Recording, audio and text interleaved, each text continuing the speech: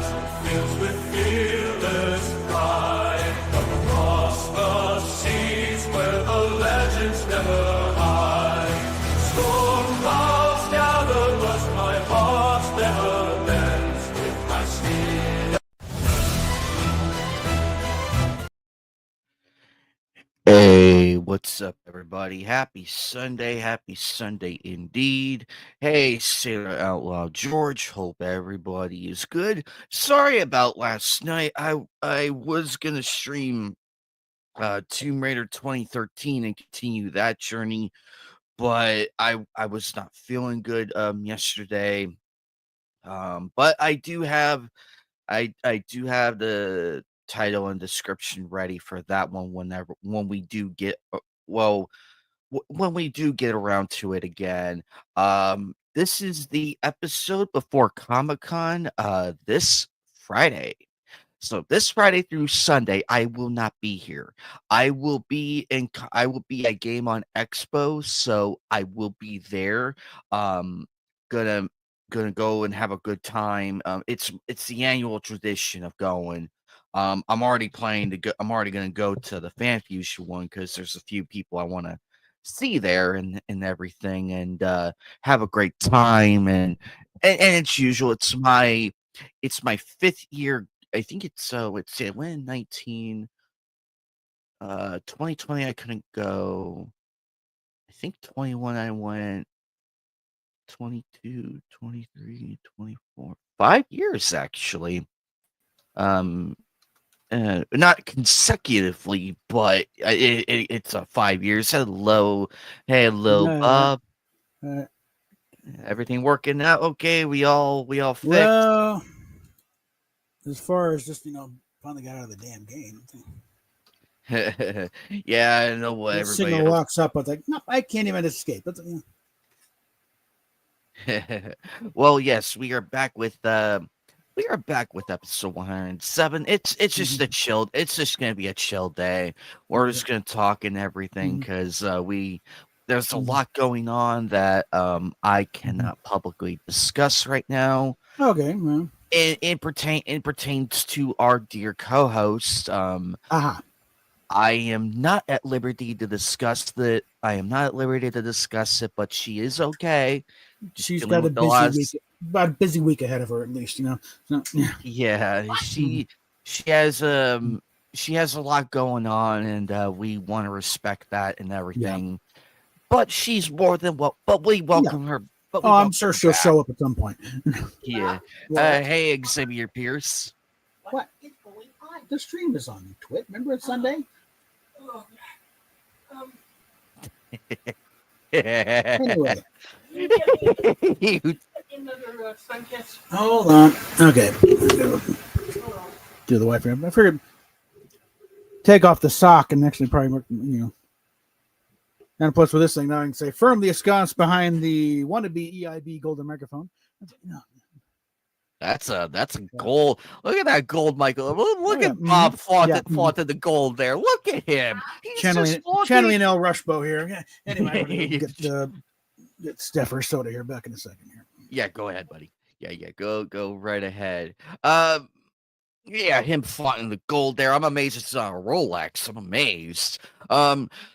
So I hope everybody's having a wonderful Sunday. Let's happen and apparently I did get a updated version of Black Cat. Given what happened this past Thursday, it was the disc. We managed to watch almost all 3 episodes of Black Cat. Unfortunately, the last I wanna say 3 minutes, like, the last 3 minutes of it kinda went freeze mode and then crashed. So, I after the stream, after Jasmine and Joker, got off for the night, I decided to test it.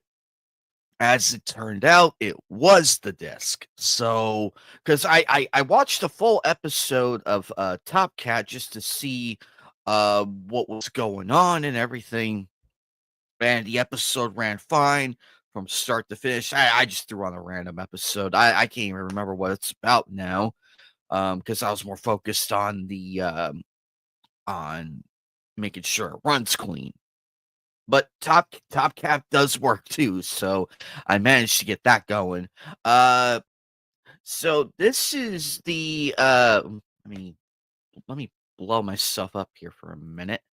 So this is the the super amazing value edition of Black Cat. This is the better one actually, because I managed to I got up this morning to and I turned on my computer and popped the disc in and everything.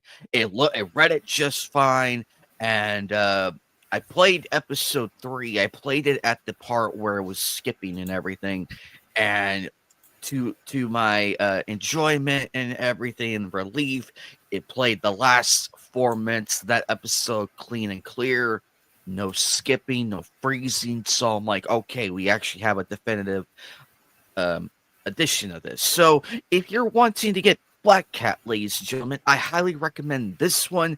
This one runs way better. It's a reprint, but it runs better and has better coding and everything.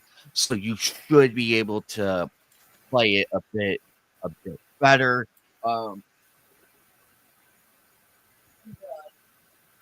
Don't get this version.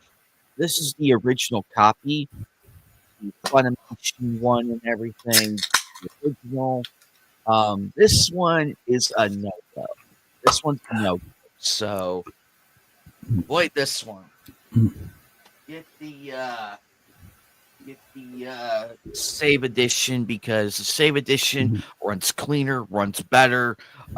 You had no skips. Heck, I managed to skip through like a few scenes here and there, and it still ran fine. It still caught up with it, and it ran smoothly. So I was pretty happy. I'm like, yay, we managed to make it work finally. Because I know Jasmine and Joker, they were kind of disappointed with how the episode abruptly ended right at the end. But it did not damage the it did not damage the enjoyment or anything. We still had a fun time, aside from the chicanery with trying to get the damn thing to start. But it works.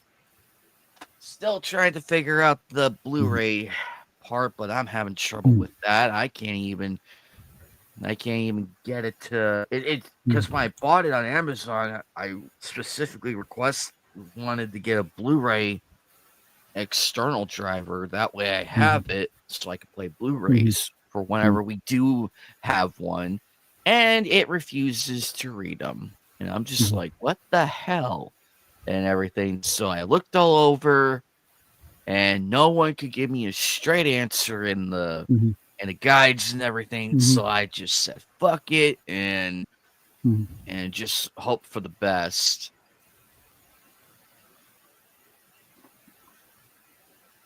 A little something that came across my attention here on Hey, Daniel. X/Twitter. Little thing about, could throw that up there and play along here. Let's think about, see how, everyone ranks it. So, the, what are, brothers, sisters, divorced. So, yeah, brothers, no. Sisters, I got one. Never talking to her again, but, divorces, no. Marriage, one. Children, no. Surgeries. I think I'm on about 3 or 4. Actually, most of them connected with the auto accident. Yeah. Tattoos, no. Shot a gun, yes, several times. Quit a job, yeah. Been on TV a few times. Hit a kangaroo, nope. Although if they're annoying enough, I'm sure I can manage it. Watch someone die, no. That one I managed to avoid. Rode an ambulance. On the ground, I don't remember anything. Although if the airlifted counts again. Visited Las Vegas a few times. Rode a jet ski, no. Sing karaoke frequently. In fact, Anthony, Dark Gift Comics, you're late. We need to get that up again. Well, I still got a damn connection that's worth it. Roller skated? Attempted to over the years. Been a long time. Rode in a motorcycle? Rode, yes. Haven't driven one, yeah. Stayed in the hospital? Yeah, more than once. Been arrested? No. Killed an animal? I'm not counting insects. I don't think so. Public nudie run? No. And crashed a car? Yeah. Most notably in Florida. I went with, some reason the insurance company counts that as my fault. A microburst reached out and played pinball with my car. How is that? You lost control? Yeah, no shit. I lost control. I lost the fucking control of the road. That is active God situation there. Okay, that that is beyond my ability to control. So no, I'm gonna have something to say about that. I know that feeling. I know that feeling. It just goes to show that the insurance companies, they only help you when it's convenient, and that they're like, oh, what are we going to get out of this? Well, that's why when we had the accident, the first accident, hey Ronnie, where Steph had fractured neck, and no, we did not take a settlement. It's the Morgan and Morgan, folks. They're in all 50 states, and they definitely do their stuff. Yes, they in fact they sponsor Snarky J's channel once in a while. Okay. And it's just so funny. As far as that goes, so I haven't had any broken bones, and my sister and I, we both reached our 30th age range. We reached our 30s, and we're amazed we actually made it there. Oh, I know. It's like, how the hell am I still alive? Yes. Hey, DJ Ronnie G. Hey, Big Angry Phil. I saw your short earlier of the liberals and the car thing. Your parody of that. That was hilarious. I enjoyed it. That was funny, my dear friend. But my sister and I were talking, and she was like, it's really crazy that we're in our 30s, and given all the crazy shit you and I did as kids. Where do you get to your 60s?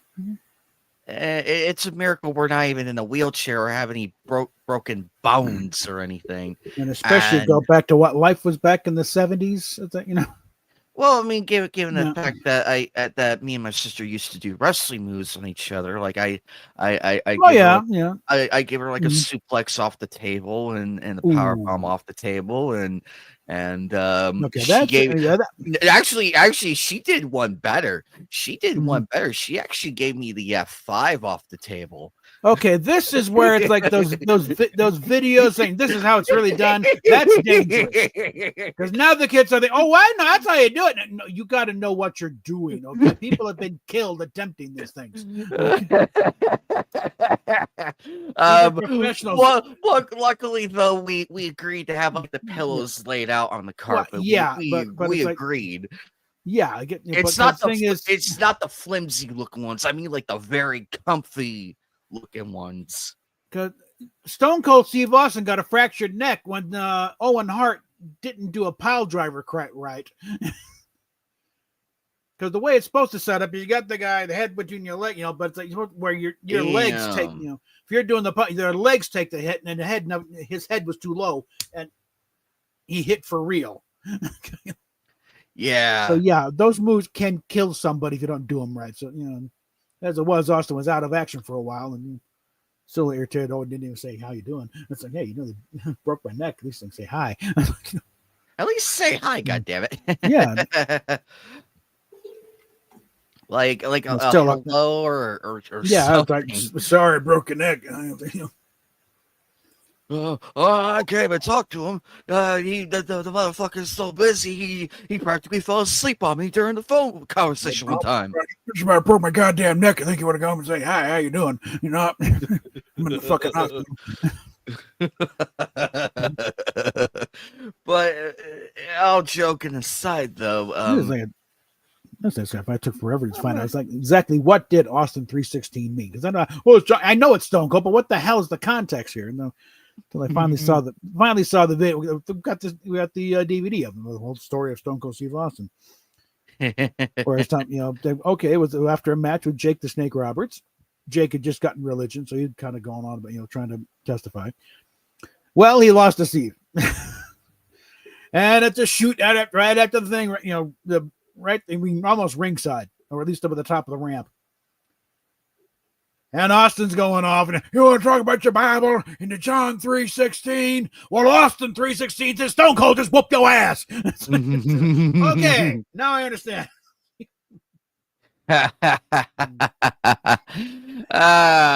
So much fun to watch back in the day. I'm actually about still 5 months older than Stone Cold Steve Austin. Yep, and that'll make you feel like shit. Like, oh, great! I'm actually older than Austin by a few months. About the same age as the Undertaker. Yep. But luckily though, it's gonna be fun to see where that goes.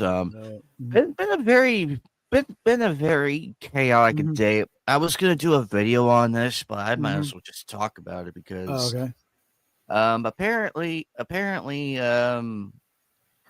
Warner Brothers is planning to demolish historic Looney Tunes building 131 for HBO base camp expansion. So apparently hello, Sherry Clover. I don't think I've seen you before. Welcome to the stream. Unless, of course, you've been here. The chat goes so fast, I can't tell who's new here and who's has been here versus who is new here. Yay, California Ford is here. So like let's see. Okay, Kermit, it's really not my purview to hand out links. That's up to the host. Oh, yeah. Let me give me a minute here. Yeah. Okay, there you go. And then I don't even know where I'd send it anyway. I do not have that information.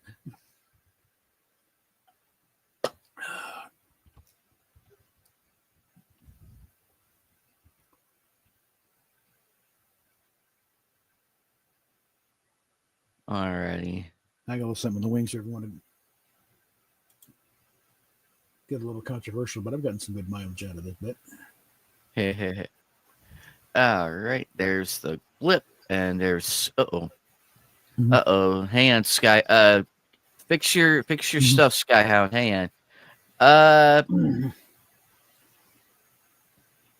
Yeah, it is disappointing because I'm about to talk about it because it's a very important topic that we hope gets more traction. Yeah. Oh, you are new here, Sherry. Okay. Well, welcome to the channel. Welcome to the Madhouse. We're a group of collective individuals here who have different opinions in the geeks in the world of gaming and anime and everything. We have our moments here where we debate like crazy and get at each other's throats over who had the best debate. But joking aside, though, it's a fun group to hang out with.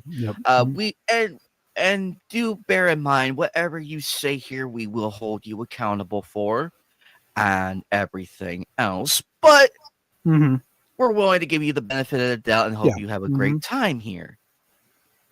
All right, let's see. I private chat. Okay. With the introductions out of the way. Hey, hello. This with the point of certain other friend. We that once upon a time we just want you to think. We're not going to tell you how to think.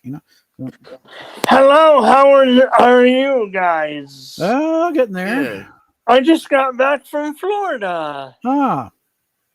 and I had to get up at like 4 in the morning to catch the flight. Oh yeah. How Oh, fun boy. is airport security?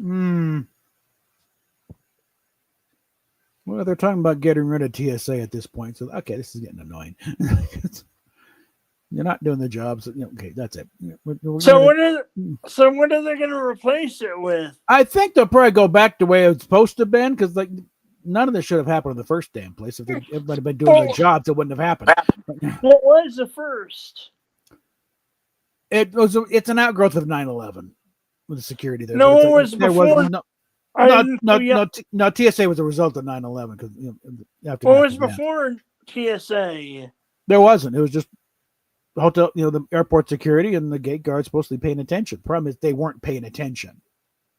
That's the thing. There's red flags all over the damn place on this case, so they never should have gotten on those planes.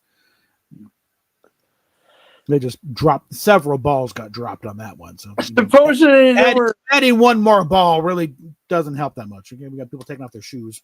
Now I'm getting into conspiracy theory stuff by saying this. Supposedly there was upper government help, if you know what I mean. That was not an inside job.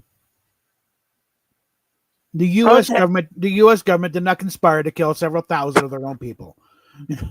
You never know. I no, they do a lot of shady shit, but that is beyond the pale. So, no, this would the part of the thing is like, do not ascribe to malice what can easily be accounted for by incompetence, and this was high grade incompetence. I was just trying to. Yeah. Those theories that are out there. Most of the people that don't know anything about architecture, metallurgy, basic mechanics is like, oh look, things used to know what that is. Because the whole thing about it's not hot enough to melt steel. It doesn't have to melt the steel. Just has to weaken it. Okay. And the thing is, the first plane hit, blew off the insulation off of those girders. So the jet fuel burned in there. There's nothing blocking it now. And all you got to do is weaken it. And once that thing starts, you get several thousand tons on those upper part of those buildings. They start coming down. Nothing's stopping it. That's why I went straight down and not falling over. That's cartoons. Okay. Gravity is gravity. It's got to go straight down and accelerate. So, yeah. I think the best thing with The Onion, long time ago, had a little thing where interview an author of a book of how they planned over the explosion, and then they had a spokesman from Al Qaeda. No. We looked at explosives. It was too complicated. What this really disturbed me. We want something really special and spectacular. We flew 2 planes in the thing. What do you freaking think has happened? And then some guy comes along and tries to steal your thunder with it. What? This is very disappointing. Yeah. Then you find that video because it's like you get a 737 is not a small plane. Okay. It's like, and also, it was like, thanks to the fact that, the good old American tradition of being late to work on Monday morning, the death toll was only about 3,000.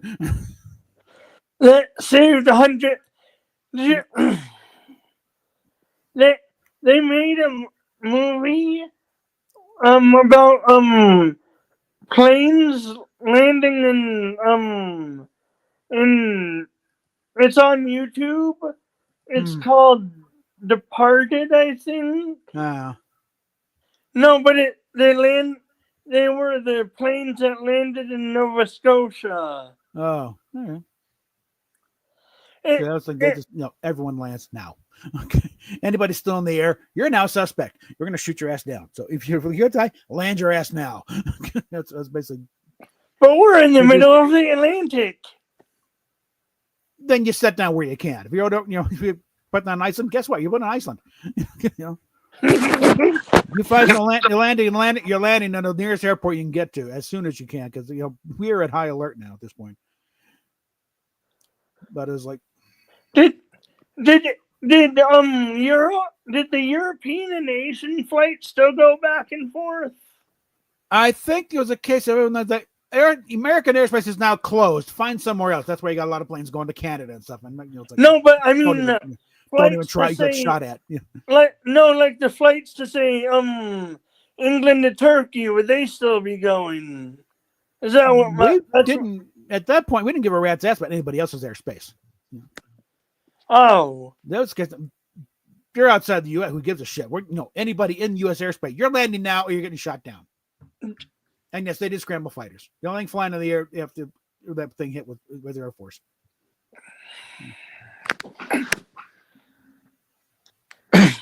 But it was like, there was a TV movie. It only aired once because of pressure from the Clinton administration. I'm not doing it again, or Obama's called The Road to 9/11.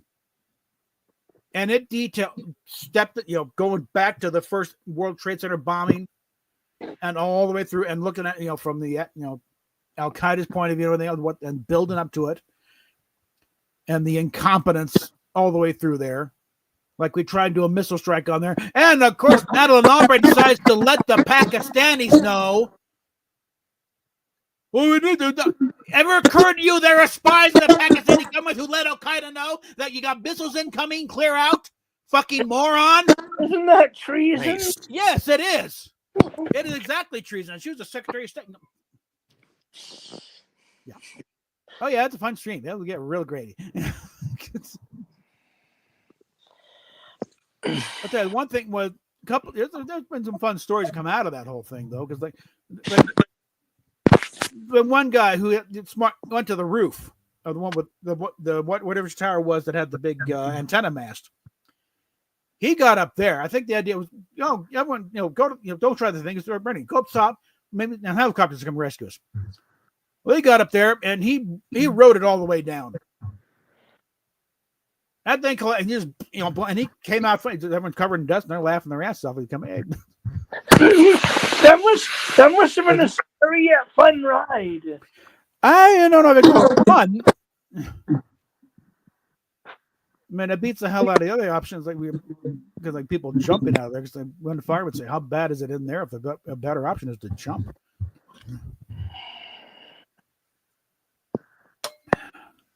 Yeah, exactly. How you been, Scott? Sorry about that, Scott. I've been doing all right. Yeah. For the most part, I just recently finished watching the original Snow White, and I'm currently working on watching the one from 1997, Brothers Grimm Snow White, by the suggestion of OG Mara Jade. Since most of us already know that the modern one is tanking so bad, and then the movie on top of that, and then the fact that we know that Narcissus Ziegler was the only one sitting in the theater watching her own film, and most people didn't give a shit.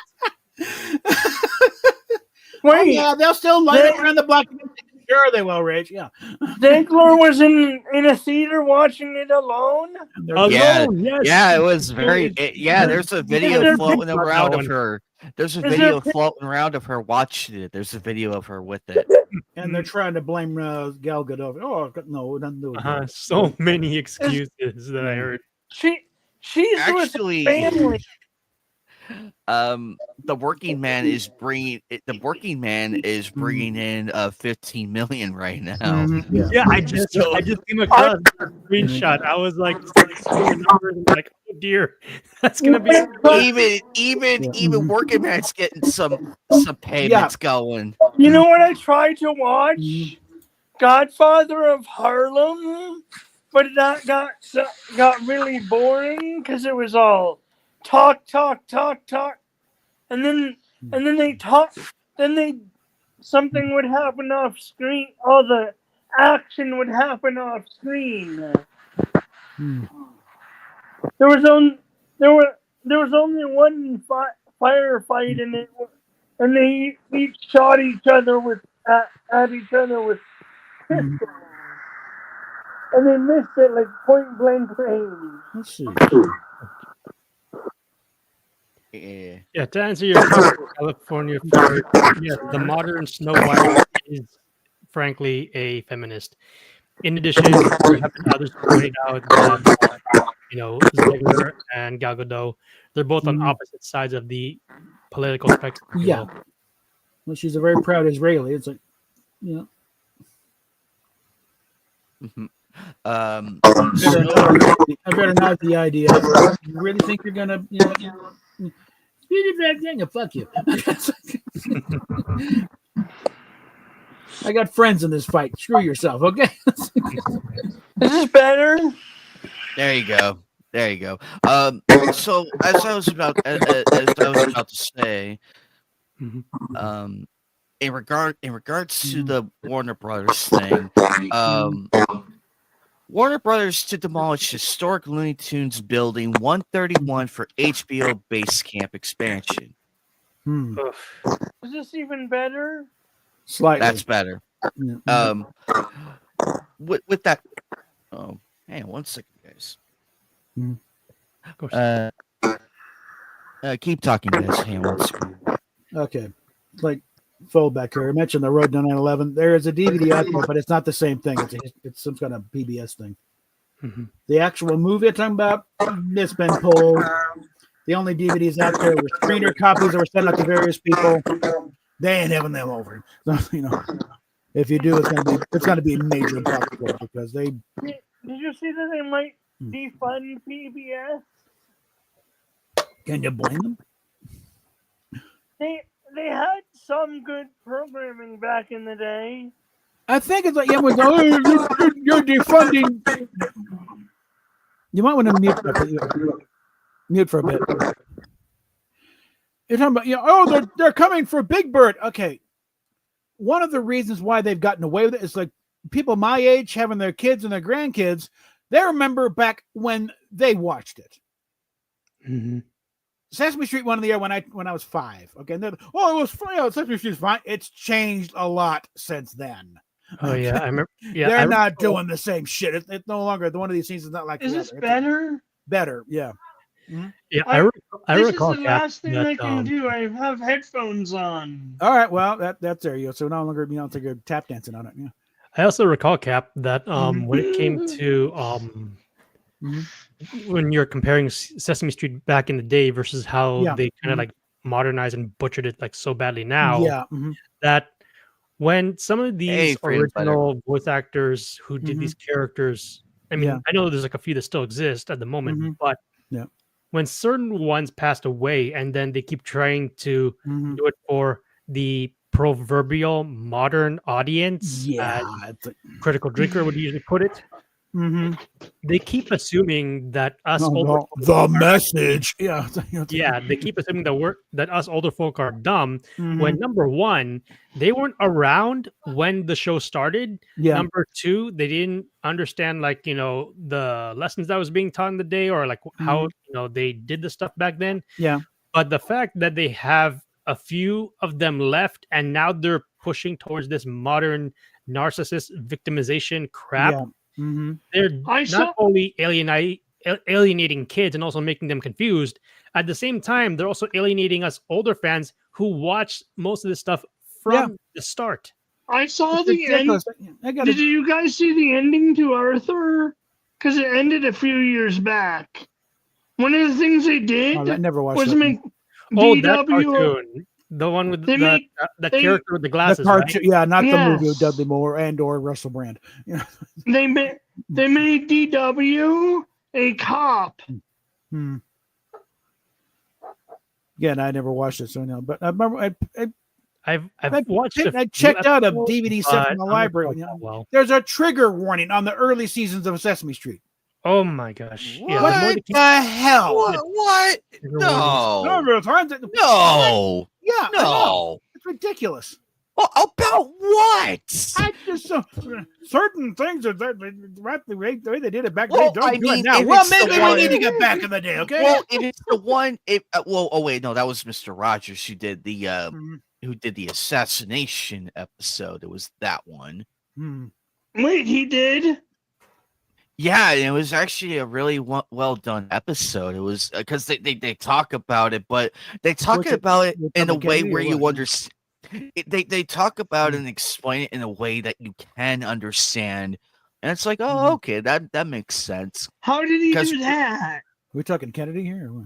Yeah, it was the Okay. it was yeah. I think it was How the did- Ken- because my experience with Mr. Rogers Allen goes back to the 70s. So How did he do that, though? very carefully, Fred Rogers knew how to talk to kids, not talk down to them. Mm-hmm. yeah, How did he know how to? He just knew. He was a very you know. and his final episode was masterclass because he knew. We all knew when it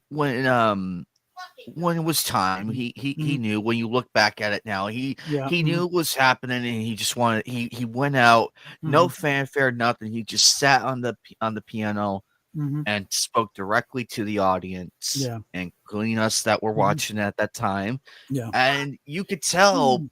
You could tell the sincerity in that, and it's so sad, honestly. Go ahead, Bob. Go ahead. And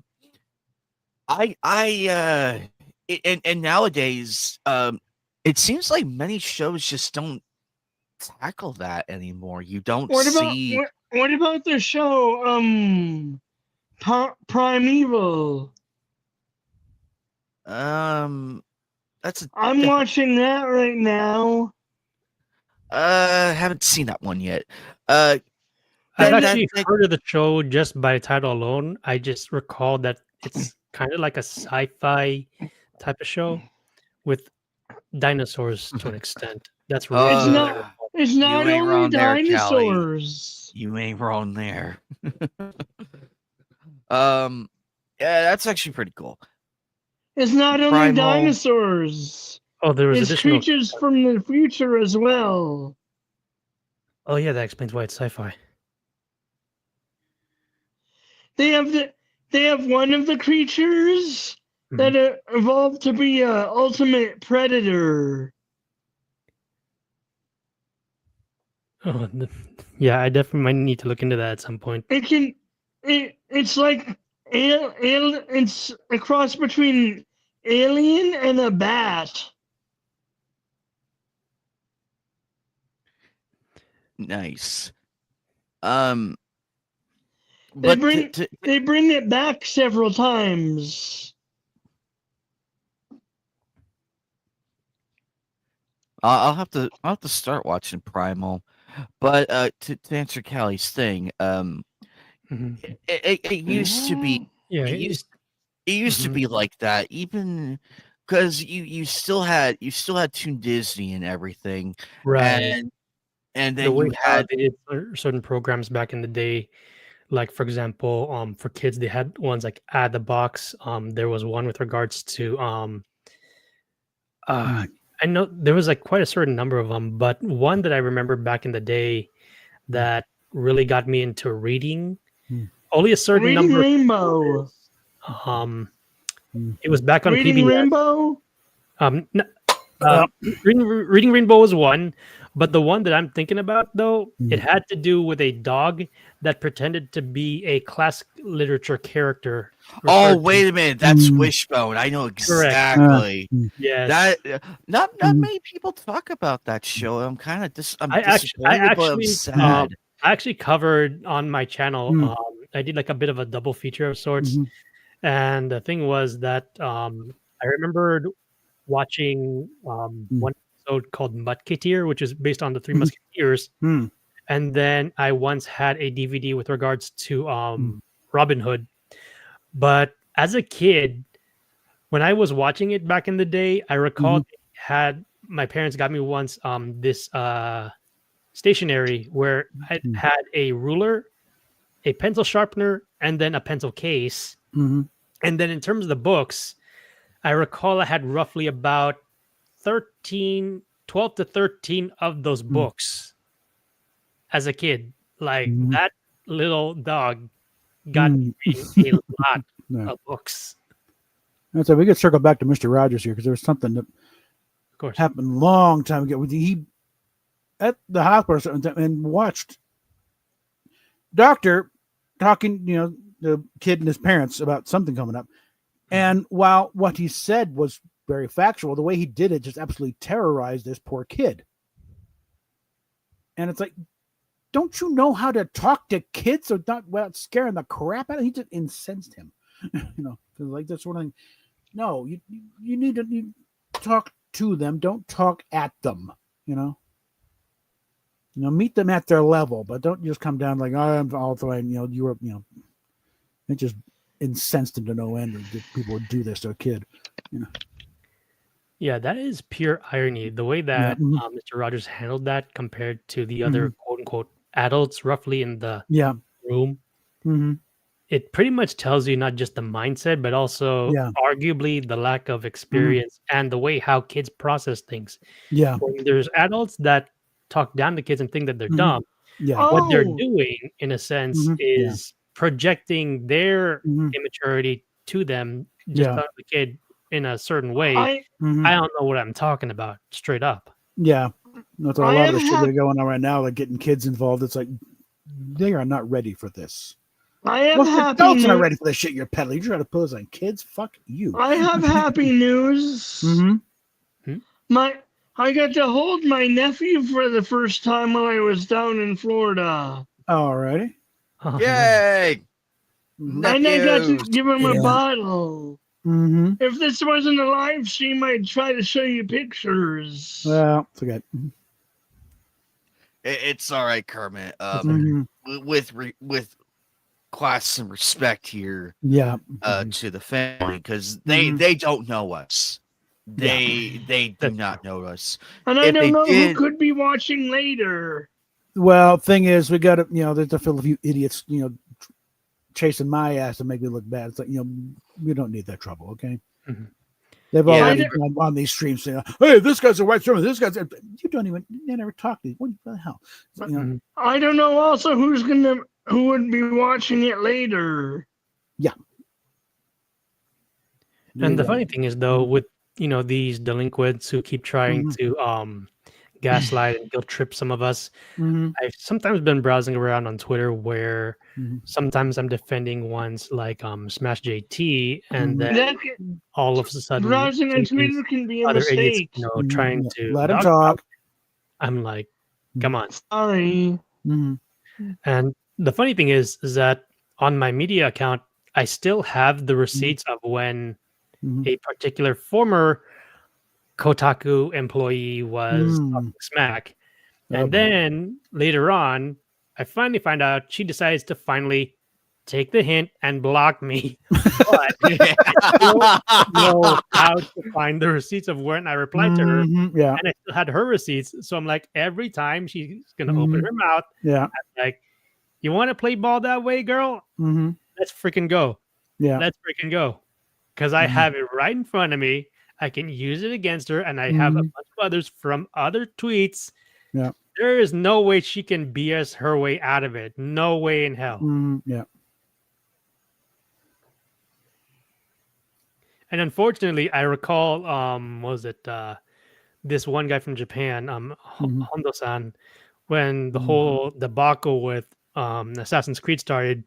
Mhm. I came across a few who keep defending the nonsense, but then Mm. when I see him literally tagging Alyssa, I was like, Mm. "Uh-oh, bad idea." So I pretty much let him know, you shouldn't have tagged her. Don't even invoke her name, for heaven's sake. Because Yeah. Hypnotic brought it up, Smash GT brings it up, and a bunch of others in the comment. Because like I have that one bookmarked. I'm like, Yeah.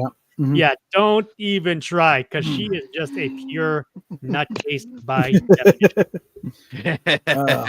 Yeah, I knew where we saw where this was going, and Mhm. also Assassin's Creed. Mhm. We talked about it on Nightcast and everything, and Anime. Are you guys familiar with Alex Stein 99?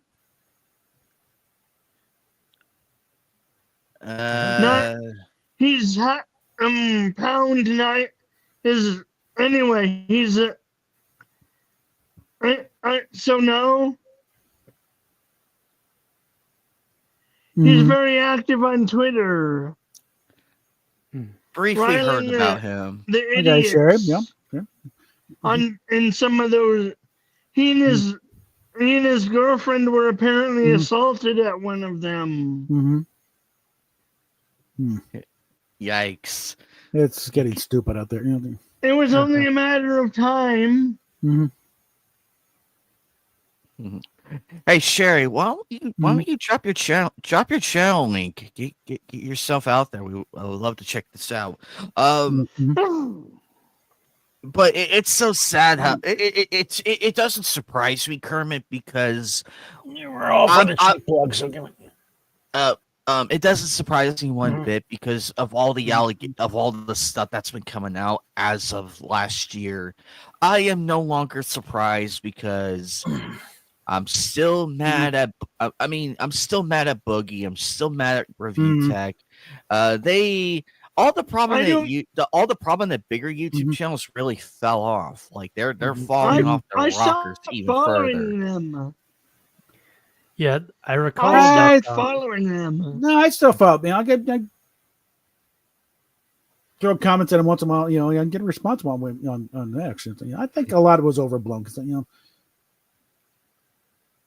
I recall because once that Orange had told me once on one of Did his you? live streams that when it came to certain YouTubers, that as some of them start to like grow and get bigger, and then supposedly have certain amount of yeah. influence, there are times where um, their ego will eventually blind them to the point that even though they assume they're untouchable, the consequences will eventually come out whether they like it or not.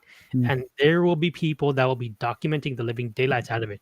However, on the flip side, are there times where certain things get taken out of context? Absolutely. Yeah. But the problem is, and I agree with Orange Head on this, that us smaller channels, yes, we're trying to grow organically, but when it comes to certain topics, and then eventually, how interest eventually dies out. I mean, take for example, with certain films that we know and love that have been absolutely obliterated. To give a few examples, Terminator got busted. Then we also had shows like Doctor Who. Those who are fans of that one, that got obliterated. Same thing with Star Sky. Wars. That also got obliterated. I All wa- I because of watched. these selfish I watched some narcissists who of. know anything about it. I watched like 3 or 4 episodes of Doctor Who, and what I saw wasn't bad. There's about 60 years of what to pick from. Where would you watching it from? Right. Was It it? was Yeah, a. it greatly depends on where you start. Actually, Right. It was a. Yeah. se- Because most know that by the time it got to number 13, that's when it started to go south fast. Yeah. And no matter what these guys kept trying to do, I mean, for fans who knew of the show and the lore and everything else, who kept even telling me on Twitter, like which ones are good, which ones they liked. By the time you get to number 13, it just went south fast. Like there Is was no 13 the recovery. I don't newest care what kind one? of messages they had. No. With Capaldi, it's some pretty good. Some classic moments. That war speech and the Zygon inversion. That's still that ranks with anything. But it was I like saw. I think a One lot of that. where they- I was sticking for Stephen Moffat a bit. There was a lot of BBC interference. You got to do this and this and that. It's like he got to set. It was taking more and more I saw shots the. to Scotch to sign the next contract. Like, okay, that's it. I'm out. You can do what you They want. saw. They saw the. I saw the second iteration of it. When it. okay. Well, Just second, out would of that be curiosity, Patrick guys, Troughton back in the 60s? Out No, of curiosity, guys, the. I'm actually Exactly. looking That's the up thing. We're talking Sorry. 60 Two years. thou- Okay, yeah. The 2001 or whatever the 2000 show onward. Came back in 2005. That's what I meant. So that's Christopher Eccleston, then David Tennant for a few years, and then Matt Smith for 3, and then Peter Capaldi for and then that's Out of when curiosity for you guys, that's when the it ones that really know what went I'm off the talking to, rails. I'm kind of curious if you can help me out here. Mhm. There was a particular interesting scene, and I actually found the performance pretty good. But this particular doctor, I forgot I don't know which one it is. Perhaps you guys can help me. Yeah. There were 2 ladies that were arguing about something with regards to morals, and then he steps in and points out the mental holes in their argument, and both of them slowly start to realize that he's pointing out something, and then by the time they catch on, he's like, this is what I was trying to point out to you guys from the start. Need a little more meat on the bone there. I don't know what they're arguing about. Well, I think it had to do with it had to do with a certain MacGuffin, and then it Well, let's see. What are they at a table with each of them in front of a box? yes, that Yeah, that's what I mean. The war speech from it's Peter Capaldi. That's like yeah, that's like when I saw that's that one of one, those I notes. was Like, yeah, the, wow, it was- they said yeah, that it one was was her- pretty good. but that's mainly this Capaldi's performance. He just throws everything into it. Follow. But it's like how many thousands of people that die? But what everyone does, what they should have done at the very beginning: sit down and talk. Yes, that moment. Yeah, Yep, that moment. That was so damn good. yeah. So here's I- the war. there You was don't know one- about- you call there this was a one- thing of war. I've been in a war you couldn't believe, you wouldn't imagine. I've done things, and you know what I do with that pain? You know what I do? I hold it tight. There- I hold my fist there full were- of birds that no one's gonna feel this ever again. Not on my watch. There, You know, there was one episode. I saw a short where he arrived at a planet and the officials met him and he had like a death clock or scanner or whatever, and it kept going and going and going, and then he just went right past him. Not sure where to go with it. I don't know any context to it, so I'm not. Yeah, There's a YouTube short. yeah. No, one of the old things about if you got a proper Doctor Who speech and stuff is that if you could sit any doctor into it. And one of them usually a lot was like the Stonehenge thing. Matt Smith, the Pandora Girl, they were getting and different done, impersonations are actually getting the actual actors at a con to read the speech. Oh, I just if remembered it works with every then okay, you got a good Doctor Who speech. Somehow I cannot picture Jodie Whittaker singing any of these saying any of these good speeches because like she never had it. It just occurred to me though that today is actually the 35th anniversary of when the first Teenage Mutant Ninja Turtles movie dropped back in the early 90s. The very first one. Yeah, 35 years. almost all the actors were there at Comic-Con last year. They were all. It was cool to see Shredder and them and everything.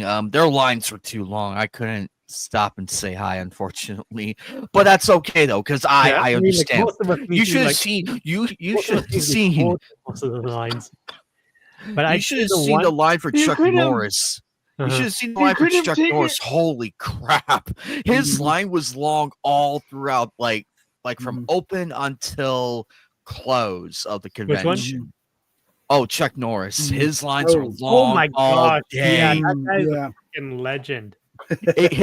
But because me and my Yeah. roommate, I saw him on Friday. Uh-huh. I think it was Fan Fusion at the time. It was Fan Fusion, and then throughout the day we went Friday because we went for all 3 days. All 3 days, his my God. line was Long. still long, and my roommate was like, "God damn." It's Chuck Norris for God's sake. Okay? I remember though, I wish if I had the fortitude and the patience, I could have gone in, Mhm. but I was on a mission. I had a mission to do. Yeah. I recall though that one of the Power I- Rangers that I met, Jason Font, he actually got a chance to meet Chuck Norris, and I had to admit I was totally jealous of the guy because I really want to talk to him, even though Mr. Font and I have met on a couple of occasions, but still, I was pretty damn jealous. He likes the Chuck Norris jokes, by the way. I saw He gets the a kick out show. of him. The I saw boogeyman the checks under the bed for Chuck Norris. I saw. Oh, speaking of checking under the bed for monsters, there was a babysitter who did that, and there actually was a guy under their bed. Well, there you go. But I saw that a couple of weeks over the week, and I was also watching the so-called reboot of Walker Texas Ranger. They set up a multi-season MacGuffin. Yeah. No, I think I kind of confirmed that was really kind of softened up version of Lone Wolf McQuaid, because there's too many similarities there between the two. It's like, but yeah, we want to do more, but McQuaid's not exactly a family friendly character. Can we sand off some of the rough edges here? In this version, Mm-hmm. I don't know about the original of he had a family and his wife was going somewhere. They never said where, and he goes on. They both do their different things, and then he gets a panicked call that she's being chased by someone, and then you hear a gunshot. Ooh, not a good thing. But it was easy to chase her because she had one of those lanterns. Okay. Those That's emergency lanterns. Okay. I'm just thinking, towards the later seasons of Walker, Texas Ranger, they could have done a kind of cute thing, and actually, they Lone Wolf McQuaid, because there's two separate characters. Have Chuck Norris get a couple of paychecks for the thing, and have him do a dual rolling thing. Yeah, Walker's up, but we got another McQuaid. He's kind of a wild cannon, so watch him and just have some fun with that. It's like, let Chuck get a little dirty, okay? Out of curiosity, Cap, are you familiar with a show called Columbo by any chance? Oh yeah. Oh god, I remember. Yeah. Oh yeah, we used to watch that back in high school. My teacher brought the whole fucking collection. Yeah.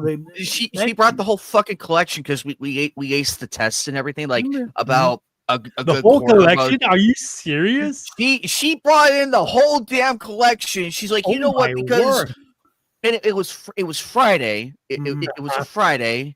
And she said, "Okay, class, given that last week you guys passed your tests and everything, we're just gonna have a movie day today. We're gonna watch Columbo.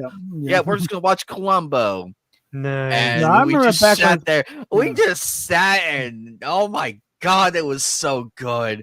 Just to have a nice easy class, like easy day right there on a Friday of all days. Oh, yeah. That's awesome. No, back when it was still part of the NBC Mystery Theater, the rotating thing. Columbo, McMillan and Wife, McCloud, Banachek, and when Heck Ramsey was in, just a rotating list. So I was watching a few episodes with my dad though when they were airing it on TV a bit. So it's like whenever any of those came up, sometimes I hop in and watch a few of them. Yeah. No, there was a brief thing with it, because he was also Mrs. Columbo always loved to stop and one more question, but they decided to have a cute thing of do a spinoff with Mrs. Columbo, and that's where How was the show? It was okay as a show. Kate Mulgrew played Mrs. Columbo, which even she acknowledged this is idiotic. She was like 25 at the time. Peter Falk was not 25. Okay, man fought in World War II. And the blowback started to get, this is stupid. There's no way Peter Falk is married to this Irish hottie. Okay, so they changed it to Kate Loves a Mystery and started to really lose the Columbo part. I think it only lasted maybe 2 seasons. Maybe 2. I'm probably goes. I know that when they changed it to Kate Loves a Mystery instead of Mrs. Columbo. Because no one's buying it, okay? I think the episode the episode I remember, it's where these 2 students, they own the white pickup truck, and they kill their teacher with a very elaborate. That one was pretty good. And Columbo figures out how they were able to how they did it and everything, and when to push the device.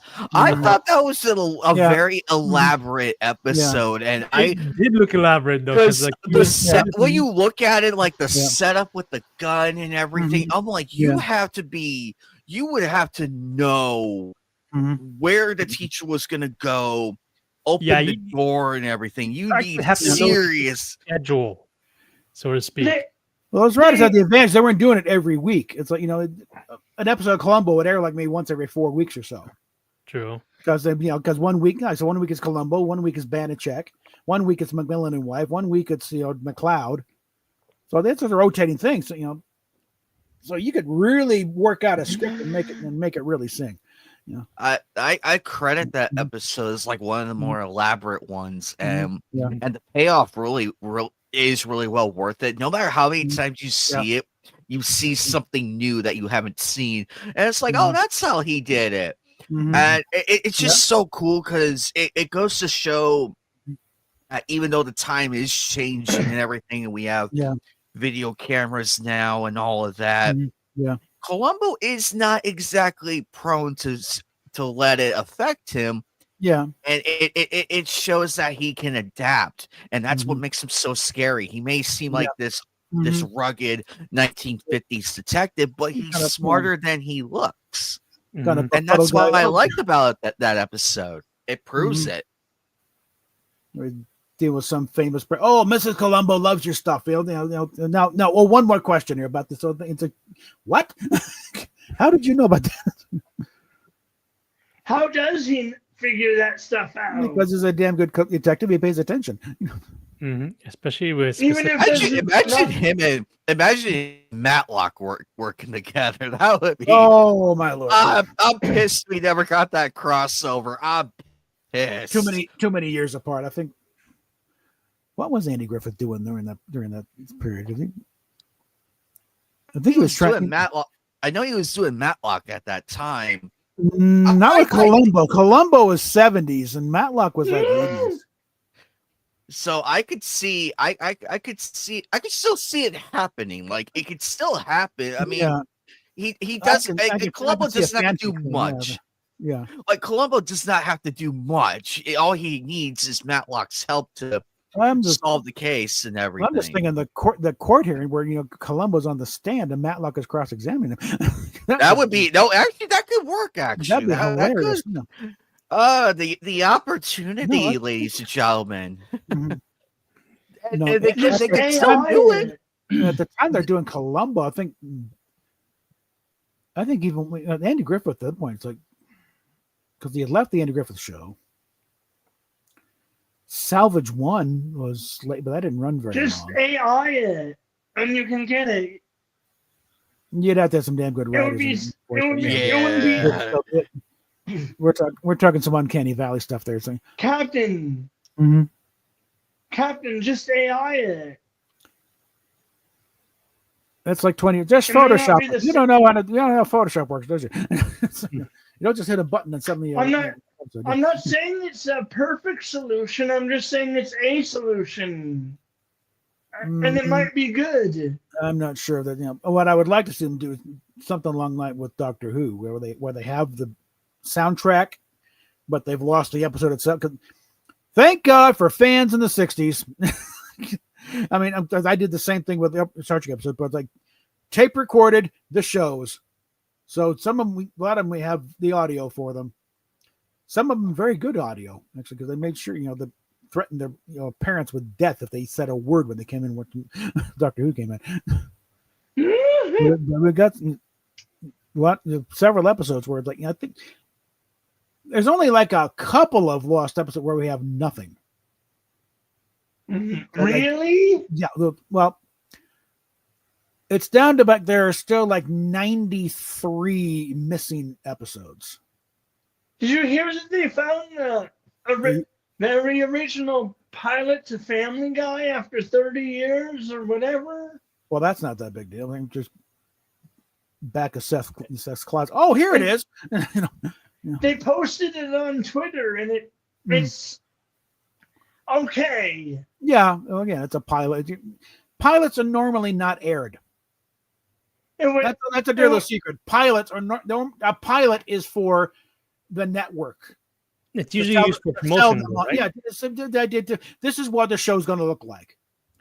Lots of pilots, even for shows that count and were successful, never saw air because there's too many. Well, yeah, this is okay. We're good, but we're going to change this, and this. Yeah, I think an example of Star Trek is like I'm quite sure where No Man Has Gone Before was not intended to be aired.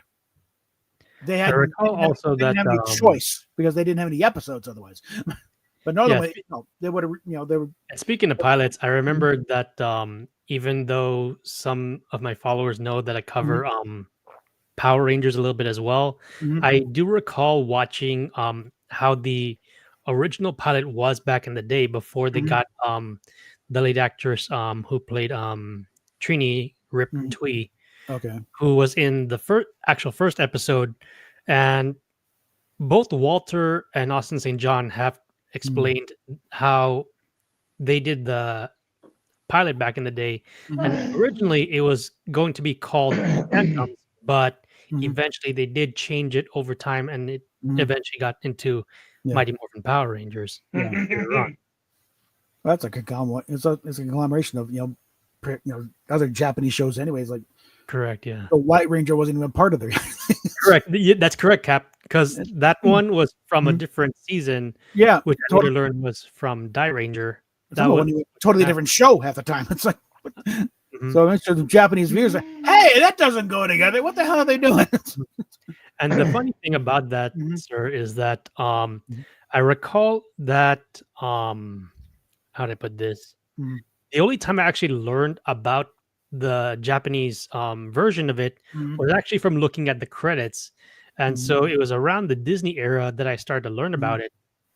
And once I did, and even though the internet was like still it's in its infancy during that time, I came across some of the music for some of the later seasons as well as some of the previous ones. And so slowly but surely, I exposed myself to the original source material itself.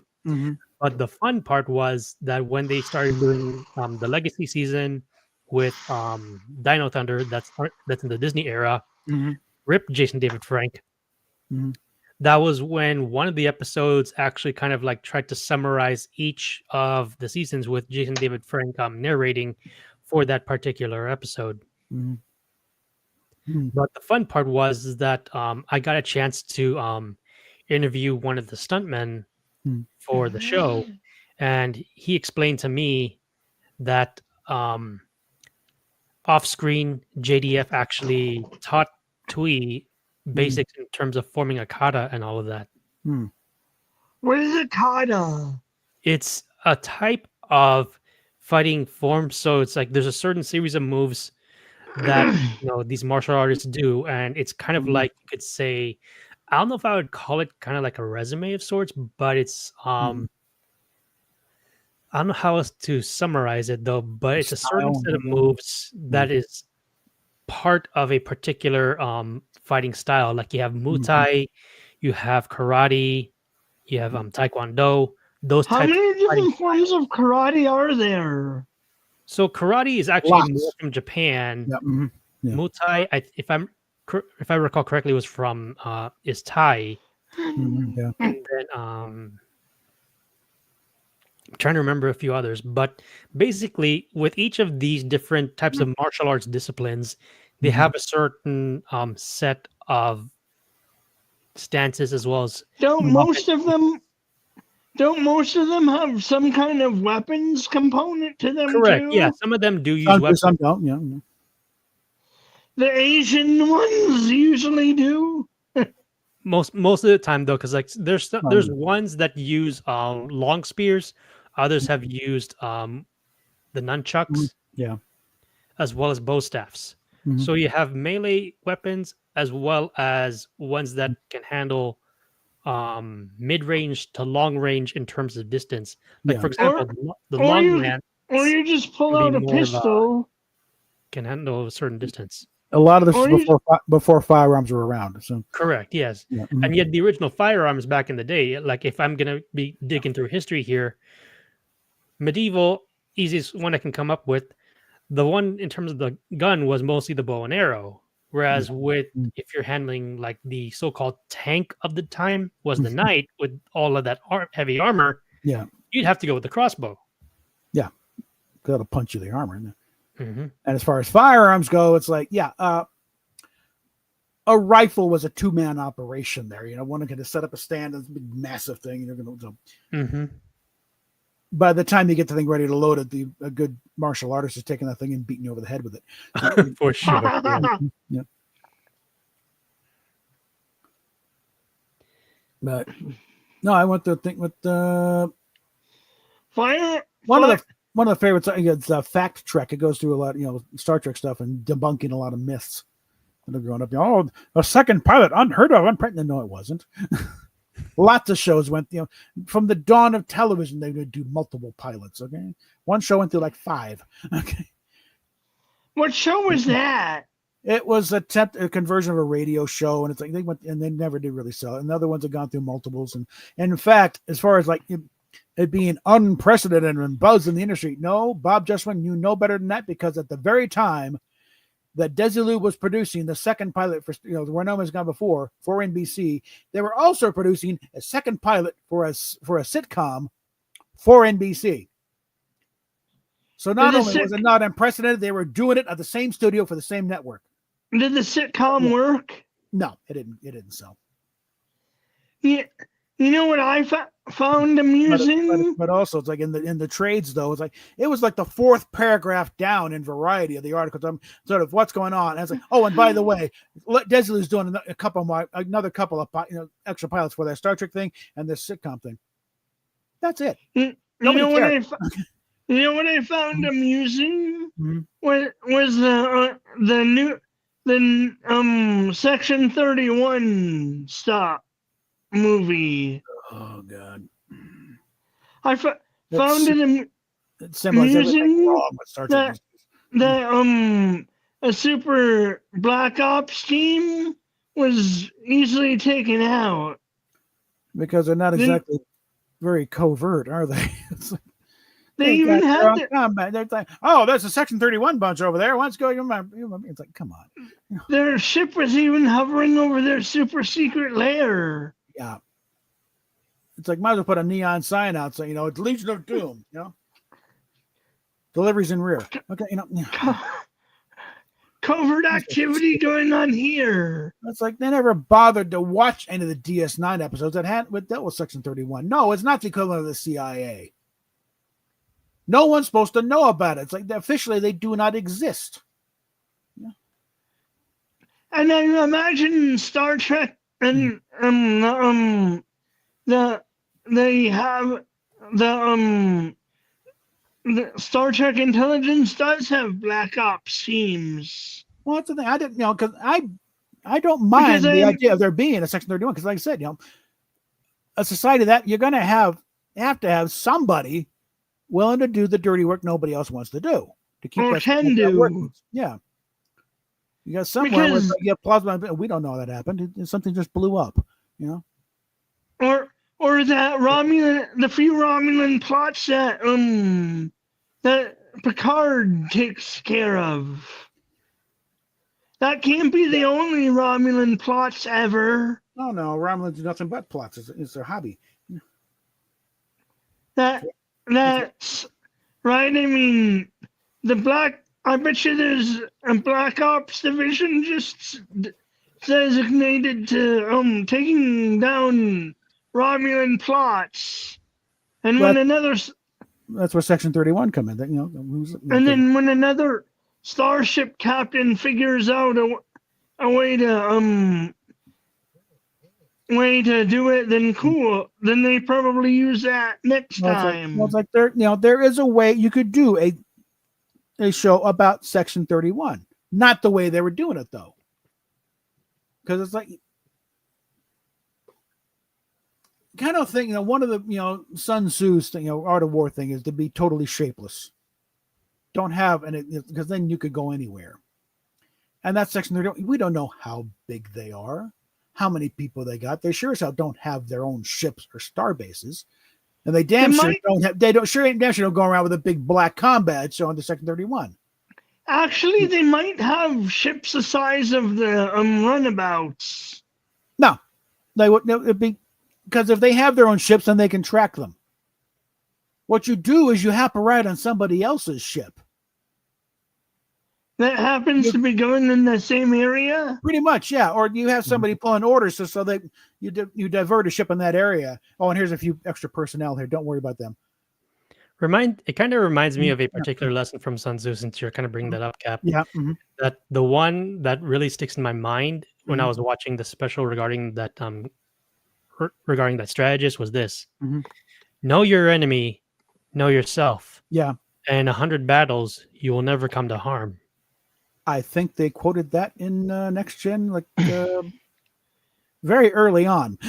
Oh, You don't. interesting. Right. don't Yeah, think- Riker rattles. I think that very off on the bridge, and Does- McCarthy, good to know that still teaching Sun Tzu at the academy. #1. Do you think I'm you gonna don't give up think for- that you don't think that Starfleet intelligence doesn't have ships? But Starfleet Intelligence is a known entity. So Oh, yeah, they would have, but I think, and again, they would like, why do we need our own ships? We have an entire fleet. We'll just use the, you'll just hop right on them. Stick a few intelligence officers on there. Like I'm sure there was a few officers on the Enterprise that were specifically Starfleet Intelligence. They spend most of the time filing paperwork, keep an idea out. Okay, yeah, Picard's doing okay. No need to worry.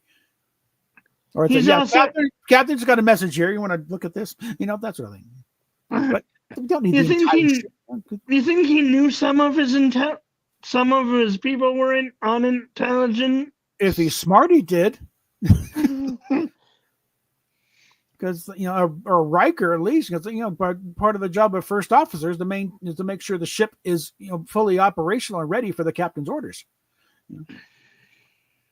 So the first officer is really in on it. The captain's more concerned with the mission overall. Or the first officer You is think- about the You function of the ship. think Riker knew that there were intelligence people? If there were, I'm sure he would have. But again, also it's like a lot of times, like intelligence, a lot of times, like it's mostly going to be sitting back and reading reports, analyzing data type thing. You send somebody out in the field if you have to, but for the most part, it's like let everyone out feed the stuff to you, and you stay back home and watch it in security in front of the fire. It's like, oh, this is interesting. You think that they didn't have agents? They didn't deploy agents Well, on they the got Enterprise? well, yeah, and they have them, but it's like if they need some, suddenly okay, we got a personnel transfer. And it's like, okay, well, you're gonna be working, you're working in lower decks, and then they disappear for a couple of days, and No one cares or asks why. well, it's low enough level that you get away with it, sometimes because but a Galaxy class starship has over 1,000 people on it. You can't keep track of everybody, despite you might want to, You do as best you can, but also if especially with Section 31 guy, they'll already have a plan to cover it up, but how would you leave the ship without anyone noticing the transport or a shuttle that's where- leaving? Well, that would be where you do get a little Q branch gizmo thing where it's like, some little plan of, they slip away for a little bit. They have a little transporter signal mask or whatever. They pop out, pop back. Nobody knows they're missing. Meanwhile, But something wouldn't they notice a shuttle missing for a few days? wouldn't necessarily need a shuttle. Transporter technology is there if they're in range. It's like they're passing by. I think, oh, something blew up on that planet. How'd that happen? I don't know. Move us on to the next destination. Just curious though, Anime. it was Are you it was familiar a- with no. Let me finish. Hold on. chapters? Anime Night? What was your question, Skyhound? I'm so sorry. What was your Sorry, question? Shy. That's all right. Mhm. Are you familiar with an anime known as Card Captors by any chance? You mean Cardcaptor Sakura? Correct. Yeah. Hmm. Give me a moment, please. Keep talking. I will be right back. Okay. And then, oh, what was that? It had Romulan gear around it. Must have been Romulan. I wonder what they were doing there. Well, Oh well. Right? reason to think about it is like, why didn't Cisco get into trouble over that thing with the Romulan senator getting blown up? It's like, because I'm sure Section 31 got wind of it. There's- We'll allow it. oh Yeah. wait, we have the same. Oh, that's another one. We have the same one, except Mhm. I have 3. So we have the same one on this, but I got the last. I have few. I have the cart. I have the seal over there on the. It's the little tarp thing, and I have 2 figures of Uh-huh. her. I In have addition, the I have the other small reason why I one. was bringing it up is the fact that I also have this The movie. this field card, the only film that never got released in the States. Hmm. Nice. Oh, come on, man. Very nice. Is this anime porn right now?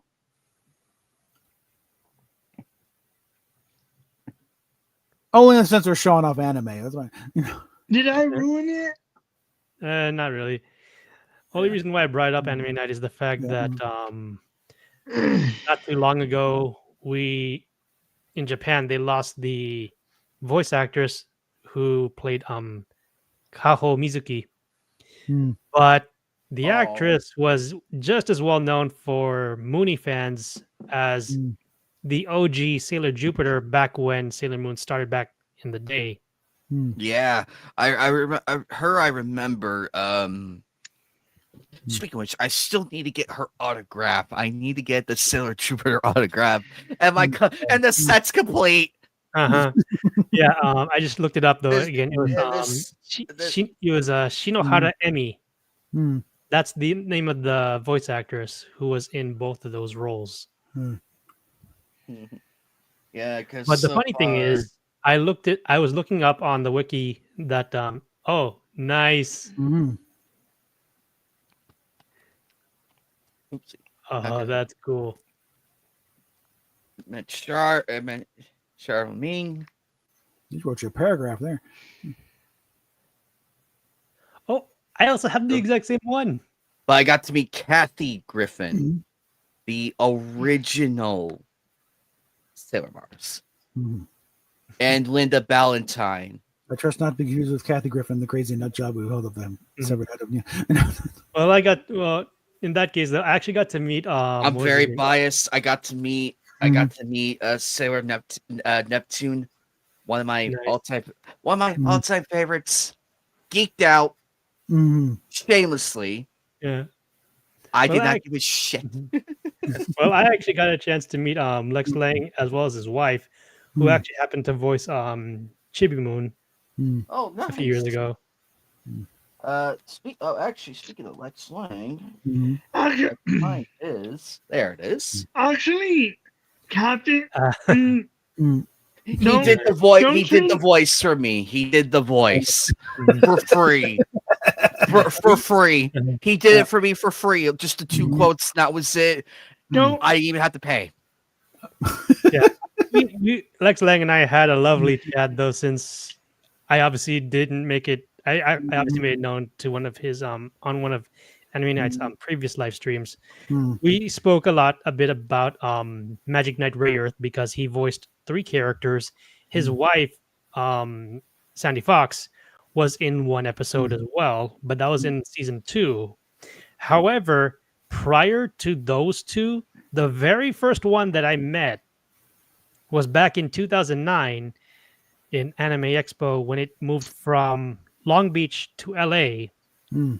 And they were actually originally starting Power Morphicon, which is a convention for Power Rangers. In 2009, they had a bit of like a small section for the actors that got a chance to be there. Long story short, Barbara Goodson, Rita Repulsa, and a legendary anime voice actor, she too was also in Magic Knight Rayearth as one of the minions of High Priest Zagato in that anime. Now, to give a quick summary on that one, just to keep it simple, it's mainly about 3 girls from Tokyo who suddenly get transported to this other world named Saphiro, and they learn that the reason why they were summoned is because the princess there summoned them for a specific reason, but they don't quite know yet. So despite them having to go through different trials to become basically Magic Knights, while they do undergo certain trials and the like, by the time they get to their destination, they find out the real reason why they were summoned there. And unfortunately, it's a bit tragic. I won't give too much of the details away, but I will say this, that the characters of High Priest Zagato and Princess Emerald is the one who summoned those three girls. It then becomes a little bit of a Romeo and Juliet situation, basically a doomed lovers type of situation. And that really changes the perspective of the three girls that were summoned. And by the time you get to season 2, that's where things really take a turn, where the place Saphiro is practically in shambles after the events of season 1. And then things really take a turn in terms of like having to deal with additional enemies and then trying to figure out a way of saving said realm from further destruction. Okay, so got something here. David Applegate will not be joining us tonight. He has to go to for some reason. Has to go to the doctor and doing a test in the back of his eyes. Why they're doing this Sunday? I don't know. Was that already Monday? Ooh. Is it already Monday in Australia? My brother is in Japan. Oh, nice. He's working. No, Oh, what does he work as? he's doing something. And he works in the entertainment industry, so he goes where he's told. Oh, that's cool. I only got to go to Japan back in 2019, but I was only there for a couple of days, and it was during the winter time. When my brother and his wife first married, they were deployed to Japan. I'm at Japan, China for almost a year.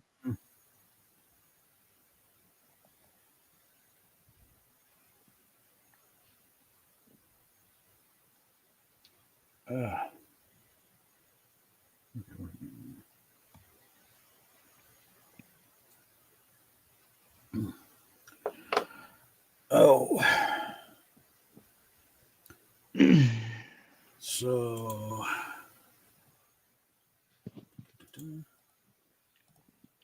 So if we go off into politics again, we'll be able to keep it, fairly sedate this time. We're not going to be going quite down the rabbit hole again.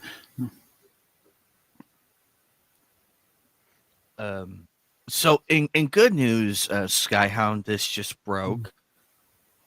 The day the Earth blew up, Looney Tunes movie is now sitting at 10.3 million at the worldwide box office.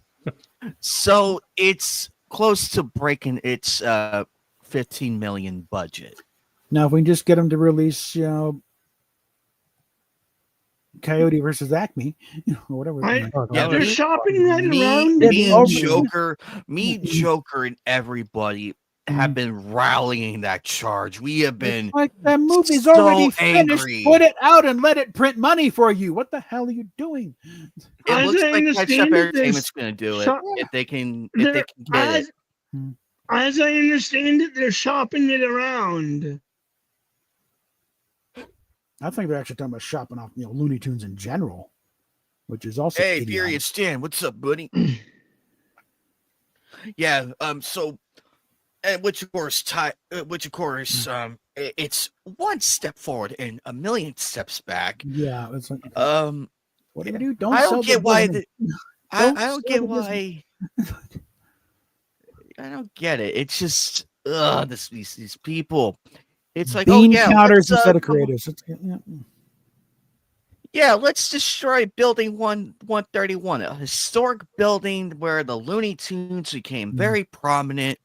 All the classics. Yeah, let's destroy that for an HBO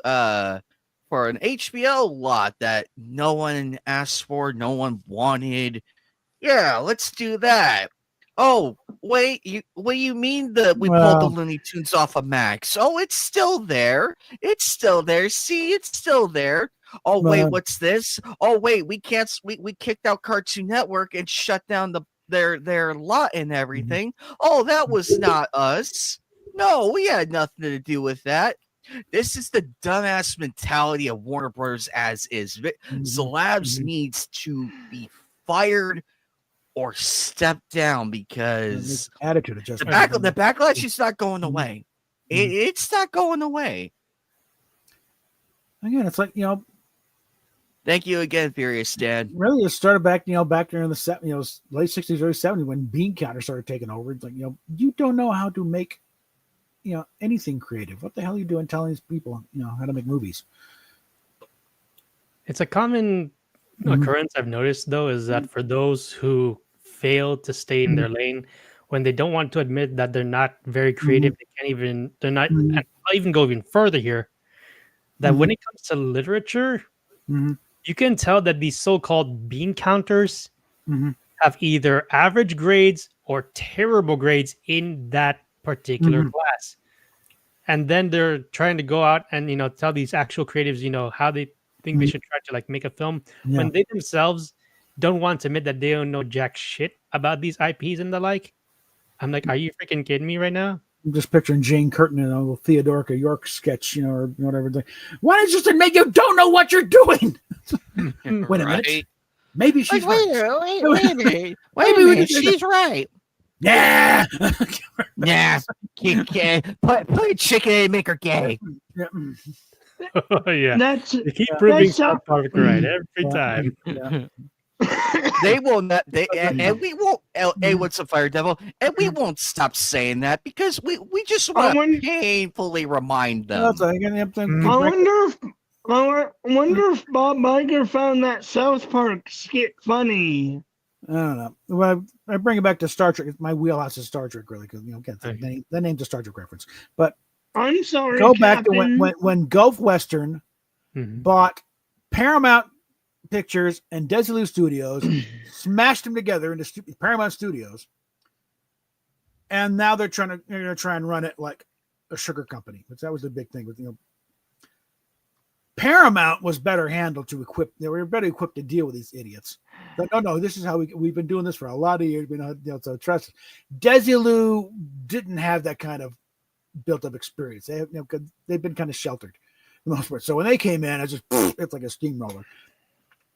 You got guys going, why are they taking 5 takes to go? And we'll also another debunking a myth about when they pulled the plug on the show. Like when they came in, they pretty much when Paramount took over, when Gulfstream took over, and about late '67, they'd already signed a deal with Kaiser Broadcasting for a syndication package. Third season hadn't happened yet. So they already okay, this is assured. So therefore, we're not going to sink any more money in the show than we have to because we've already got it sold. We're going to wipe our hands up, wash our hands of it, and that's it. So, and the letter writing campaign, yeah, it helped, but everything was kind of on the bubble anyway, and they didn't have anything to replace it with. So, from the network perspective, I think the letter writing campaign is really more of an annoyance. Hey, Joker. It was big, but but I think it's like 3 seasons of a show that has a dedicated following. Yeah, they had the syndication deal already signed up, so they were going to pull the plug after 3 seasons. And that's it. It would have had to have been a colossal success to gotten the 4th season, I think. And the way they were cutting the budget, that wasn't going to happen. And they're mismanaging the episodes. By the time about halfway through, it's like the fans are picking up. It really does suck now, doesn't it? Yeah. Hey, Joker, what's up, and that's when the ratings really did tank because up to that point, it was like Star Trek was not a ratings failure, but it wasn't the success it needed to be to justify the cost because it was a very expensive show.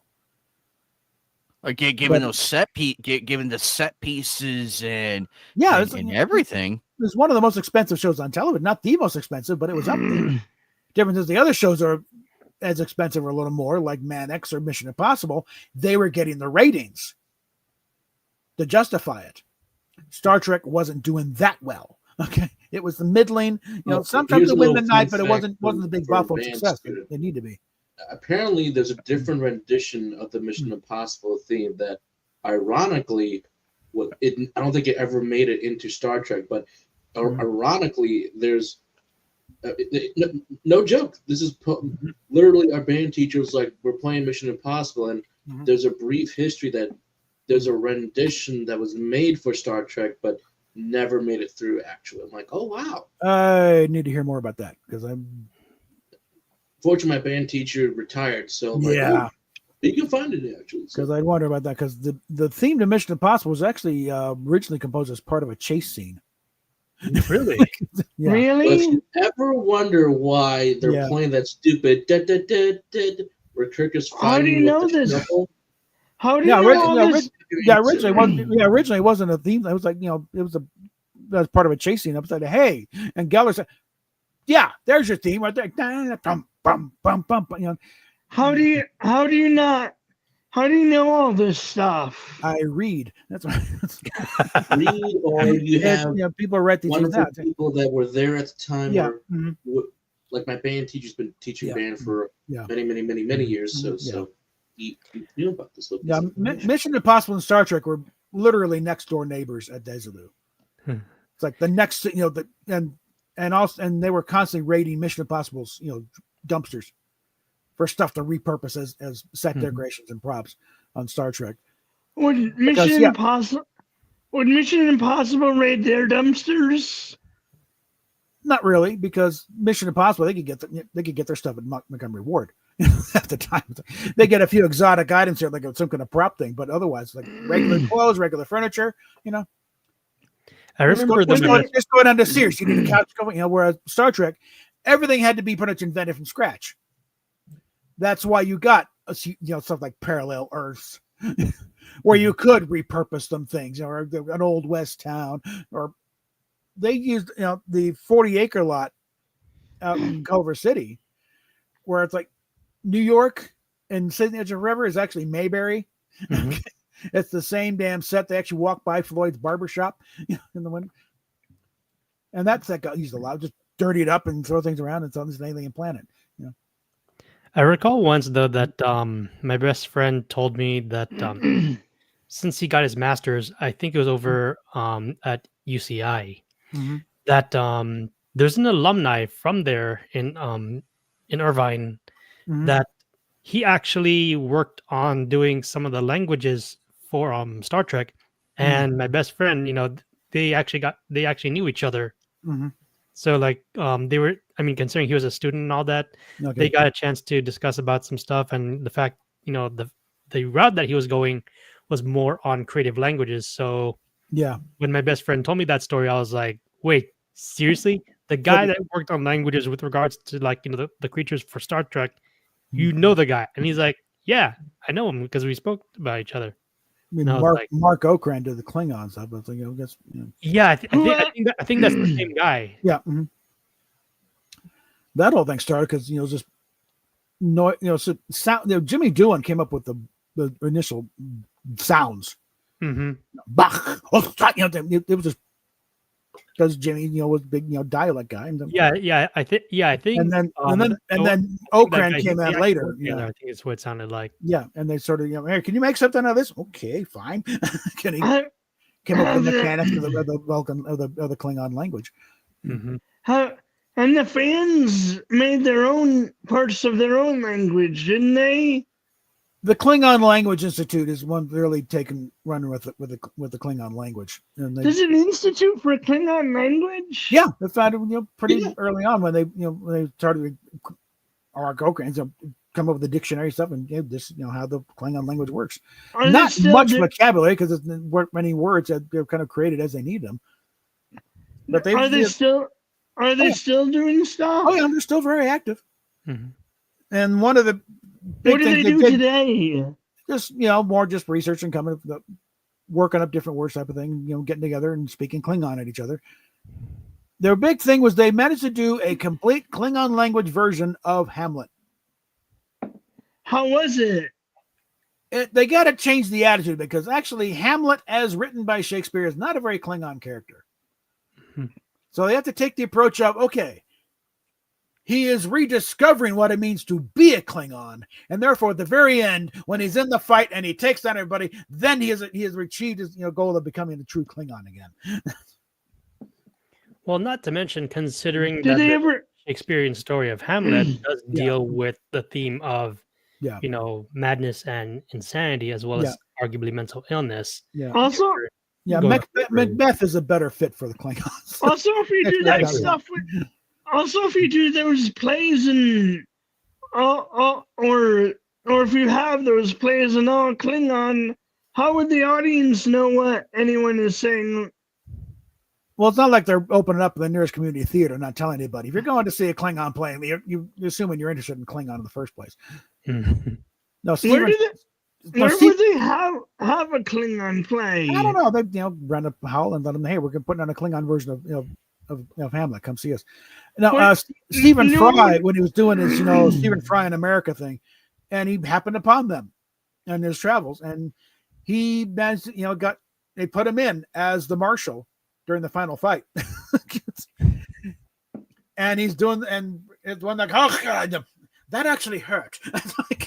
Making the noise. It's not exactly a serious production, okay? They know what they're doing, okay? Have they done anything with Romeo and Juliet? I don't know. I'm not sure if that would, because I think Macbeth would make a much better fit for Klingons. No, Romeo and Juliet. Juliet would be Macbeth interesting. Again, I don't know how it fit with the Klingon ethos, but Macbeth almost sounds Klingon to begin with. I'm sure there's a whole company tour that does that stuff. It's generally people that work on the Klingon Language Institute. Because the whole thing based on the joke, in Undiscovered Country. You've not experienced Shakespeare. You read him in the original Klingon. It's like, Is there a Vulcan Language Institute? No, I think mainly because the Vulcan language is not. They didn't really do much. There's a few scattered words, like one from Dorothy Fontana, but in the movies, it's like the actors actually spoke the lines in English. George Motion Picture and Wrath of Khan, they were speaking English on set, and then afterwards, we should make this sound more alien, and so they made kind of like the motion picture. Especially if you read the novel, they have the original lines in there, and you kind of mentally squint a bit, you can kind of tell what they're really saying, which is words to the same effect, but it's What about the other language? Any other language in Star Trek? Is there an institute for that? No. The Klingons have got the big thing because they've got the one that actually constructed a language with rules and syntax. No one else has a true language. Not enough. I mean, it's like we got maybe. Like we know the word for, one of the words for one of the Ferengi words for rain is gleaming. They have like 20. They have like 23 different words. 23 different words for rain, and it's gleaming out there. I mean, it's just really coming down.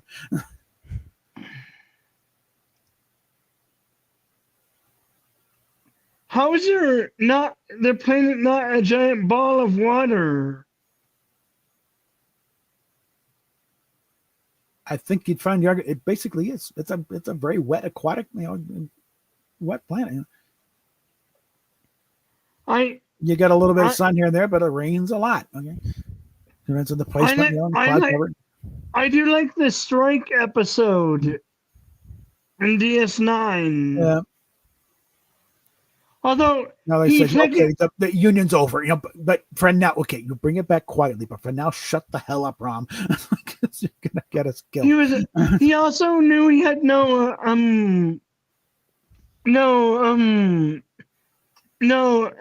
jurisdiction over the Klingon. I mean, the other races that worked at human women that worked at the bar. Well, Lita was Bajoran, actually. Bajoran, whatever. Hell, I mean, he wound up as Grand Nagus, for God's sake. And again, it's also okay. I was like, talking about, lower decks, maybe the stupid thing. If you pay attention to that episode with the Ferengi and they're negotiating with Rom, and really what they're doing there, that is a very smart episode. We learn a lot about the Ferengi, but also how to deal with the Ferengi.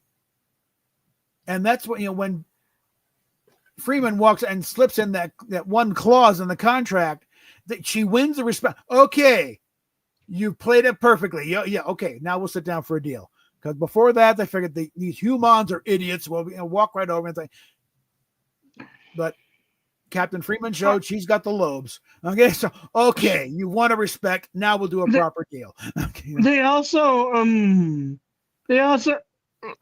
he's confronting all the strikers, he knows he has no jurisdiction over the Bajoran or human or other workers, technically, right? It was strictly, it's an in-house thing. It's strictly what's going on in Quark's bar. It's your bar, you handle it. Okay.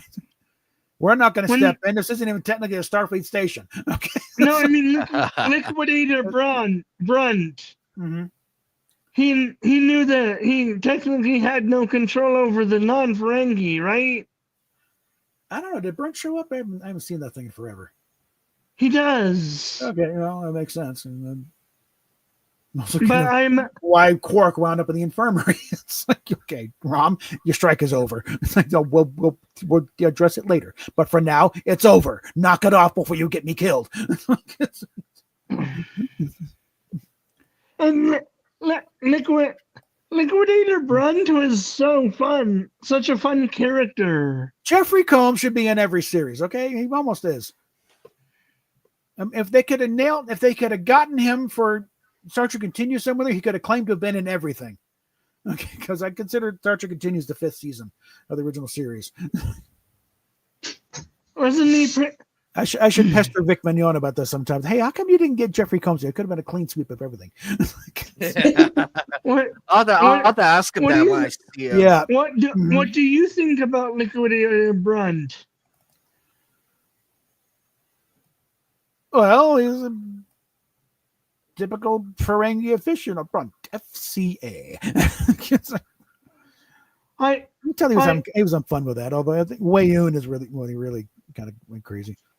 I liked how they all hid in his closet like there's nothing wrong. When he went to visit his mother, and the Grand Nagus liked her, and then his assistant or whoever held out gave him the cloak anyway. Yeah. And then they beamed into his house. I just kind of like when Quark has his own orb vision, and he meet the first Grand Nagus, which played by Max Kredenchik, and it's like, no, I'm Grand Nagus, and it's revealed to him that the rules of acquisition, it was just a marketing play. It was just, it wasn't intended to be taken seriously as religious text. It was just a marketing, it's like rules, some helpful rules for you in a business. And it's like, one of the rules is never be afraid to mislabel a product, And that's where, Quark is like, it's a marketing scheme. It's all, their entire society, it was an ad campaign. Why didn't he ever blow the whistle on that? Because it would have caused civil war, probably. It would undermine all of the Ferengi society. It's like, you can't. He was far enough away that it wouldn't probably. Oh, they would have come for him. Okay, they would have. The Ferengi were everywhere. Brunt would have been leading the charge. Okay, he would have. They would have beamed the teams directly into his room. They would have hired mercenaries to beat the living shit out of him first and say, "Don't knock it off." I mean, hell, they came after him for a strike or worker strike on the bar. You're going to completely invalidate the rules of acquisition? I don't know. Like, that's it. You're dead. You'll get your moon, Quark. You'll be buried on it. Okay. I would have wanted to see that. The Civil War. Oh no. Yep. They would all been mercenaries. They wouldn't have fought themselves. They're not. But didn't Quark? The Magnificent Ferengi and what are we doing? We're not soldiers. We're businessmen. Let's make a deal. Okay, let's do what we're doing. Didn't Quark supposedly have a disintegrator ray in his bar, or a disintegrator gun? God knows what he had under that bar. Okay, you think he had several guns? Whatever's within reach. So if somebody got out of line, okay, that's it. You're out. Get out of my bar. But wouldn't he have waited for whatever Oh, head well, of yeah. security.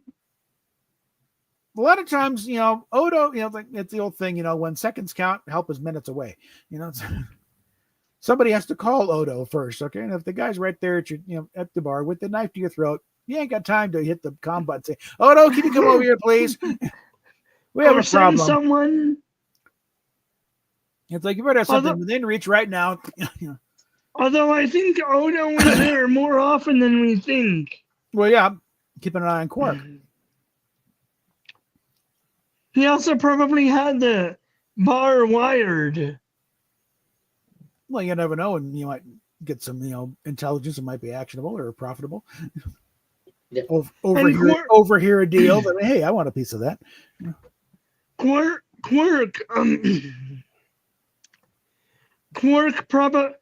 probably talk Quark talked to people that wouldn't talk to people like Odo. Well, again, it's like He found out information for Odo. the old thing of keep your friends close, keep your enemies closer, and always keep your ear open. That's true. Odo apparently had his comms wired. That would probably go back to the Cardassians. They probably didn't wire their thing. You think they've always had Odo's stuff monitored? Do you think the Cardassians would leave anything like that on? They're probably still 20 years. They're still finding bugs here and there. How things going, Joker? Pretty good. Pretty good. Just relaxing. Got day off tomorrow. Let's see. Yeah. Also, Joker, the wonderful the wonderful news. The Looney Tunes surpassed 10.3 million, so we're in the right direction. Mm-hmm. Now we just gotta get that little extra million, and we're past the 15. Took a friend to it last night. We had a lot of fun with it. Pretty great. So, and the kids were the one for our show, and they just couldn't stop laughing with us. They couldn't stop laughing. Anyway, with regard, I don't know if you, Anime Night, or Joker actually play any gacha games though, but considering that I've uploaded a few with regards to a game called Honkai Star Rail. Oh, I heard about it. I avoid those type of games. Anyway, the reason why I bring it up is the fact since yesterday was when they dropped the latest patch for the game itself. I also Oh yes, the replacement actor. Mhm.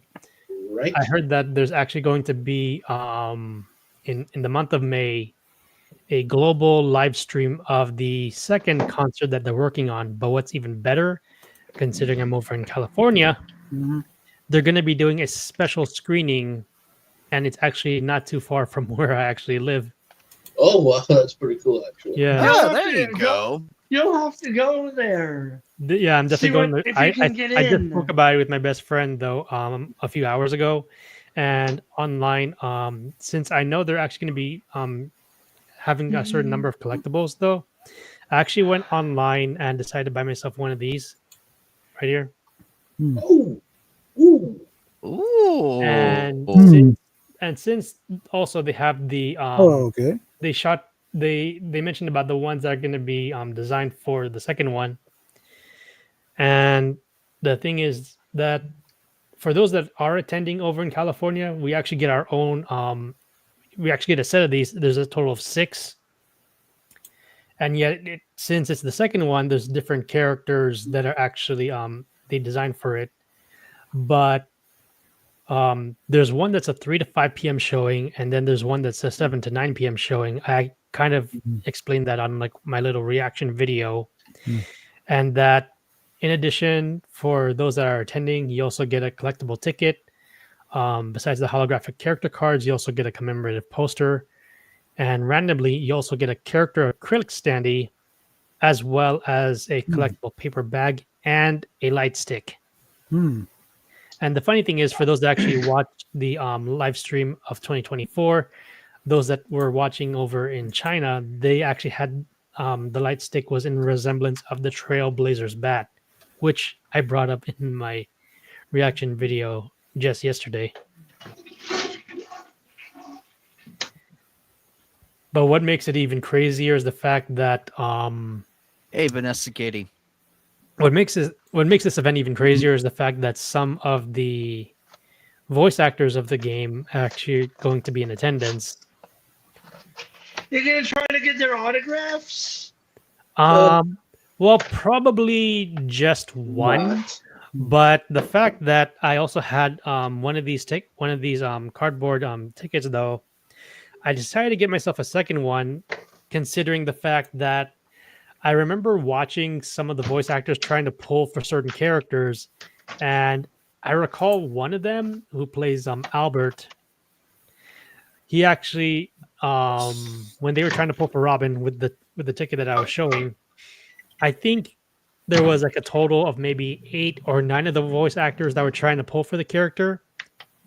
The one who played the character Albert, he got the character first before everyone else did. And so I was thinking to myself, if that is really the case, I'll have to double check on that live stream on that. But if that really is the case, since I have a second one, since I have a copy of one, I'll just give it to him just in case we do meet up. By the way, I'm sorry that I keep making excited noises. It's all good. But that's actually exciting, Skyhound. I'm genuinely excited for you. I'm You'll- happy for you too. You'll have to tell us. You'll have to tell us about it when you come back. Oh, for sure, yeah. Because considering, I know there's also a voice panel though that comes way before the actual special screening. But of course, if it is permitted, it would be nice. But I would love to talk with some of them. But I'm gonna have to be bringing these with me, just in case, if I'm gonna be doing any recordings and the like. But the fact is that I'll have to save up a lot of space on my phone in order to do the recordings as well as the videos, because sometimes quality can be a bit of a factor, and then that They might might not let affect the you. amount of space I have in Never know. storage for it. They might not let you. Well, actually, as long as you ask, because that's how. Yeah, it's etiquette. If Etiquette you as well as ask, being polite. I'll if have you to ask ask them, obviously. nicely and with Yeah. reverence and respect, I'm pretty sure not all of them, but most of them will probably say yes. It just Because depends. the funny thing is though, I recently told one of the virtual YouTubers, Mina Aoyama, for those who follow that VTuber.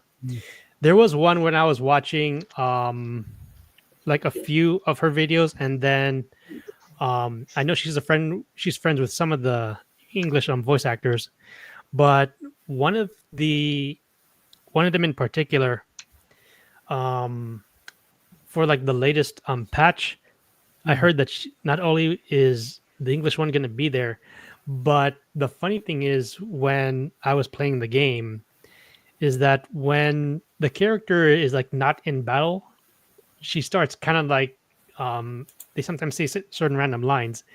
But the funny thing is that the character goes, I clap one, you clap one, and then she starts counting off all the way up to 10, and then towards the end she's like, when will this end? As if she's like really tired after going through that. And I just thought it was pretty cute.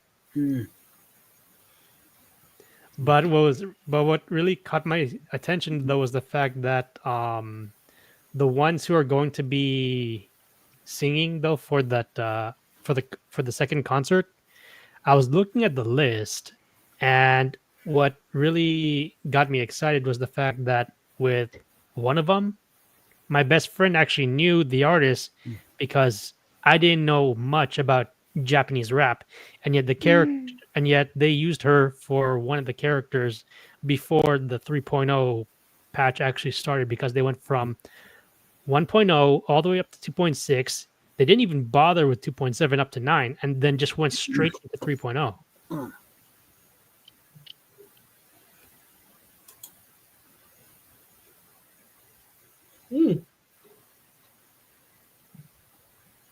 So very interesting to know.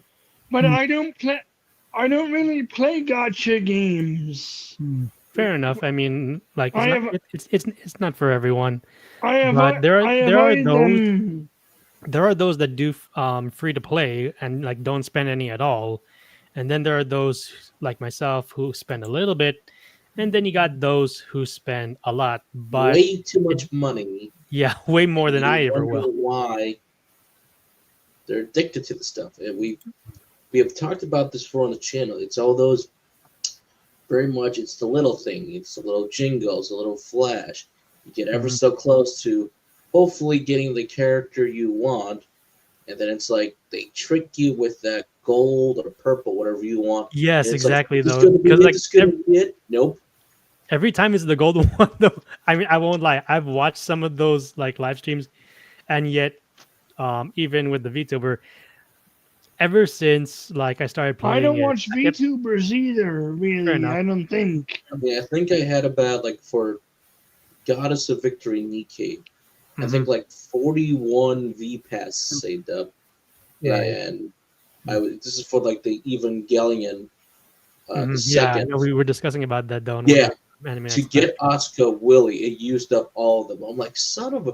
But hey, those are the free ones, so I didn't care really. So And the funny Not a thing is single though is that time like has every spent them. time it comes to like the gold ones though, I keep thinking in the back of my head, please don't jinx it. But then there are times where unfortunately you don't actually get the one you're gonna be targeting. But then there are times where it's like you not only get one, but you get two, like another copy. I think a Those few of rare them, like, occasions. some characters I were looking for, and I'm like, oh sweet, that's sweet. I finally got them. Uh-huh. But that is how they get you. That's how Mhm. the addiction gets in. It's that I think when you finally get it, it's like, ooh, finally I got it. But then it's like, how much money did you spend, or did you play the game for? If Yeah, or like how much resources did you actually save up though for in order to try to get it? And the funny thing is though is that recently, since 3.1 is about to end for Honkai Star Rail, and we know 3.2 is coming up, I recall right when the Tribi banner dropped and it was almost finished. It was like 3 hours left, and I knew the next one was coming up, which was My Day. So 3 hours in, I decided to log in and then give it a shot, even though I was saving up for Castorus, which is in 3.2. I decided to bite the bullet. I had roughly 120 saved up tickets, so I just did one pull, and I'm thinking to myself, even though it was showing the holographic and then the gold light, I was thinking to myself, I'm probably not gonna get it. But I saw the harmony symbol and I was like, "You're joking," and I managed to get it on one pull. That's rare, isn't it?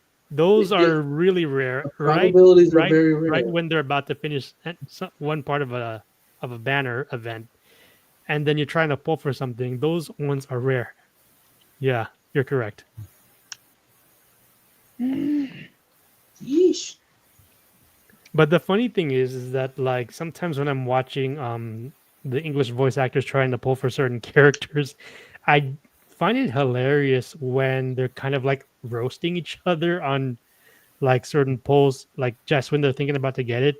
And then the one thing is when they think they're about to get it, as I already said a few seconds ago, I don't want to jinx it because I'm thinking in the back of my head, it's probably not going to go the way it is. And then sometimes it does happen. And then the one that they're literally trolling actually gets the bad luck. And I'm like, I almost feel sorry for them. But I know it's all in good fun. But I still kind of feel sorry for them.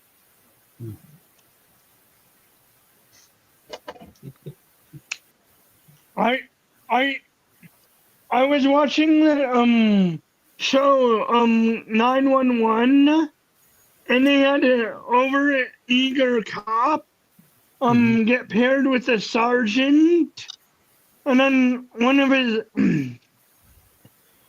the first calls, the woman wouldn't come out of the car for whatever reason, so and then after a little while she was reaching for her purse to get to get her ID, and then and instead of pulling his taser, he pulled his gun and shot her once. I mean, she lived, but that was the end of the career for him. Mm-hmm. All it takes Yeah, is that one. kind of thing. Yeah, that Just kind of one. thing. Well, you know, it's like we can't trust you out there. Yep. And All it takes is one. and the lieutenant told them that he wasn't that there was something off about him. And their supervisor didn't listen.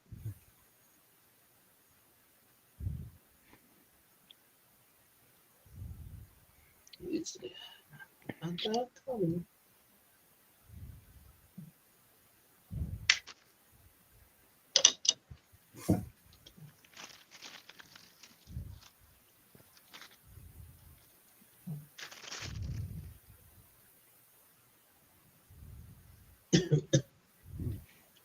Yeah, I remembered one time back when I was working, though, a few years ago, that I was trying to get to work early, and unfortunately, I wasn't paying attention to my surroundings. And right after I got to the stop sign, I was pretty certain I stopped, but I didn't realize I didn't. So as I kept going, and then I got to the stoplight, what happened was is that I noticed that there was flashing lights right behind me, and I'm like, "Oh, rats!" It didn't occur to me that what happened was more of a rolling stop, not an actual complete stop. And the thing was that the cop originally thought that I was actually going to, run, but of course I wasn't. I was just trying to find a spot to stop, and once I did, though, and then went through the whole thing. But long story short, learned to be a little bit more attentive though in the wee hours of the morning, and to be sure to stop at least. Okay. If we're talking about stories like that, let's see, not early morning work, but late at night after I get done with work, when I still used to have my family video, my Marco pizza, I'm actually hungry. I'm like, I'm going to stop and get some food. So I get some food, I get my game I wanted to rent, and then I take the corner route because going on just to get to the street lights and everything. Okay, stop, I'm waiting. But as I'm turning, and everyone in this town knew that this corner that you have to turn to get to the road sucks because the lines are very close to one another. So you might accidentally be in the other lane if you don't turn all the way or hard enough. I guess I didn't turn all the way because apparently, because it only took 1 second for me to see, I got flashing red lights. I'm like, something happened? Yep, it's me. So I pull over, and I'm actually slightly panicking. Like, did I do anything wrong? No, the officer just walked up and said, like, how's it going tonight, sir? I'm like, I'm doing good. He's like, did you know that half your car was in the other lane? I'm like, I did not know that, and that's a very, like, difficult spot for, like, even to me just to see the lines. Either my car at the time was a very small car, but also that corner just sucks and everything. And he continued to ask a bunch of questions like, have you been drinking tonight, sir? I'm like, no, I just got off of work and everything. It's like, are you under any influence? Like, no, you're probably smelling like a bunch of chemicals that I use like for cleaning my job, so that's probably what you're smelling. He's like, are you under any, like, no, I literally have multiple relatives who are officers of the law, and they have literally taught me what to do, what not to do. So if I was loading on any drugs, they would know the signs right away. And I did see a small smile on that guy when I mentioned, like, I got full relatives who are cops. Like, he's like, that's very nice. So, but at the end of it all, it's like, okay, he just gave me a citation. Like, he's like, you're not going to lose any points. You're not going to lose your license. So I'm like, oh, okay, thank you. Like, whew.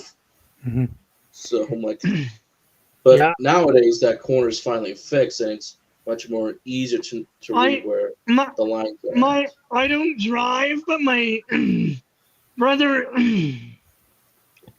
friend he was driving to his to their family business one night, and then he was literally followed into the parking lot by a cop, and they were asking what he was doing there, and he told them he was going to go do something at the family business, and then the cop waited till he got inside before going off.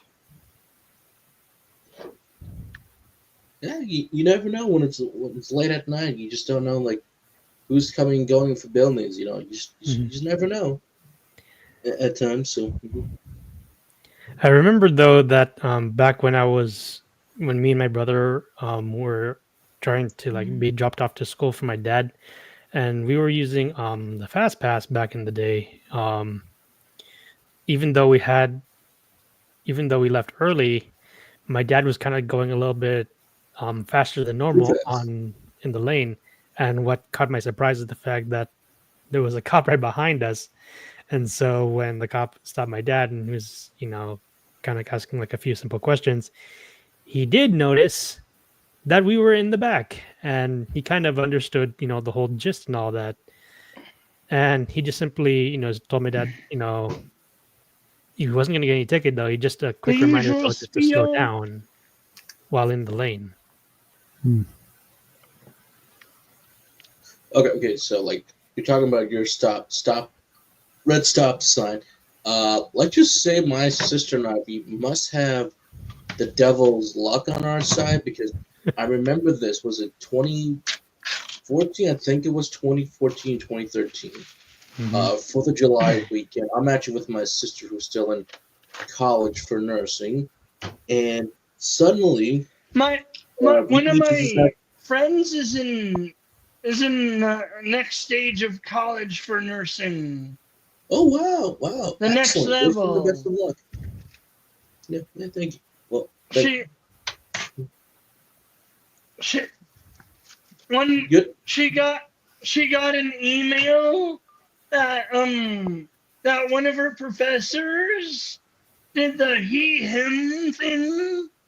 Okay. And then we had a good laugh about that.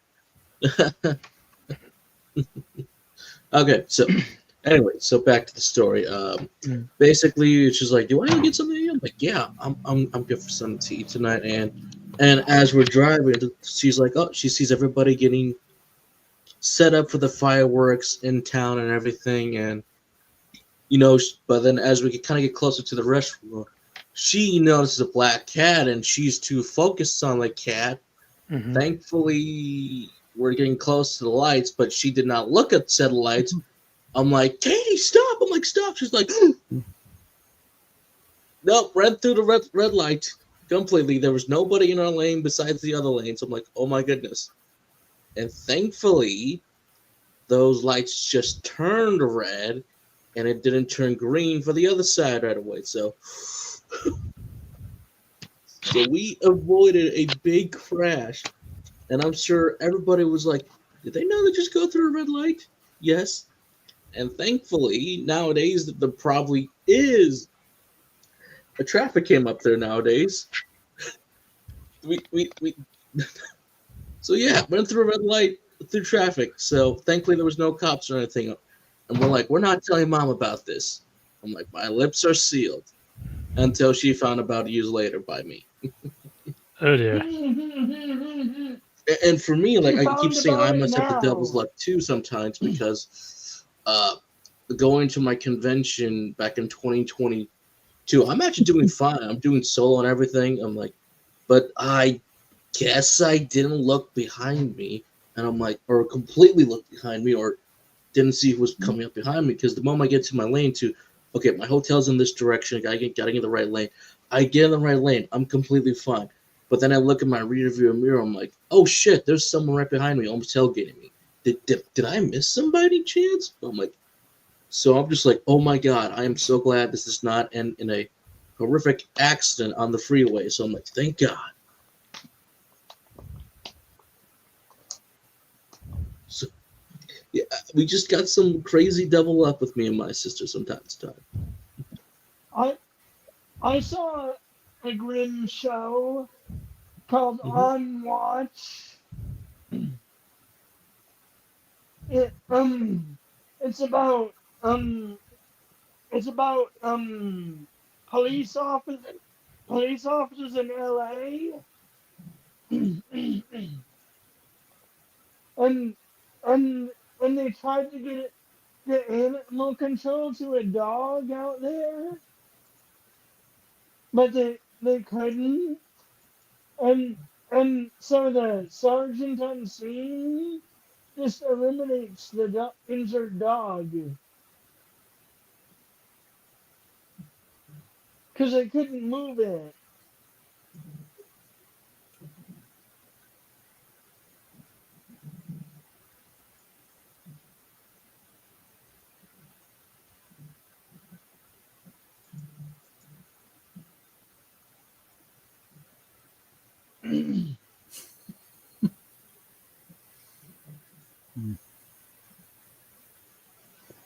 They don't show anything, of course, but Oh, Joker. I just got this today. I just got it. It just showed up today. Here it is. It just showed up. And it works. I tested it this morning. I what played. is it? It's Black Cat. I don't know what that is. Hmm. Anime? Mm-hmm. Yeah, it's the anime. We watched the we did the watch party on Thursday night. It was me, Jasmine, and Joker. We actually made it through almost. So Yes, and then I went back to that part where I kept skipping Joker. With this one, I put this one in, and I played it from the part where it froze and everything. It played that whole section perfectly, not one hiccup. good, very good. I'm like, okay, we got it. So now I can sum up what happened. It was the disc. It wasn't the DVD player that was fucking up or the player that I was using. It was actually the disc. Now I cleaned it and everything, and I played it again. And every time it got to that scene, it freezes, locks, and then skips. Yeah, if you got a scratch on there or something. Yeah, you like, gotta have a Jesus. scratch. Yeah, I was like, that's it. I'm just gonna get this. So I meant to get this yesterday, Joker. This was supposed to arrive yesterday. I woke up at 11 a.m. yesterday. Looked at the Amazon thing. It's like your package. It's on its way. Mm-hmm. Oh, goody. Oh, sorry, your package is running late. Wait a moment while we figure out what's going on. And then by 8 o'clock, it says, we're sorry, your package won't be here till tomorrow at between 11 a.m. and 6 p.m. I'm like, you motherfuckers. Mm-hmm. Oh, I was pissed. I was pissed. I'm like, it's overnight delivery for a reason, Amazon. I was more than happy. I was off yesterday, and I was more than happy to wait till 4 in the morning, between 4 and 8 in the morning to get it. I was more than willing to stay awake and get it. Yeah. Did they go through California and get it stolen out of the back of the truck? Oh no, that happened to me at one point. Oh, I know that feeling. We've had some packages stolen from our porch as well, and one of those was actually a gift from my sister. Actually, one of those was a I gift. said through California, not your porch. I haven't had that happen. I haven't had that happen. I've heard, but I do believe it's real though. But it has not happened to me because I rarely shop on Amazon and everything. I rarely shop unless if I really need something, like legitimately need something. I got wires and plugs delivered overnighted. So They came in the same day. Exactly. Hours apart. So ladies and gentlemen, if you are curious and you want to own Black Cat, I recommend getting this one. Get the Save Edition because it's a reprint of the original, but it's done better. Like the disc quality is a lot better, and it runs a lot more smoothly. It works out the kinks and everything. I recommend getting this version because it's so much better. It's way better. And Speaking of which, Or though, I can I find it know. on the internet. Nice. Speaking of which, anime, I know I briefly touched a little bit on Power Rangers a little bit, considering that one, the 1995 movie does turn 30 this year. I But remember that. considering that I did mention about one of the stuntmen, I realized I should have been a little bit more clear. I actually know two of them. Ah, This one right here was back in 2022 when I first attended Power Morphicon. The one that I spoke to, obviously, was this guy, Eric Betts. And the guy on here, Ho Sung Pak, that is referred to as Superstar in the show, he was actually the sprite for the original Mortal Kombat video game. oh, really? Well, we Yeah. have some more. We have some Mortal Yeah, this Kombat people coming. We have some Mortal Kombat people coming out here. We have the person who did it was the actress who did Sonya, the one for Well, the one who did Sonya Blade in the film? hang on one second. Let me find real quick what the name is. But that's actually pretty cool. So let's see. I'm And trying to pull as all as up. for the other one, though, by the way, when I mentioned about Eric Betts, he actually did not only the Putty Patroller, but he was also he was also in the suit for the Red and Green Ranger as well in the show.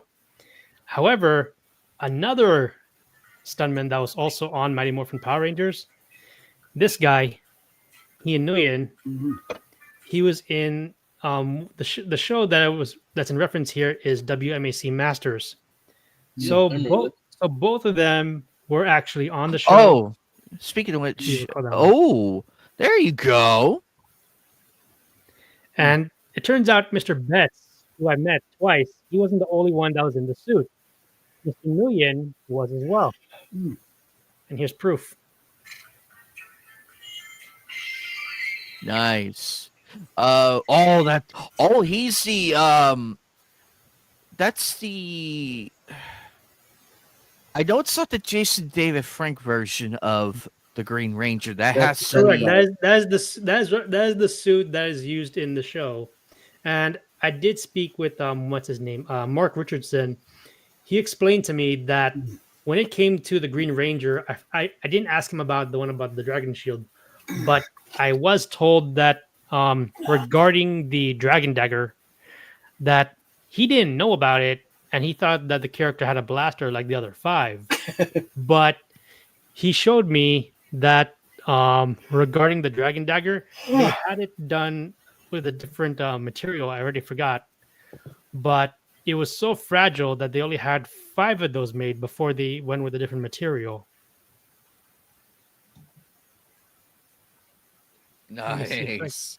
Yeah, let me see if I can try to pull up that picture because I told him I was trying to do a little bit of documentation for a little passion project I was working on. I got it. Give me a second. Let me just pull that up. Give me 1 second. Here we go. Oh. Yeah. So this is the original one that was done on the show, and then you can see here on the left is the toy Dragon Dagger, which some of us had back in the day when MMPR came out. You can see the obvious difference here. It's the coin itself, the way how it's situated on the toy versus how they tried doing it on the prop.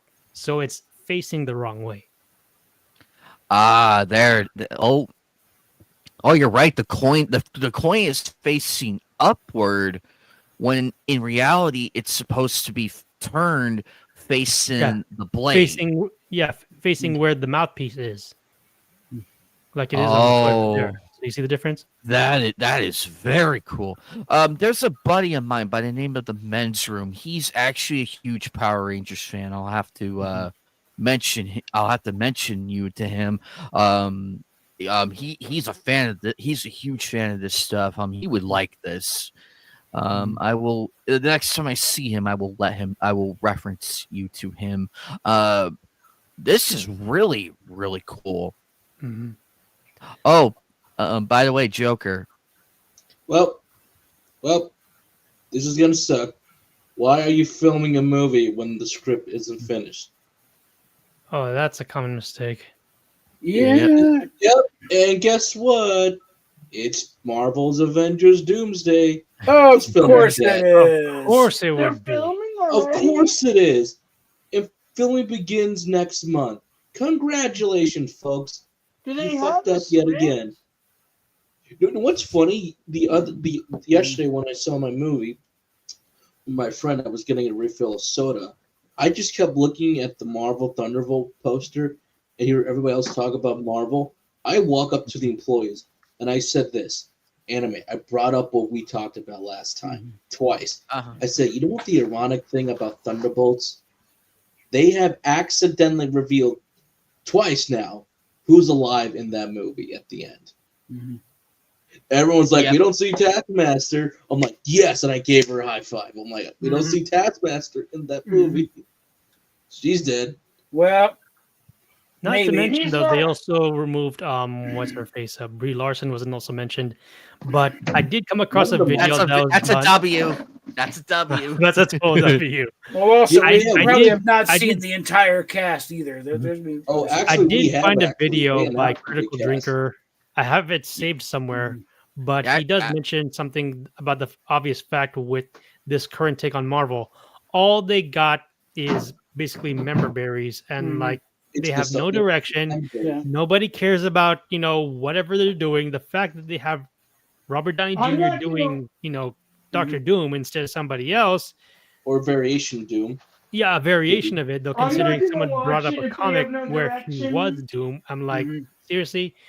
No Why wonder would I waste they're my creatively time? bankrupt and nobody cared after Endgame Mhm. finished because Marvel, Marvel ended with Endgame. Mhm. Why else do you think some of us have been using that hashtag? Because Mhm. we were proven right from the get-go. Plus, Why would right when they were doing phase 3, that's when the flags started coming up. I'm like, I knew they were going to be sidelining characters, being mean towards the male characters, even though demographically, DC and Marvel have been geared towards boys and Boys. men for decades. And now they're just trying to supposedly get the goodwill back, as if anybody cares. Mhm. Again, Superman's nickname for What? DC is the Man If of they're- Tomorrow. guys? If If you're they're saying, Trevor, sorry. riderless, guys, Mhm. if they're riderless, why would I waste my time and or money on that? Precisely. Exactly. You're 100% correct.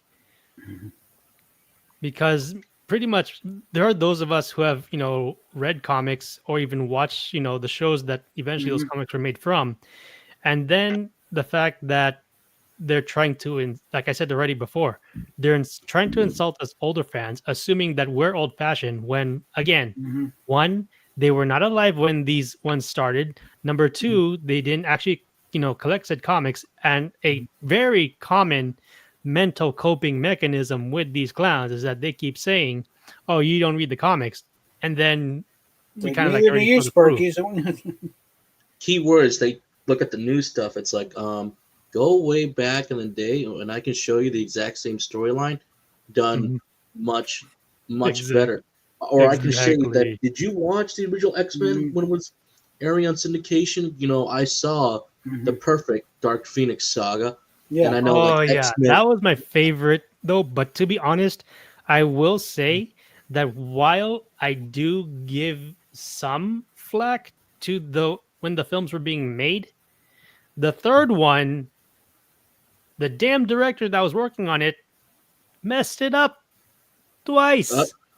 Mm. Well, Why? hold on. Well, Frank- technically, the Guys, studio messed it up twice because Brett Uh-huh. Ratner replaced the original director who did the first two, Mhm. then came back with Days of Future Past. So, That was so when the new guy directed, it was one of the actual producers Yeah.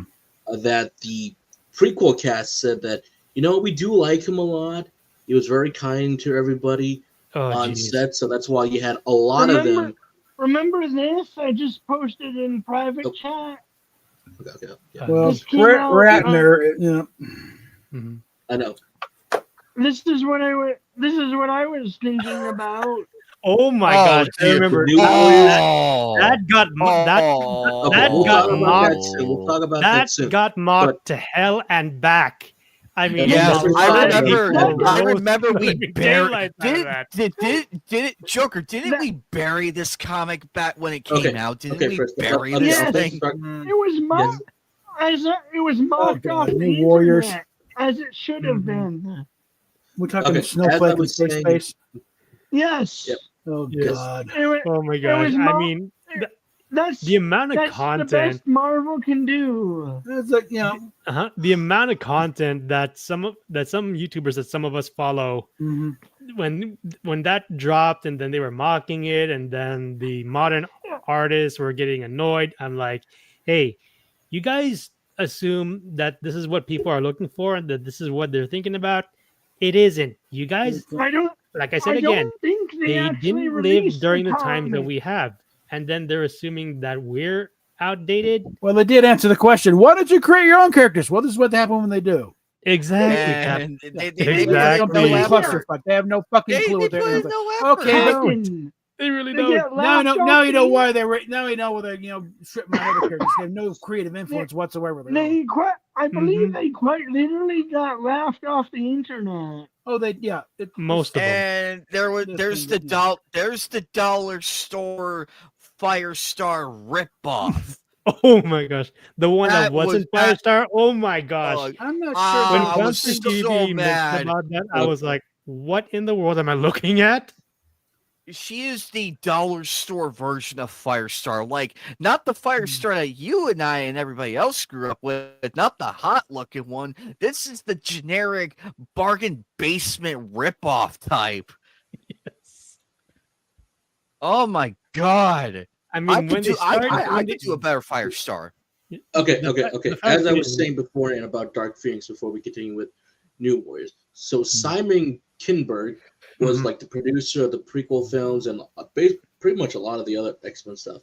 So he Mhm. gets on board, he does the film, but it's also at the same time they slightly admit that when Captain Marvel kind of came out, they had to switch the ending because one of the endings was identical to Captain Marvel. So I'm like, okay, but what does this have to do with Dark Phoenix? I want the This actual is another. Dark this Phoenix, is and another- it's terrible. Like I This was is with my another friend one for all from back this, in the day. and I still remember saying this at the end of this movie. Hmm. I'm like, I cannot believe that they fucked up twice. And I said, how is it possible that, again, animation show way back in the day nailed it versus these two films?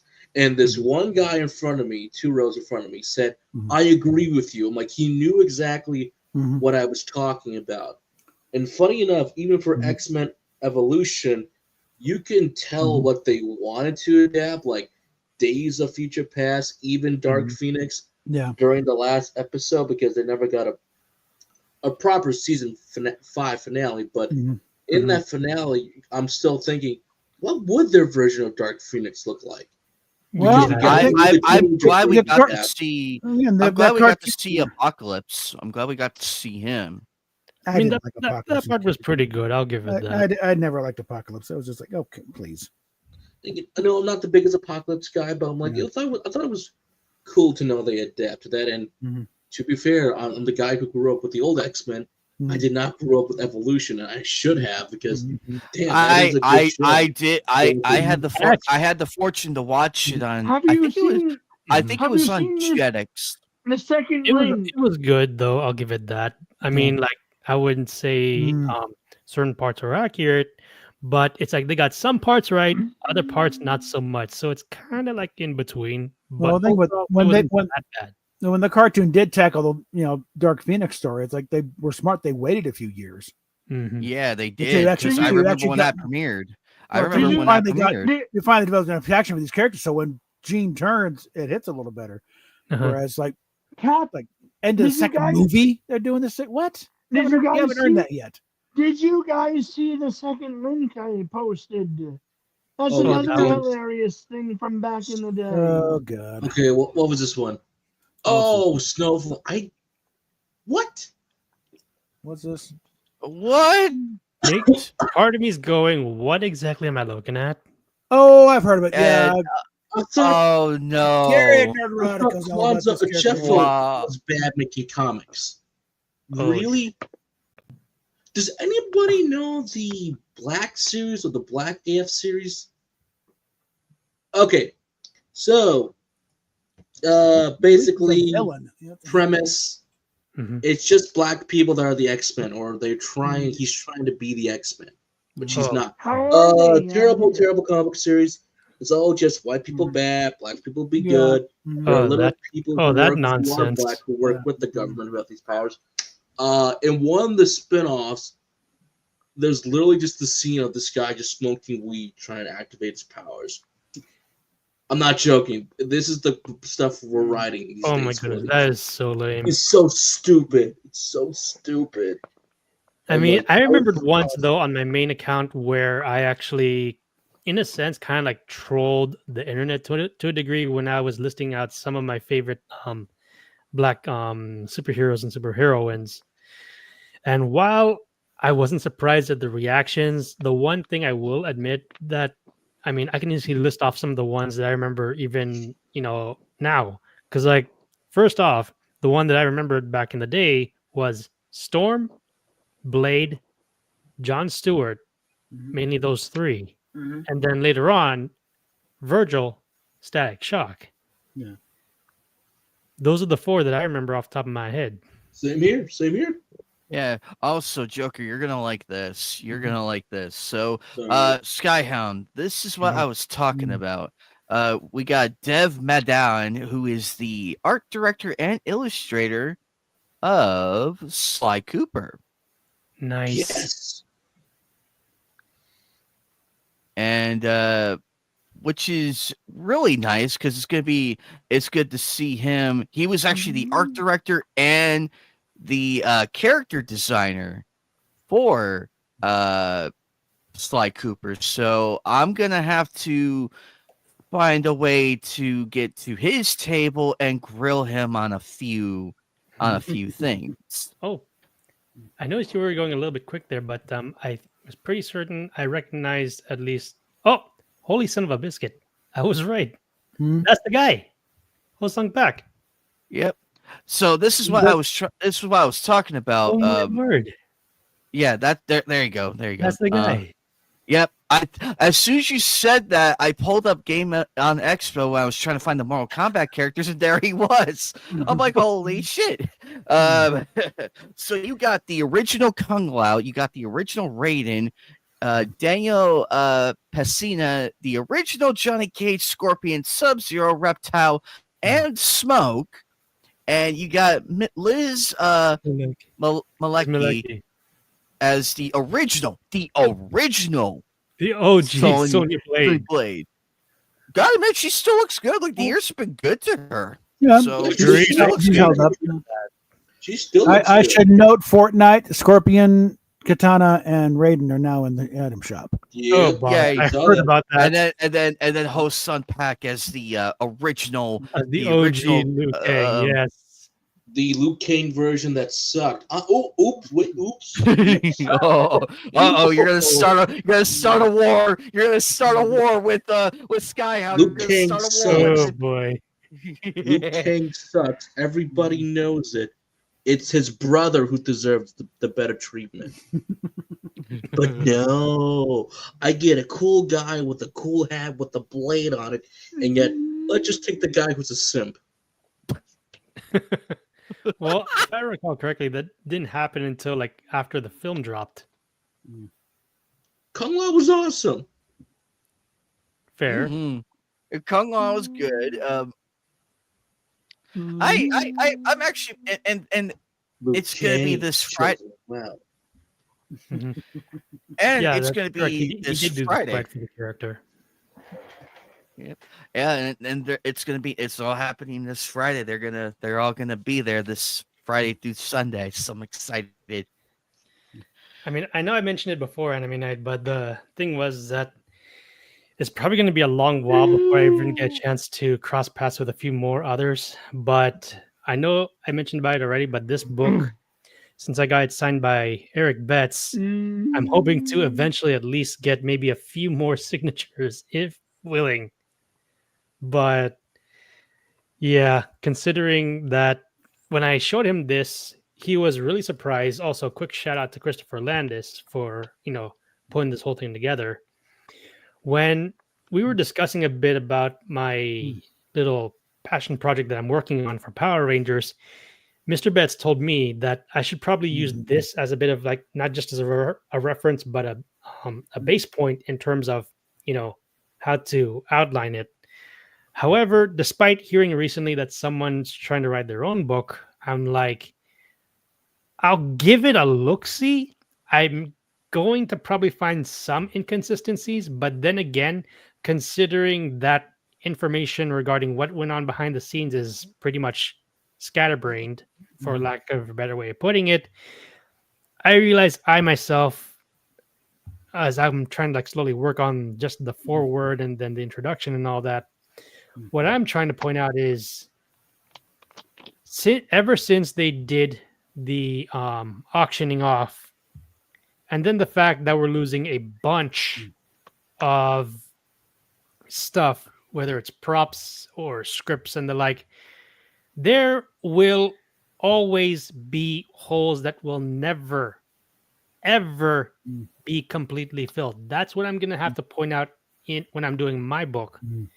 Because as much as I have some respect for the Power Rangers community, there are those who unfortunately do not fully understand particular aspects, especially when they're trying to, literally put words in some of these actors and actresses' mouth. When one, they were not on the set. Number two, they were not even a part of the cast. And three, they have never been or experienced what these people have experienced.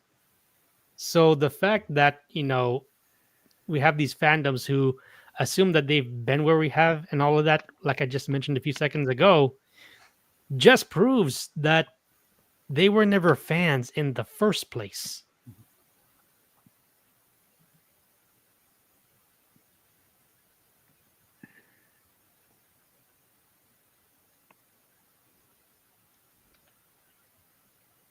Nice. True, Yeah, very true. it- Very much true. Also, real quick, one last time. Apparently, we got Keith Aram, who is the creative director for Call of Duty, Street Fighter, Sleeping Dogs, Tony Hawk Pro Skater 2 and 4, Persona 5, Titanfall, Earthworm Jim. I just And- noticed the one right next to him, though. The one right next to the guy, I recognized a particular game that I don't know how many even remembered back in the day. Did you guys see that? This guy, Brian Collin. As soon as I saw the name Rampage, I was like, "Oh my gosh!" Oh, I remember Did that you- game. Yeah. That brings back Did memories. you That guys was see fun. that? That was that- fun. That Morgan Wallen walks off SNL stage. I saw a headline and a picture, but I'm not into enough to. Speaking of which, can we drop an F for the chat for Howard Scott Warshaw? He created the ET game. Can we give a little respect to the man? Because I honestly, the man deserves his flowers for everything he's done. But to be tied to ET, I feel like we owe him a massive apology. I everybody people have dug when they started digging those up out of that landfill and actually managed to play. It's not that bad. Okay. Because I feel like I feel like as bad as that game was, as bad as that game was, the man didn't deserve the hate. He did not. Well, you gotta remember that it was built on a tight deadline. Had to make the holiday season. Only one programmer. If he had more time. It's an Atari 2600 game. What the hell are you expecting? Come on. Uh-huh. Well, like you said, it's a tight deadline, and even on the Atari, it could have been just a little bit more better. It would have, if they made it today, it would have probably failed as well. Yep, considering how very much quickly games are being pumped out like a machine these days, yes, it would have failed. And the game, and those games are collapsing their industry. Well, it's when you're merchandising a thing like that, you got to think that you can't just put out a game just for putting out a game. That's all they're doing. They put out a game for the hell of it. And it's like, well, what the hell are we doing here? What are we? Because when kids buy toys and games, they want to relive in whatever happened in the movie. Mm-hmm. You get an X-wing, you're going into the Death Star and we're going to blow it out early. That's also kind of like. But these franchises are in the dirt. Who the hell's gonna want to buy a Discovery toy or Michael Burnham to recreate that shit? That's not something you'll play. Actually, in the books, but in ET, it's like, well, what are you gonna do? Yeah. Actually, in the old EU books, they tried to build a third Death Star.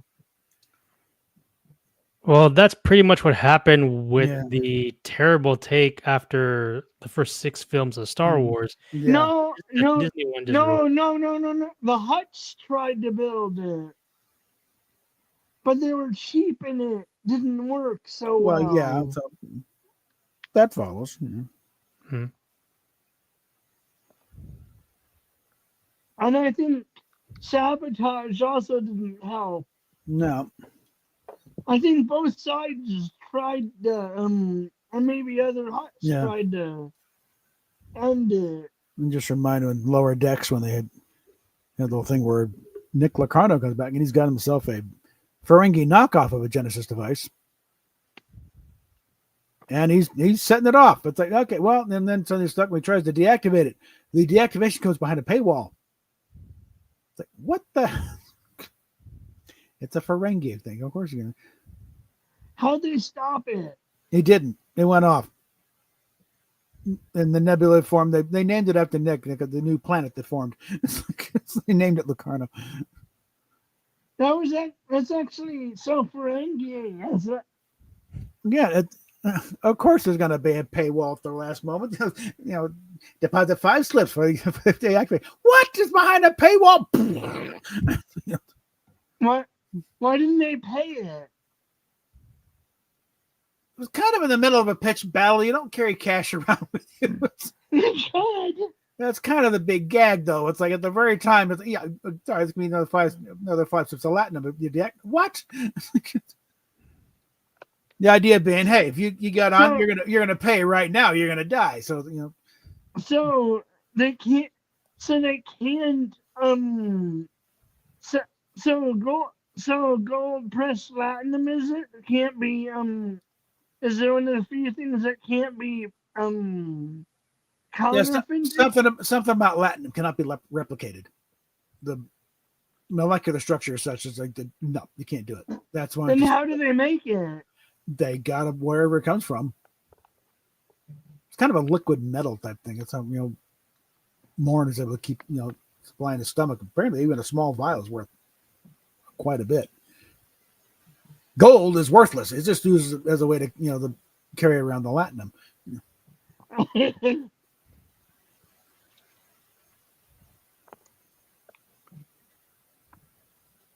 Although gold is a very good conductor, though it's used in video games actually. I was thinking of gold contacts, very good conductor.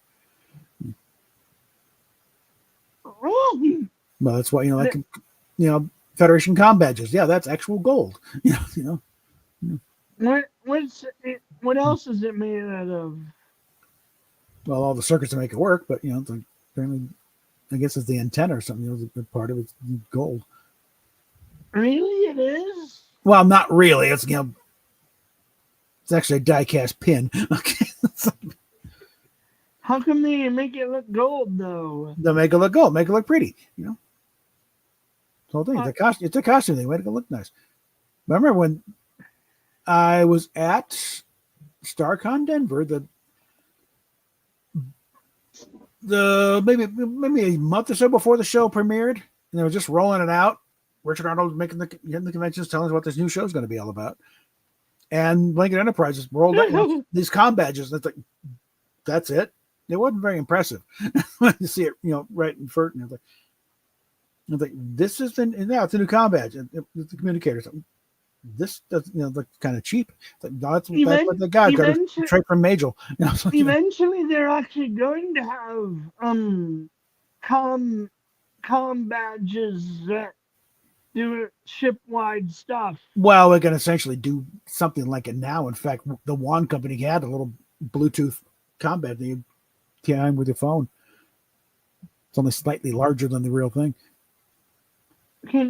But it's also a thing. I wish I had a communicator on hand here, but it's like, a new cell phone's gonna do the same as a communicator. No, because this thing here requires a network to plug into. Communicators don't do that. You drop on a barren moon where the highest life form is maybe a microbe, and the communicator can still contact the ship and send a locator signal and all that. So don't sell original technology short. The original do you think it was some type of Bluetooth connection, type connection? It's not to try and figure out anything, because the technology they would have would be so far beyond what we understand. No, but do you 300 think it's years. based? Even it'd be like trying to explain Bluetooth to somebody who's just discovered the telegraph. But do you think it would be based off that type of technology? Only in principle. I don't know. I'm sure it's far more advanced than that, but that's probably the base.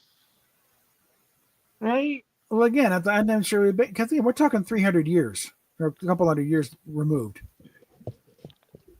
It's like, one thing that offended Doug Drexler in that first trailer for the JJ Trick film, if they got these guys climbing out, it's like is this the San Francisco Orbital Naval Yards or the Belfast shipyards in 1910 where they're building the Titanic next door?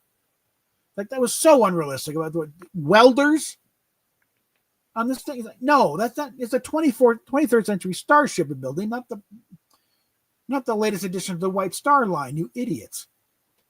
And they had the Budweiser. As the brewery stands as engineering.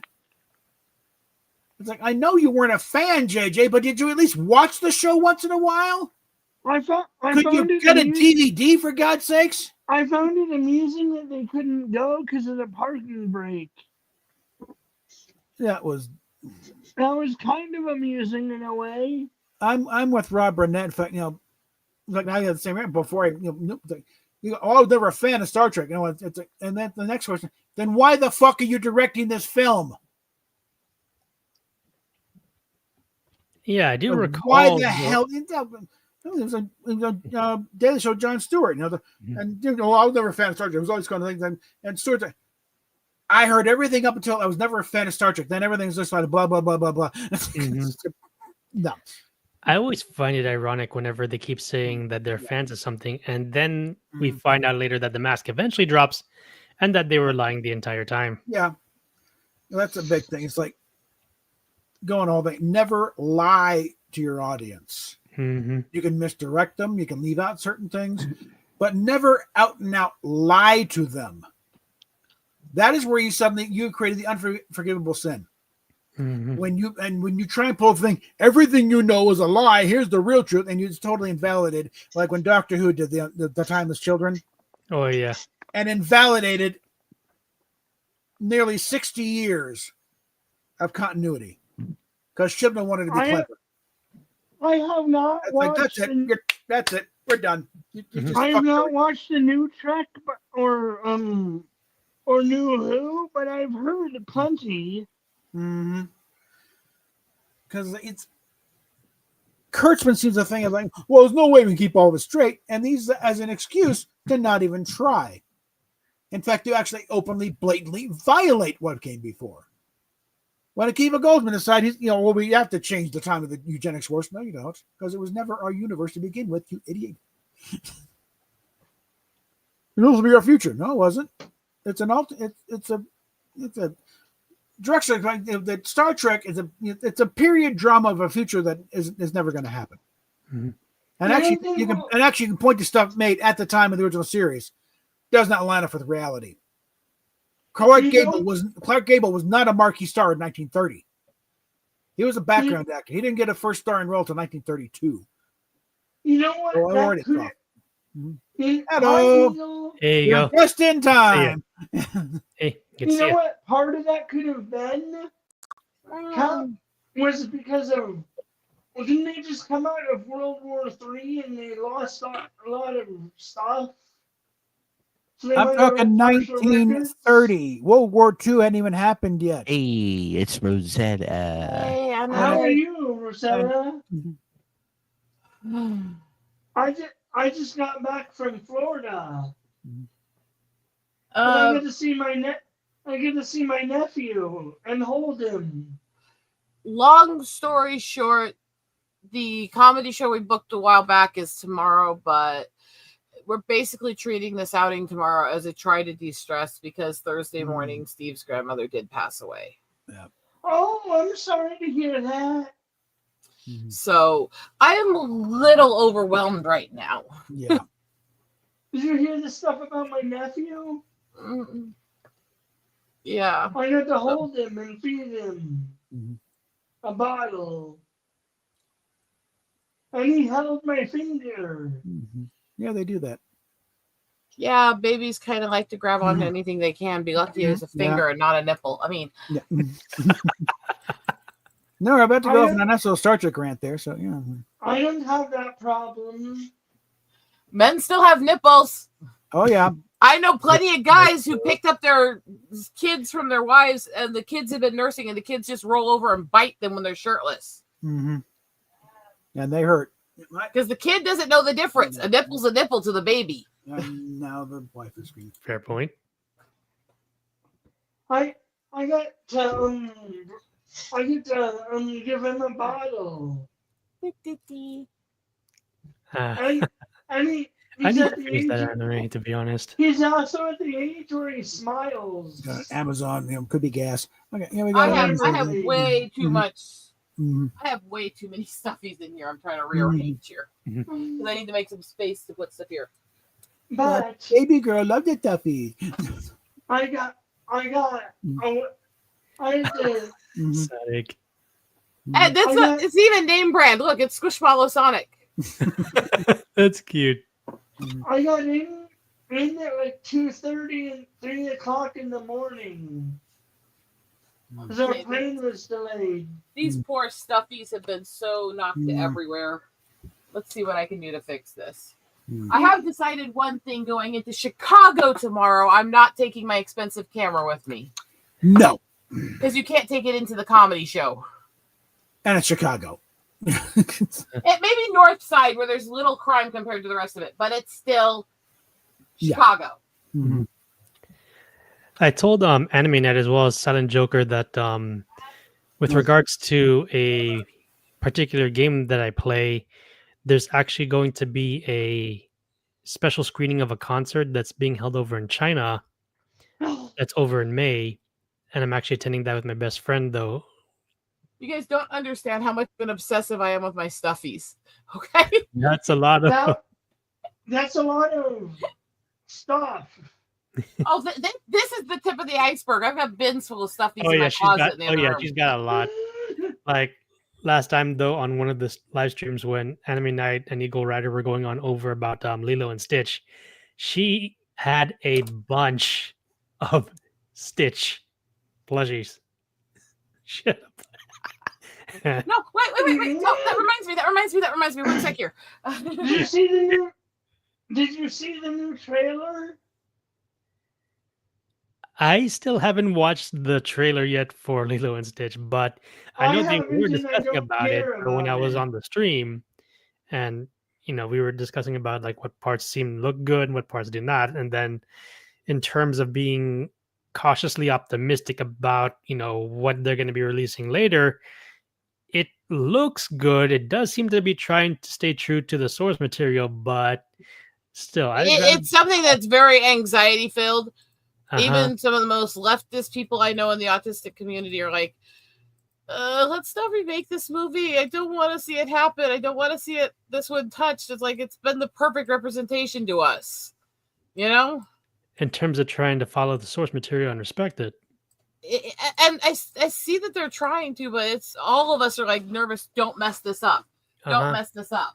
I mean, if you look at the current roasting that's going on with the modern Snow White, which didn't need to be done, but the fact that they already lost quite a bit of money, it's practically comical to me. You remember my autistic weighted Stitch, right? Oh yes, how can I forget that? I got a new part to go with it. It's the weighted angel, his girlfriend. Oh yeah, I recall reading somewhere online though that's the song "Devil in Disguise." That's where the name sort of came up, at least for that character. Oh, who here knows what this is from? Oh, Spy Family. Uh-huh. Yeah, I realize I need to finish that one up. This, by the way, is my medical and diabetic kit. Oh my goodness, that's a lot. There's only one part that I remember seeing in terms of the clip, and it had to do with Yor having to stop an incoming bull, and then both the other two are actually surprised by what she just did because she was trying to act normal, and then she has to explain that you get what I'm talking about, Eagle. Yeah. I remember the scene very clearly, okay? That part was funny. I watched Twisters. Oh, the sequel to Twister? You saw that one? Yeah, I never saw the first one. That first one is actually pretty good. First one's pretty good. I liked it for what it was. I might have a little obsession with my stuffies. I mean, honestly, rip Bill Paxton. I am a girl. I am a girl and I'm autistic. I have to have a stuffy collection. Come on. But anyway, Kermit, the thing with the first one, considering that two actors from that film are no longer with us, what made the second one... Did you see this one? The second one, you said you saw Twisters. Yeah. What's good about this one is the fact that they do try to make an homage to the first. Like there are some references. Like if you haven't seen the first, you're gonna kind of like miss out on some details. But how old this one is? I I got this from my granny when I was 5 after I went through all the brain scans for the epileptic stuff. Oh, Skyhound. You're right. There are some references to Twisters. It's like it's not like a sequel per se. It's more like a love letter to the original. Yeah, that's how I read it. That's how I look, because I finally managed to sit down and watch it, and it was really good. And I didn't think of it as a sequel because there's the minions, those stupid minions. Again, it's an autistic weighted toy. Like I was saying, was very powerfully sad.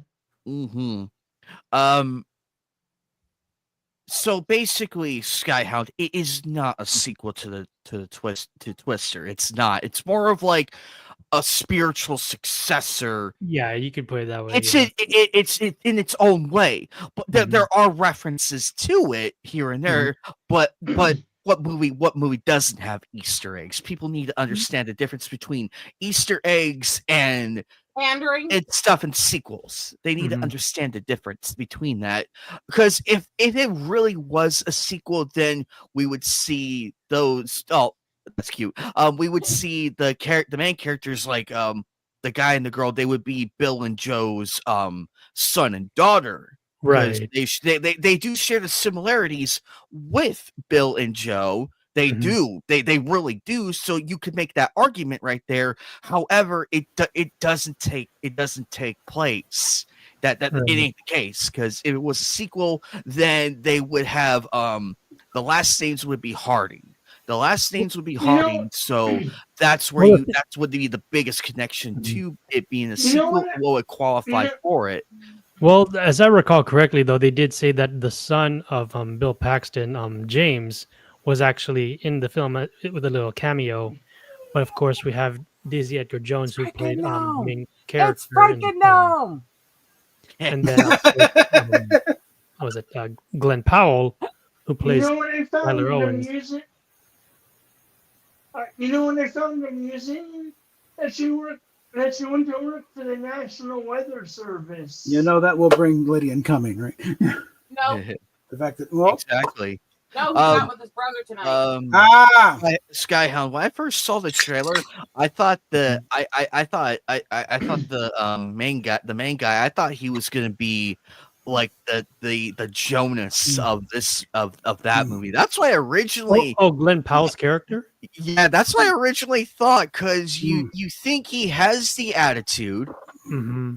but when I fully sat and watched, I didn't get. I'm happy to be. Oh, those are so cute. I'm happy to be proven wrong of that. I was very happy to be proven wrong. I'm like, okay, I was wrong about this. This is not a Jonas successor. This is a Bill Paxton successor, because Mhm. Bill is crazy sometimes in Twister, and you see that here as well with that character. Mhm. And I also like their family. Well, actually, Well, when you get to the character of Kate Carter, played by Daisy Edgar Jones, you can say that she is a bit like Bill and Joe to an extent, because when you get to the part where Tyler does meet Kate's mother, and then they're both kind of sharing stories, you hear references to the previous film, and like the personalities and mannerisms of both characters, not to mention Kate's character. They do mention, or at least someone mentions, a particular line that in the first film, when Bill comes back, the old crew's going like, hey, welcome back, Bill. And then Bill's like, I'm not back. yeah, that was a funny scene in that movie, and oh man, I liked it though. I liked it I though like how she because joined the YouTuber crew at the end, and they had that fancy truck. Uh-huh. actually that truck is actually a nice successor to the Dodge Ram. That's Okay, actually I agree. that's I actually remember a that. nice successor to that, and I'm like, you know what? I love it. I'm Uh-huh. not mad. This is perfect. The I imagine if this was really a sequel, I imagine Bill really driving that truck. I could just see him driving that truck, like just going all out and everything. But I will say her character though, she is heavily inspired by Helen Hunt's Joe. You could see it in the when they're at the bull ring and everything. You could see the outfit she was wearing, and it's like you put two and two together. Now Yeah. I see where people get the confusion that she is Joe's daughter. Now you can make that argument, and I won't disagree. It's a solid argument. It's a very solid argument. But it just depends on how you go into the show, into the movie, and watch it. For me, it's more of Maybe like maybe it was, and she never technically. They never show her father. well, Well, I mean, the thing is though, when the film does start, she was young, and then she was with her her boyfriend, as well as other college colleagues, I guess you could say, when they were trying to test out that last Dorothy, and then the fact that one of them actually survived and realizes She that the storm survived. Was pretty the- much wasn't what she it and was. the tech guy were the only survivors. That's correct. Yeah. I mean, I like, again, the references were good and all though, but the fact how they tried to make it like its own separate thing, I actually applaud them for doing it in that manner, to be honest. Well, when you got it's that long between that and the sequel, it better be able to stand on its own. There's gonna be a lot of people who never saw the original. Hmm. I might at some point again. So it's like, yeah, the Easter eggs are nice for those who saw the first movie, but if you never saw it, They wouldn't get the context. they That's wouldn't true. get it. So it's just it's wasted space. Funny thing, Eagle. We mentioned earlier that the first Teenage Mutant Ninja Turtle film turned 30 today. I mean, within its 35th anniversary. Sorry, no, 30th. I think. Bodacious. Actually, speaking of Teenage Mutant Ninja Turtles, the cartoon ones are coming on by. Hey, give me a second here. And Rob Paulson's gonna be there. Paulson's been in everything. Cam Clark, Townsend Coleman, and Barry Gordon. Gosh. He plays Bebop, Donatello. Oh, one of my stitches. Oh, actually, It's a cute one. actually, Townsend Coleman. I didn't realize he voices the Tick. That's actually pretty cool. Oh yeah, that was. Oh, that's something new. Now I'm debating the Naughty one's face of the now I'm debating on what autograph to get now. I mean, I do have my When's that budget. for again? Huh? Which one's that? Which convention is that for again? It's for Game On Expo. Hi Stitch. It's Game On Expo. We have it every year over here in Arizona. It's one of the big four. We have four out here. Actually 5. We have we have Fan Fusion, which is coming in June. That's the mainline one. Game On Expo's this Friday. We had Anime Arizona this month. That's a bit of a heap. And Con is in January, but I never go to it because it's Christmas and everything, and I don't have enough time to plan for it because we're always so busy around that time. I never been to it. Oh, the mound go flushy. Bless you. And finally, Sabotin Con. Sabo, I want to go at some point. Oh, look, oh my dear baby Jesus. You know what's sad is how many of those are Stitch related, and there's like 6 more Hello. Stitches in the pile behind me Yeah. that I haven't gone through yet.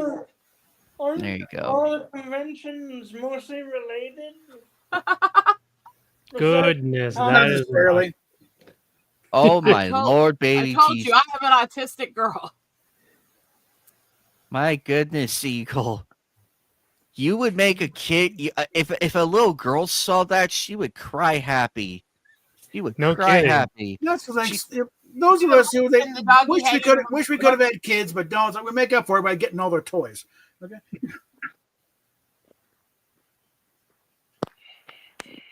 You know what's scary also? Look at that pile. How much of those are Stitch, Gnome, Red Panda, or nerd culture related characters? You take that and all of the monkeys out, and it's mostly stuffies. Oh, and there are several dragons, but yeah. I have a big dragon. I have one that's actually about 6 feet long and wider than me. The big winged body pillow, basically. And then I have one that's about 2 feet tall that actually, when you squeeze it, will roar and eyes light up and stuff. I'm glad you're able to come. I'm glad you were able to show up and have a little fun with us. I swear I don't It's have a Sonic! problem. Sonic. Mm-hmm. I see Sonic. Who's the other one? Her Chimera toy from Spy Family. The Chimera. That's right. Yes. That- yes. That's Anya's plushie, Mhm. cute little plushie that she has. And Anya's right there. Yep, Oh, smiling. while you have me big on screen here. Mhm. While you have me big on screen here. Do you see what I did to my diabetic and medical case? A lot of stickers. It looks like a 12-year-old's laptop. What the hell? I guess you can put it that way. And what are all of them from? By By Venice. accident. Yeah. It does make it really easy to tell which side goes up when I set it down, so I don't accidentally spill the stuff out of the slots. I mean, Eagle. just Oh, look yeah, for all the stickers. I just realized though, Enemy Night, that a particular YouTuber, Smash JT, is also attending. Really? Yeah, I just took a look. All right. Oh, wait. Eagle. Wait. What was Kermit That saying? show is on my list. Yeah, Well, watch it. Enemy Night is attending Game on Expo. I just was looking through the guest list. I would And- recommend to Kermit. One second, I'm going to respond to his statement there.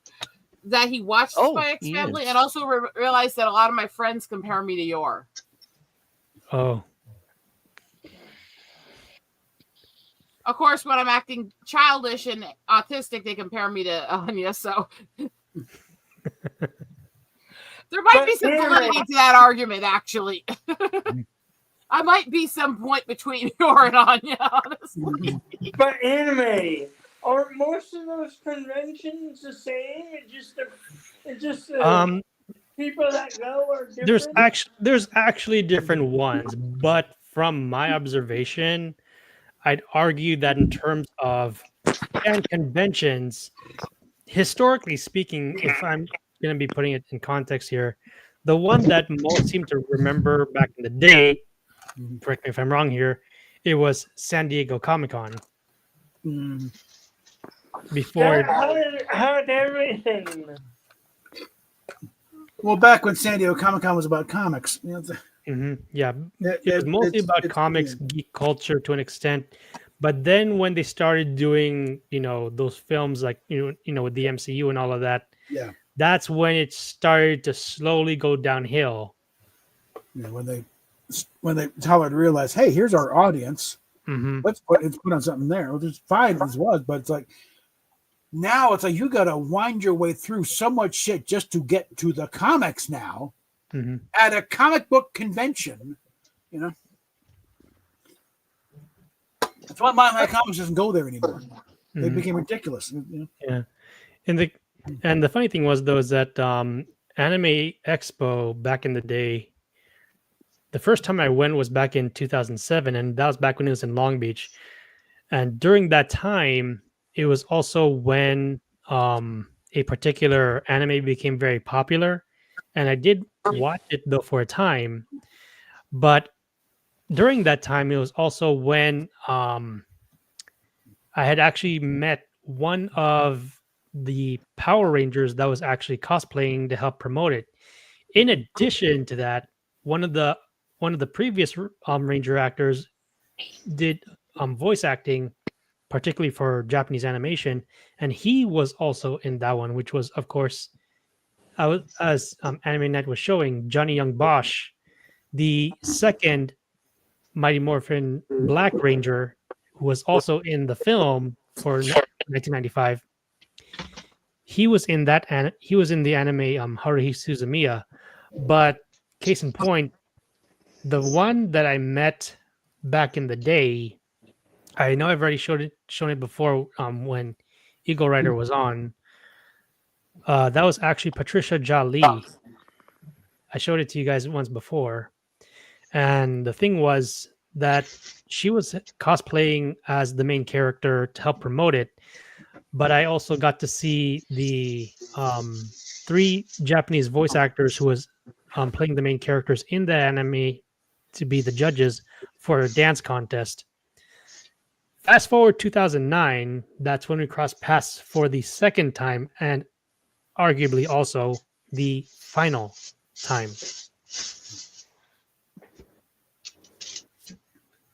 Just imagine what would happen if Amy Jo Johnson showed up in Pink Ranger. Oh my gosh, that line would be long. However, in defense, Cap, Mhm. when I have spoken with Nakia Burris as well as Catherine Sutherland, who of course Catherine Sutherland I also met.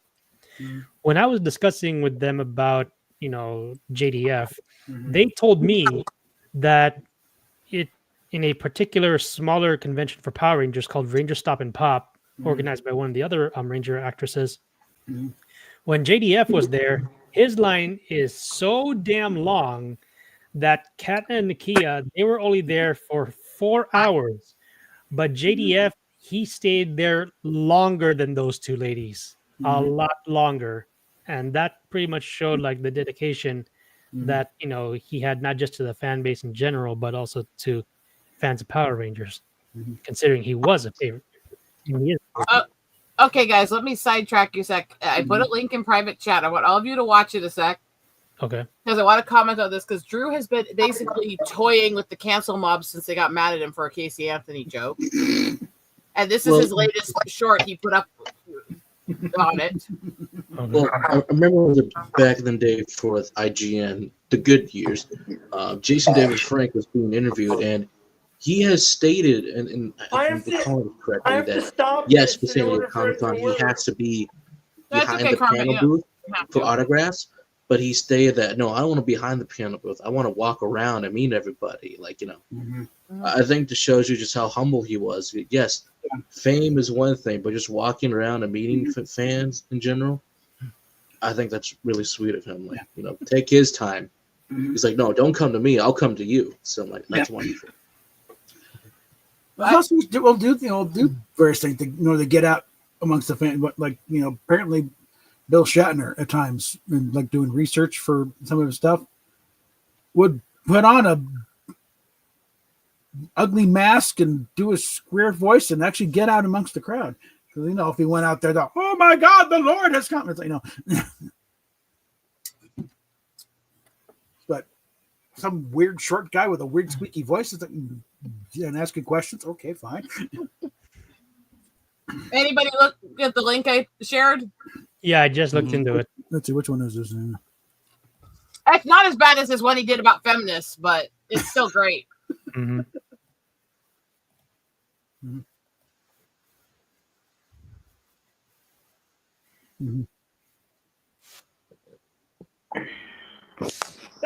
That was pretty good. He's really been smucking with. Okay, so a couple weeks ago, he did a really dank joke about Casey Anthony, which basically everybody I know loved the hell out of. And he started getting really gone after by the cancel mobs, telling him that was too inappropriate. How dare you? And he's basically ever since then, he's been absolutely just schmucking with them and posting video after video that's known to piss off the cancel mobs. You don't get to disrespect my property, and you don't get to kick my car.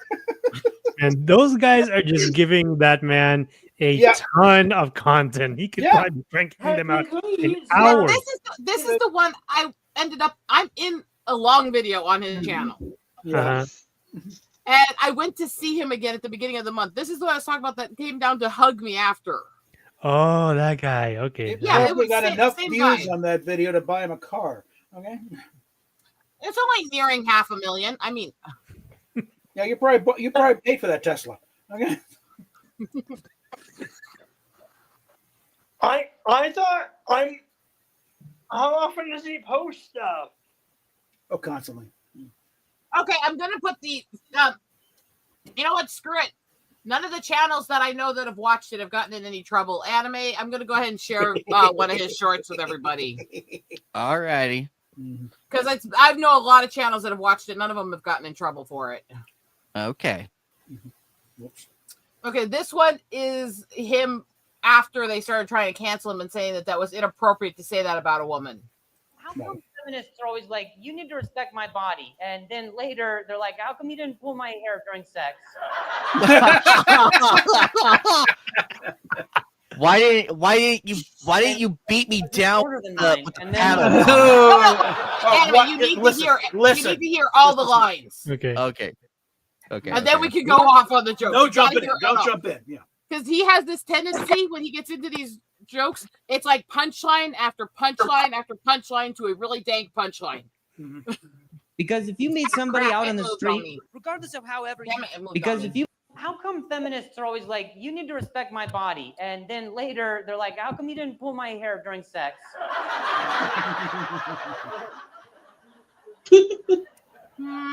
And then you're like, because it's shorter than mine. And then she's like, I was talking about my armpits, and she's like, why'd you come so fast? And I was like, you look like the guy who moved me. You know, feminists. Oh my god! Wow. Yeah. He's like, don't get in the way. Don't get in the way of the bit. Oh my gosh. So for the guys here, I'm going to replay the video that got him in all the trouble that started him egging on the cancel mobs. Wow. Bob's already giggling because he knows this video. And he likes Casey it. Anthony, the woman who drowned her 2-year-old daughter, allegedly, this one, yeah. and was somehow found innocent, posted a video recently. Gross. And in the comments of that video, people are talking about how hot she is still. Gross. Yeah. I don't know about you. I don't trust a damn thing out of that woman's mouth. So as soon as I saw that video, I muted it.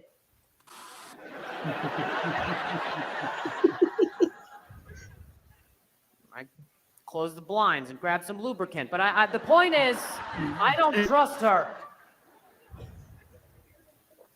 It's the first 3-minute video I finished in 40 seconds. I'm not proud of it. It's gross.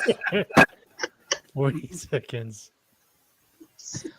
No, I'm joking. I didn't jerk it to Casey Anthony. That's what she would have wanted. Just a keyboard with a pool of dead babies, you know. And that's why the cancel mobs are harassing him. Oh, they're the Casey Anthony sympathizers. Oh, they're trying to claim that somehow is disrespecting what happened to the kid. It's like, no, it's not. No, it's No, it's highlight- fucking not. It's highlighting what happened to the kid. You're going over her, but hey, what more clearly? I'm sitting there going, that is dank and beautiful and hits and actually makes sure people don't forget this child. All in one beautiful, inappropriate swoop. I fucking love it.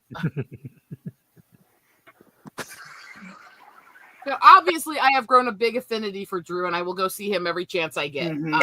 Nice. Tomorrow night is a little bit more interesting in some regards because this is a comedian that's only done a few shows in the U.S. before. To those who know much about him, he got his celebrity status as a comedian by going viral for a video of him joking with somebody in the audience with Tourette's. Who is it? I'm getting there. And since then, all the people tried to cancel him when that video went viral, saying you're being so mean about people with Tourette's. But all the people with Tourette's started going to his shows in mass to support him and watch him and interact with him. To be a So now part he's of the got show. entire dialogue boxes and video upon video upon video of him interacting with people with Tourette's in his shows. His name is Luke Kidgel, and he's an Australian comedian, which tells you what kind of language he uses.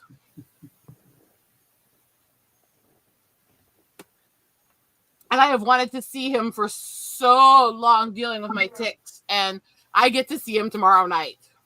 Nice. How do you spell his last name?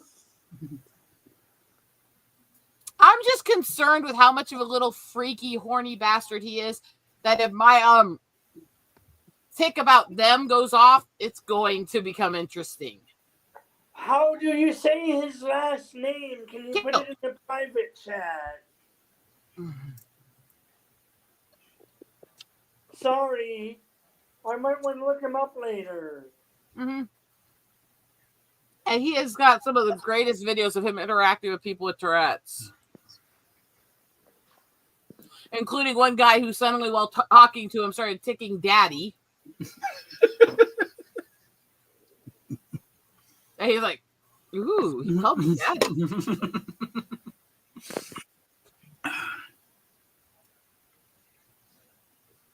Or the girl who ticked 2-inch Punisher at him, and his response was, "That's the nicest thing anyone's ever said to me."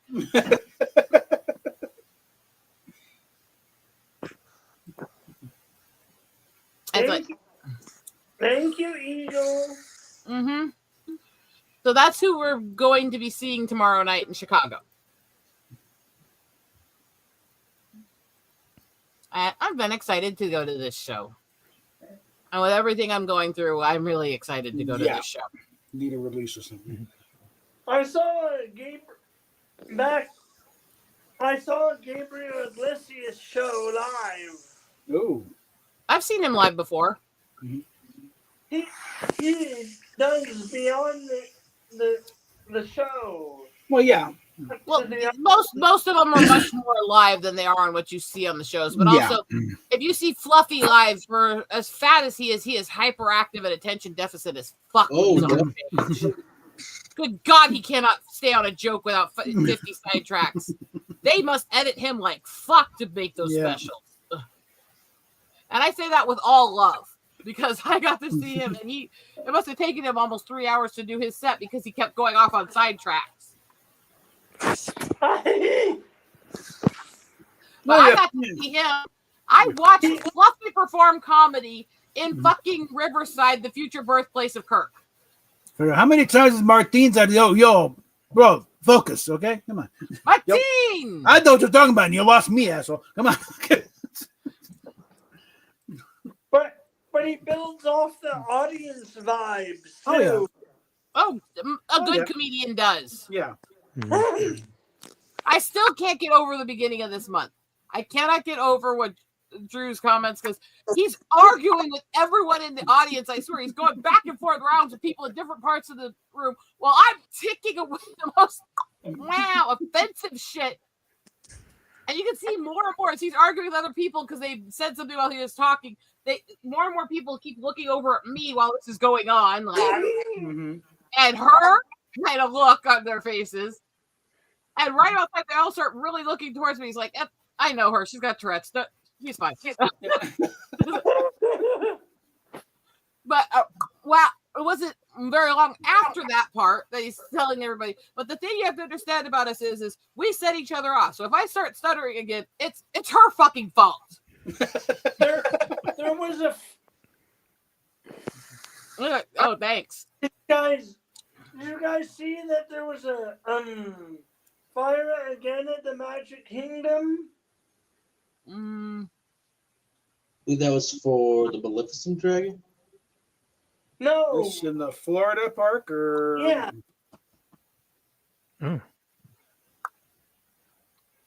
Very recently.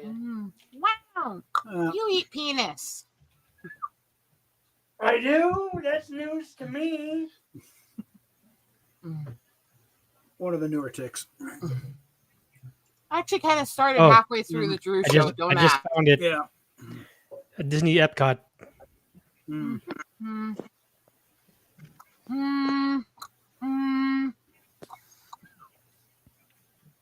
Imagine they got it. My boobs are huge. They've got their own fire department, so imagine they got it really quickly.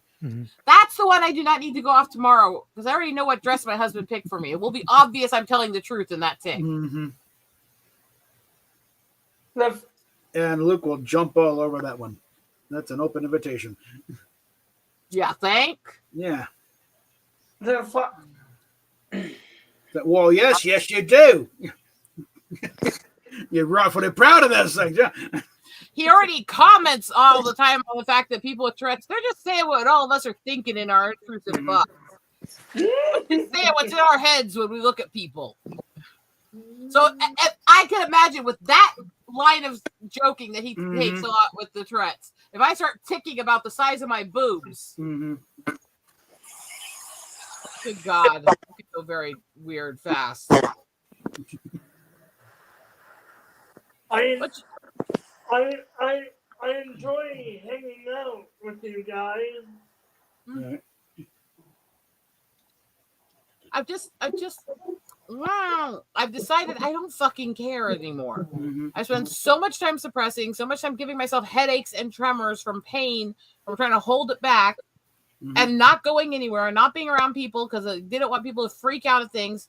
I don't fucking care anymore. I'll go to every damn comedian I want to because I like comedy shows, and I don't care if they make videos out of it. I'll go to every fucking place I want to go, and if people focus on it, make videos of it, talk about it publicly, that's their fucking issue. I'm gonna have fun. Oh, let it get around. Certain comedians, oh yeah, we do that. You know, that's her. Yeah, send tickets. Hell, I want to go see Jimmy Carr. If it gets around to him, he'll give you a front row seat. Oh yeah, I've heard about you. Yeah. I heard about you. Your name is Eagle Rider. You appeared on on Anime Night's channel. Nights Oh, the yeah, Anime yeah. Table. You're his co-host, are you not? I'm a crazy bitch who puts up with all you fuckers. I mean, Sure, it's not the other way around. Don't go on no more. Sure, I'm you not said- so terrible to deal with. Most of the time. Unless, I say that- of course, if we involve a gnome. If we involve a gnome, I was maybe. going there actually. I say that after the weekend I had with the gnome, I was so ticky that I couldn't stop hitting him all weekend in ticks. Including one of the points I started ticking, gnome here, like 20 times. And when he finally walked towards me, I just started tick hitting him over and over. The was level of was patience excited. he has is I'm appreciative of him. Chicky was excited. She finally had her gnome. Yeah, she could do more than just insult him now. Now she can physically abuse him. No, the crazy thing is that whole weekend of ticking it, insult after insult, hit after hit, all my issues. I was in severe medical state that weekend. Everything. He still wants to come over and spend more time with me. He's still trying to figure out how he can come make a longer trip to come visit me more, and I can make a trip to see him. It's like no, it didn't phase him at all. He's like, oh well. Eagle, I'm Yeah? sorry about your loss in your family, by the way. Thank you. I'm right now trying to distract myself just a little bit. So I've been working on my photos for days. I've been like hyper consumed editing photos, haven't I? Oh yeah.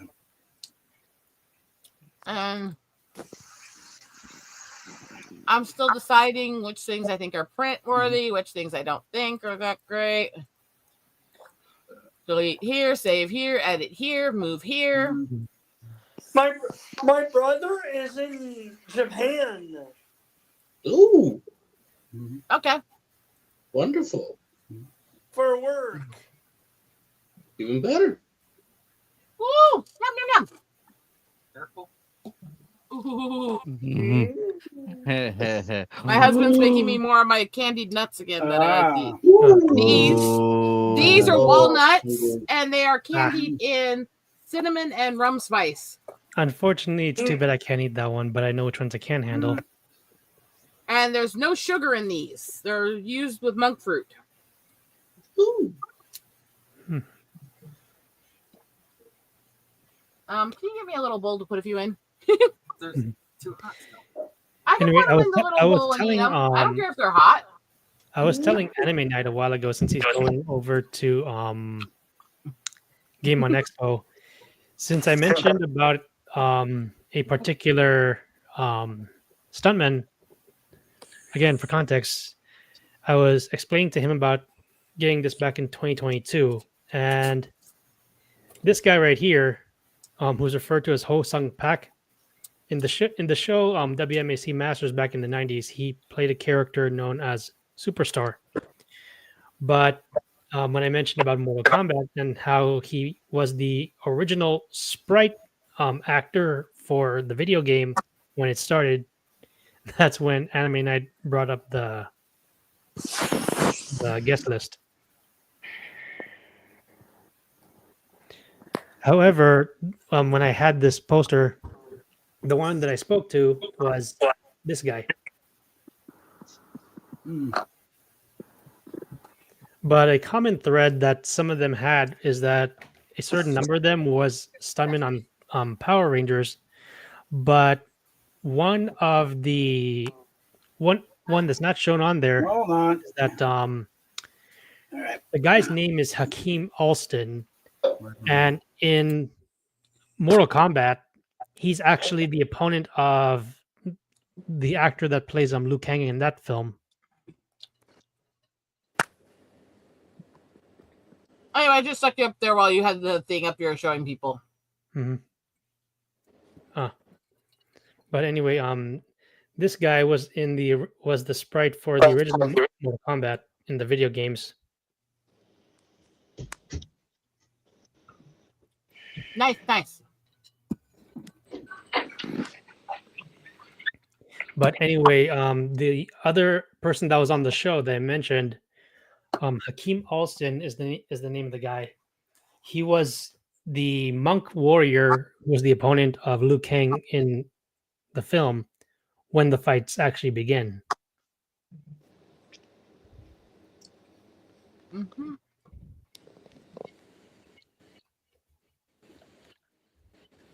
Sorry, I've been kind of crashing all day. That's all right. But anyway, this was actually the book that I had Eric Betts sign, the guy who gave me that poster. And the thing was that what was it? Oh, I forgot to mention. It wasn't just him. What was his name? Oh yeah, it was Chris Casamassa, who is who was the instructor of the late Jason David Frank. He was also on the show known as Red Dragon, which is his symbol right here. And most people obviously recognize him as Scorpion, but most don't know about this show, but they know about the film because he was in it.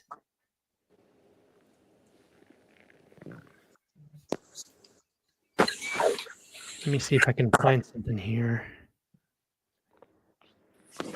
Oh, right here. That's him when he was younger.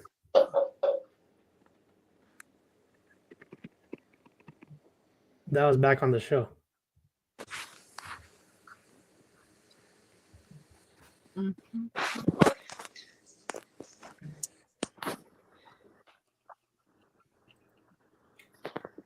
I do recall though that when I was on YouTube one time, JDF did actually get a chance to talk with him once on a live stream. I do like Eagle. I do like hanging out with you when you're doing pictures in the actual lot. Okay. Backstage. Let's let him finish what he's saying, but thank you. Thank you. Otherwise, it gets a little bit boring for me. Okay, let's let him finish what he was saying. Sorry. That's okay. I tend to do that, Sky. That's all right. It happens. I mean, I try to wait for the most part. You can tell that by now. But the thing is that every time I look back on some of the shows that some of us tend to watch and cherish, it occurred to me that while it is timeless for most of us, the ones that keep pretending to think they know better than us tend to often prove the point that they don't.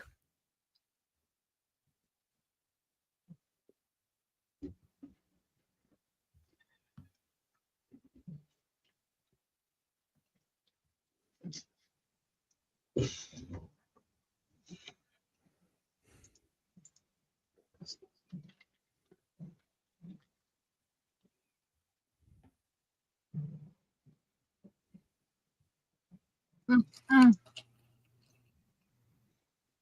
So how things been going over with you?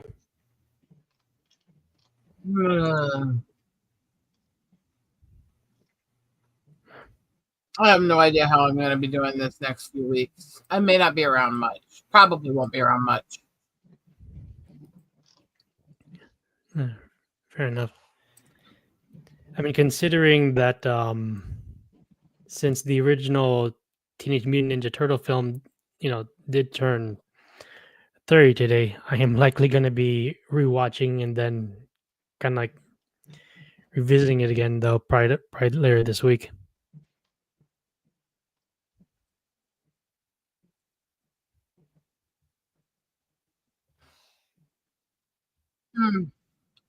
Well, 1 second, I do so. Mhm.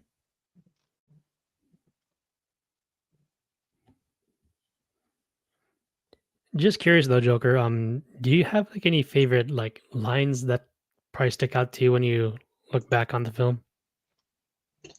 Um, um, actually, yeah, a few of them that yes, because it could be depending on what a character said. That could be within the moment that you reflect upon yourself, or you could say, ironically, that just became true these days for like one or two of them at most. Mm-hmm. I mean, Like I think I about think the about it, the line one from Toy Story that. 2, at least, when you think about Mhm. when Prospector Pete is like, when he's defeated, it's like they're all gonna forget about you and abandon you. I still think about the stuff that like, oh shit, I don't have some of the stuff that I used to have no more. Or I just reflect upon the past. I'm like, Jesus Christ, I'm old, and I'm looking at all these kids outside. I'm like, there's no one outside no more. Back in my day, I used to be outside playing, literally with my toys. I would bring out Woody and Buzz with me, and I would just play with them in the sandbox, or I just used to run around with them, or a few other things. I'm like, damn, I miss that. And all I see are kids with outside playing with iPads or Samsungs. I'm like, I do. wow. Funny thing is, I actually recall this one meme. I can't seem to find the link to where I came across that article with all those different memes and all that. But there's one in particular that got me laughing so damn hard, and it had to do with a comparison of the so-called zombie apocalypse. And on the top, it showed like the usual typical zombie, and then on the bottom, it said on the bottom the real zombie apocalypse, and you see a bunch of later generations on their smartphones in a line, and I'm like, that is so true. Ironically,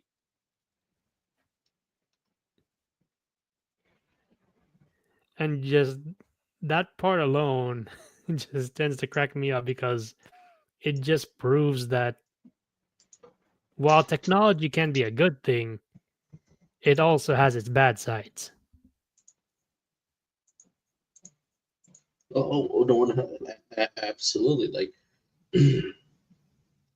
what was it? I was watching something recently that the lines. Oh god, I can't remember. It was something about this line stuck with me, but I can't remember. Like it was a good line, but I think the line from Gladiator, like the final line that Russell Crowe's character says about like Rome, the freedom, but the people back. I think that really sticks with you at the end of not just what he goes through, but what the audience goes through. Like he's finally able to avenge his wife, his son, but can that dream stay alive for the people? After all, he's became Maximus the Merciful. Even the star of the film, he doesn't tell about fame and glory. He just says, "I will be home after this with my wife in the wheat field." I'm like, I think that sticks with you. Truthfully, what he's gone through at the end, it makes his final speech worth it after he dies. I think it's very poetic.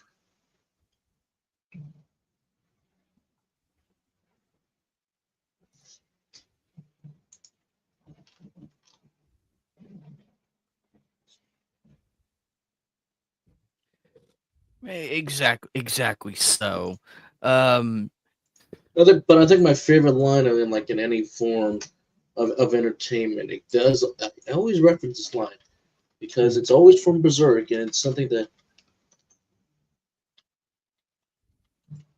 from the 97 adaptation. Because I think this is so true on what he says about where is it? Where is it? Right here. Where is it?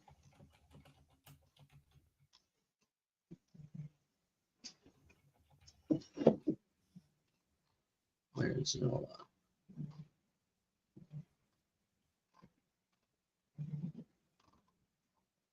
Come on, give me. Goddamn, where is it at?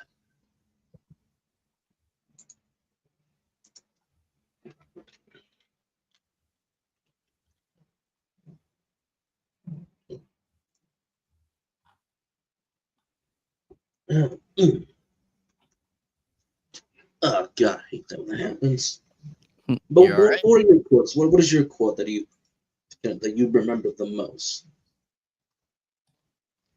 In terms of any show, Anything, show, manga, light novel, video games, you name it. We're open the boards for everything. Open the door for everything.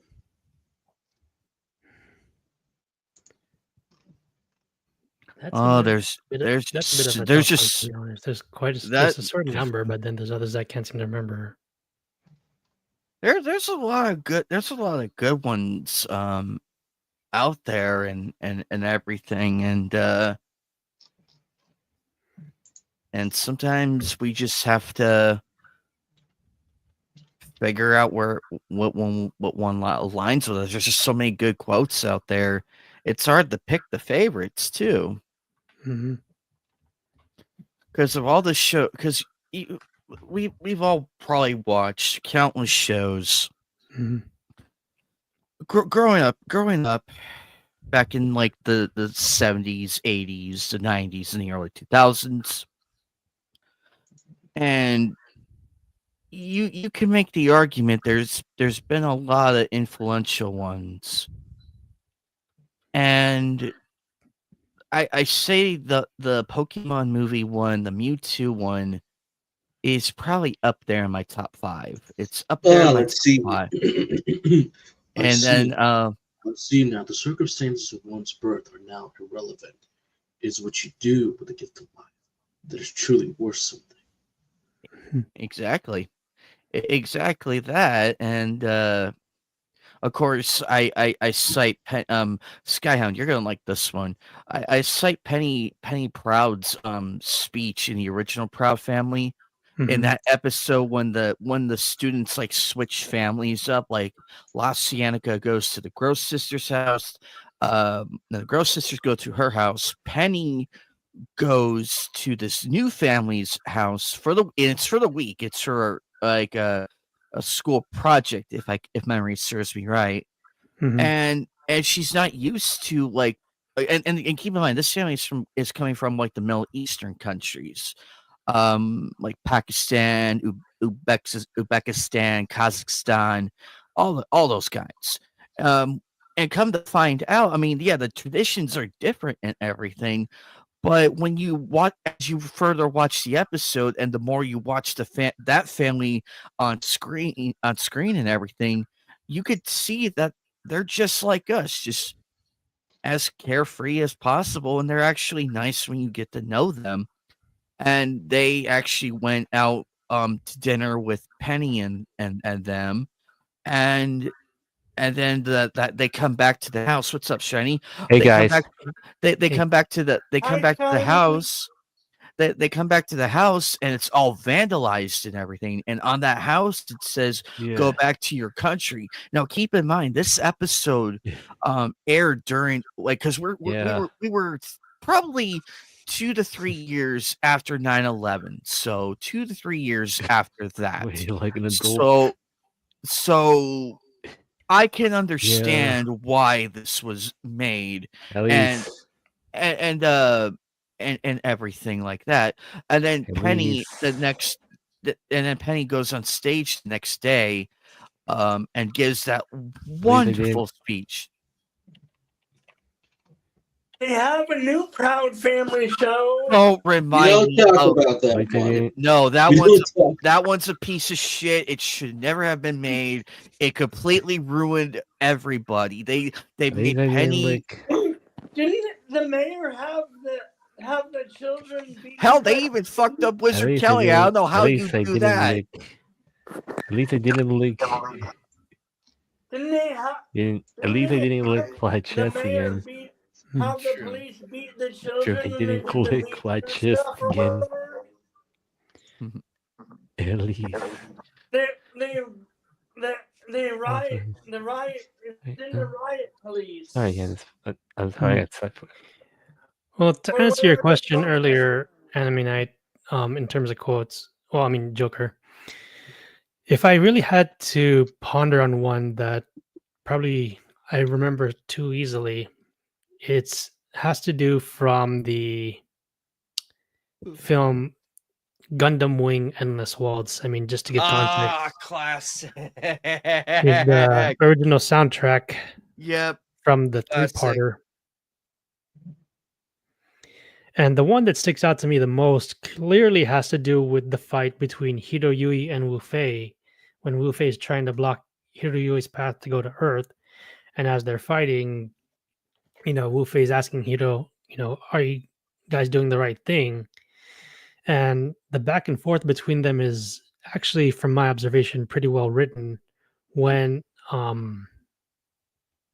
to put this, Hiro tells Wu Fei, soldiers fight to gain a sense of peace, believe in the world we live in today. When Wu Fei replied back earlier that although all enemies were defeated, Earth did not change one bit.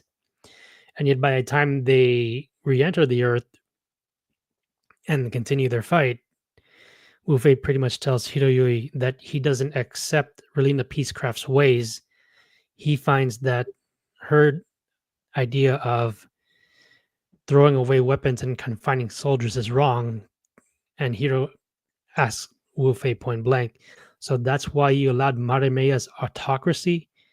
And Wu Fei is pretty much being really stubborn at this point. And Hiro pretty much presses on, telling him, that may be okay for now, but Marimeya will end up repeating history, the history full of miserable battles. Unless we stop this process now, more soldiers like ourselves will become necessary. If that happens, history will continue to repeat itself. And what he's basically pointing out is not just Wu Fei's hypocrisy, but the fact that since he has an odd way of perceiving weakness in others, especially when it comes to fights, he doesn't realize that despite him, Wu Fei defeating Treize Koshiranada at near the end of the series, that he still is unable to move on from the fact that the way how his perspective of weakness is actually flawed. I can match that quote actually. Finally, from the 97 anime Berserk. Sure, you can do the whole Griffith's dream speech, but this part, before he gets into the meanings of the dream, it is this. Yes, it is true. Men possess a side that is barbarous, that you have observed, but it's also a double-edged sword. It can be a tool for winning precious things as well as protecting them. When you think about Berserk, especially during the Golden Age arc, before the Black Swordsman, before our true introduction to Guts, you see the origin of how everything started.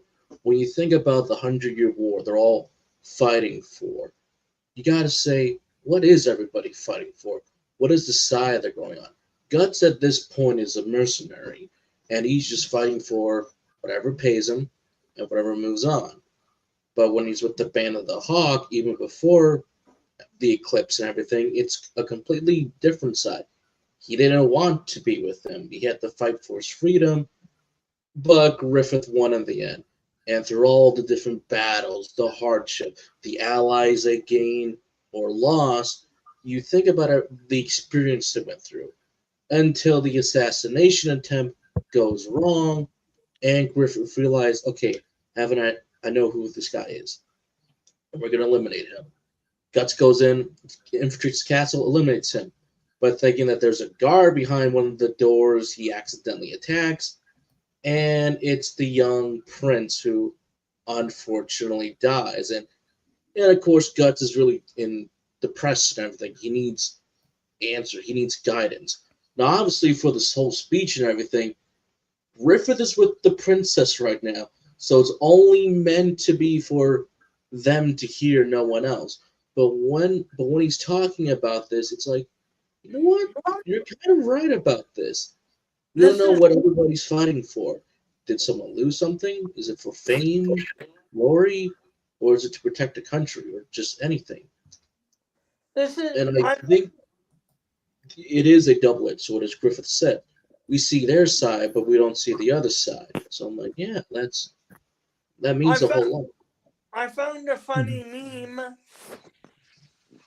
on Twitter. It's a picture of Hello Kitty bathroom, and it says, "Go ahead, take a Hello Shitty."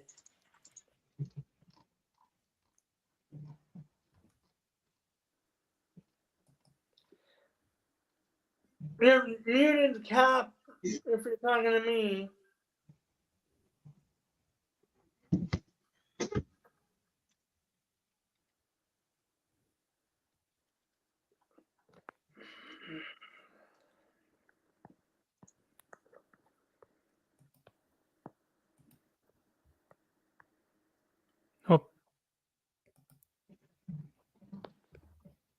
Cap, you're muted.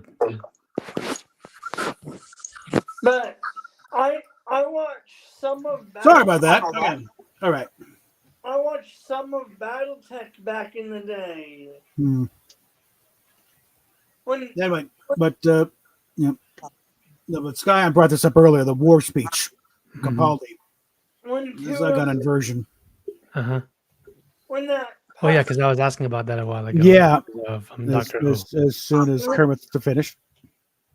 When that pilot married that other woman, I found it amusing that they had to live in the pilot's bunk rooms. That must have been awkward because their rooms are very thin. And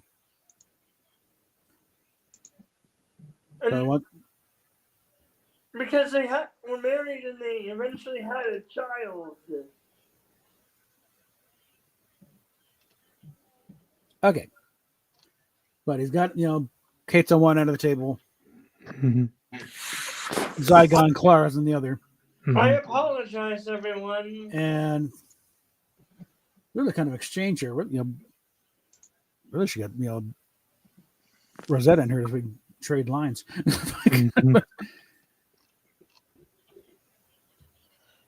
But setting up, like, ooh, Matthew, the art is returning as Stu in Scream 7. Actually, I just found the clip though when I was thinking about it. Yeah. But why did I hear my name as I was putting the headphones back on? Well, it's like it's really more of a the exchange back and forth. The doctor and this Clara Zygon here. Did you hear me though? No, I just heard Bob say my name. That's all. Want to do line readings? I'll send you the link. God, no. Sorry. Not trying to demand. You love it. It's not fair. Oh, it's not fair. Matthew Lid. I do say it's not fair, sir. It's not fair. I do say it is not fair. It's just a little weird when I'm doing Matthew Lid is turning as Stu in Scream. Just let it go for now, Kermit. Let them go. Let them do their stuff. I'm sorry, guys. Everyone. You're okay. All right. You know, I just remind you every so often when you miss cues because we all do at times. And I don't want to be rude about it, but it's like, this is now the fifth time I'm trying to get going here. You notice how I don't try to plow through anymore. And you're still plowing through. Okay. No, I mean when I can't talk Mhm. as much. All right, Bob, go ahead. Okay, so that's that up here, you know. This one we've all been waiting for. Make your minds up now. All of those buttons will destroy the Zygons, release the imbecile's gas. The other one detonates the nuclear warhead under the Black Archive. It'll destroy everyone in London. Bonnie, sweetheart. One of those buttons will unmask every Zygon in the world. The other one cancels their ability to change form. It'll make them human beings forever. Normal. All right, guys, back. So, All right. anyways, so we were talking about TV shows, right? Yeah, we were. Yeah, Cap mentioned about the part that I was trying to figure out. It was the whole war speech with Capaldi on Doctor Who. Which I'm trying to read. Yeah. So, anyways, I'm trying yeah. to get people to listen to you. This is now the 5th time I tried to get Anyways, started here, and I you know, finally there's a rolled. lot of shows that left as a cliffhanger. A Mhm. lot, to be honest. Like I could tell a few examples, like Sherlock Holmes in the 22nd Should I go century. check on dinner here at this point? It's like, you know. Guys, let Bob do his thing before he has an aneurysm. I've seen him when he gets like that. Fair enough. Yeah. Try one more time, Bob. Reminds of a scene, the actor up there doing a scene, and the guy in the front row reading along, mouthing along with a script. The actor draws his sword, whips the script out of his hand. You're here to watch me, not judge me. Okay. That said, one of those buttons will destroy the Zygons, release the imbecile's gas. The other one detonates the nuclear warhead under the Black Archive. It'll destroy everyone in London. Bonnie, sweetheart. One of those buttons will unmask every Zygon in the world. The other one cancels their ability to change form. It'll make them human beings forever. Normal. There are safeguards beyond safeguards. I did this on a very important day for me, and this ceasefire will stand. This is wrong. No, it's not. You're responsible for all of the violence, all of the suffering. No, I'm not. Yes, no. Yes, you engineered this situation, Doctor. It's your fault. No, it's not. It's your fault. I did what I've done. So did I. We've been treated like cattle. So what? We've been left to fend for ourselves. So's everyone. It's not fair. Oh, it's not fair. Oh, I didn't realize it was not fair. Well, you know what? My TARDIS doesn't work properly, and I don't have my own personal tailor. The things don't equate. These things have happened, Zagella. They are facts. You want cruelty to be a cruelty. You're not superior to people who've been cruel to you. There's a whole bunch of new cruel people. A whole bunch of new cruel people being cruel to some other people who will end up being cruel to you. The only way anyone can live in peace is if they're prepared to forgive. Why don't you break the cycle? Why should we? What is it you actually want? War. Oh, right. And when this war is over, when you have a homeland free from humans, what do you think it's going to be like? Do you know? Have you thought about it? Have you given it any consideration? Because you're very close to getting precisely what you want. What's it going to be like? Paint me a picture. Are you going to live in houses? Do you want people to go to work? Will there be holidays? Oh, will there be music? Will people be able to play the violins? Who's going to make the violins? Well, you don't actually know, do you? Do you get it exactly the way you want it? What are you going to do with the people like you? The troublemakers. How are you going to protect your glorious revolution from the next one? We'll win. Oh, will you? Well, maybe. Maybe you will, but nobody wins for long. The wheel just keeps turning. So come on, break the cycle. Why are you still talking? Because I want to get you to see, and I'm almost there.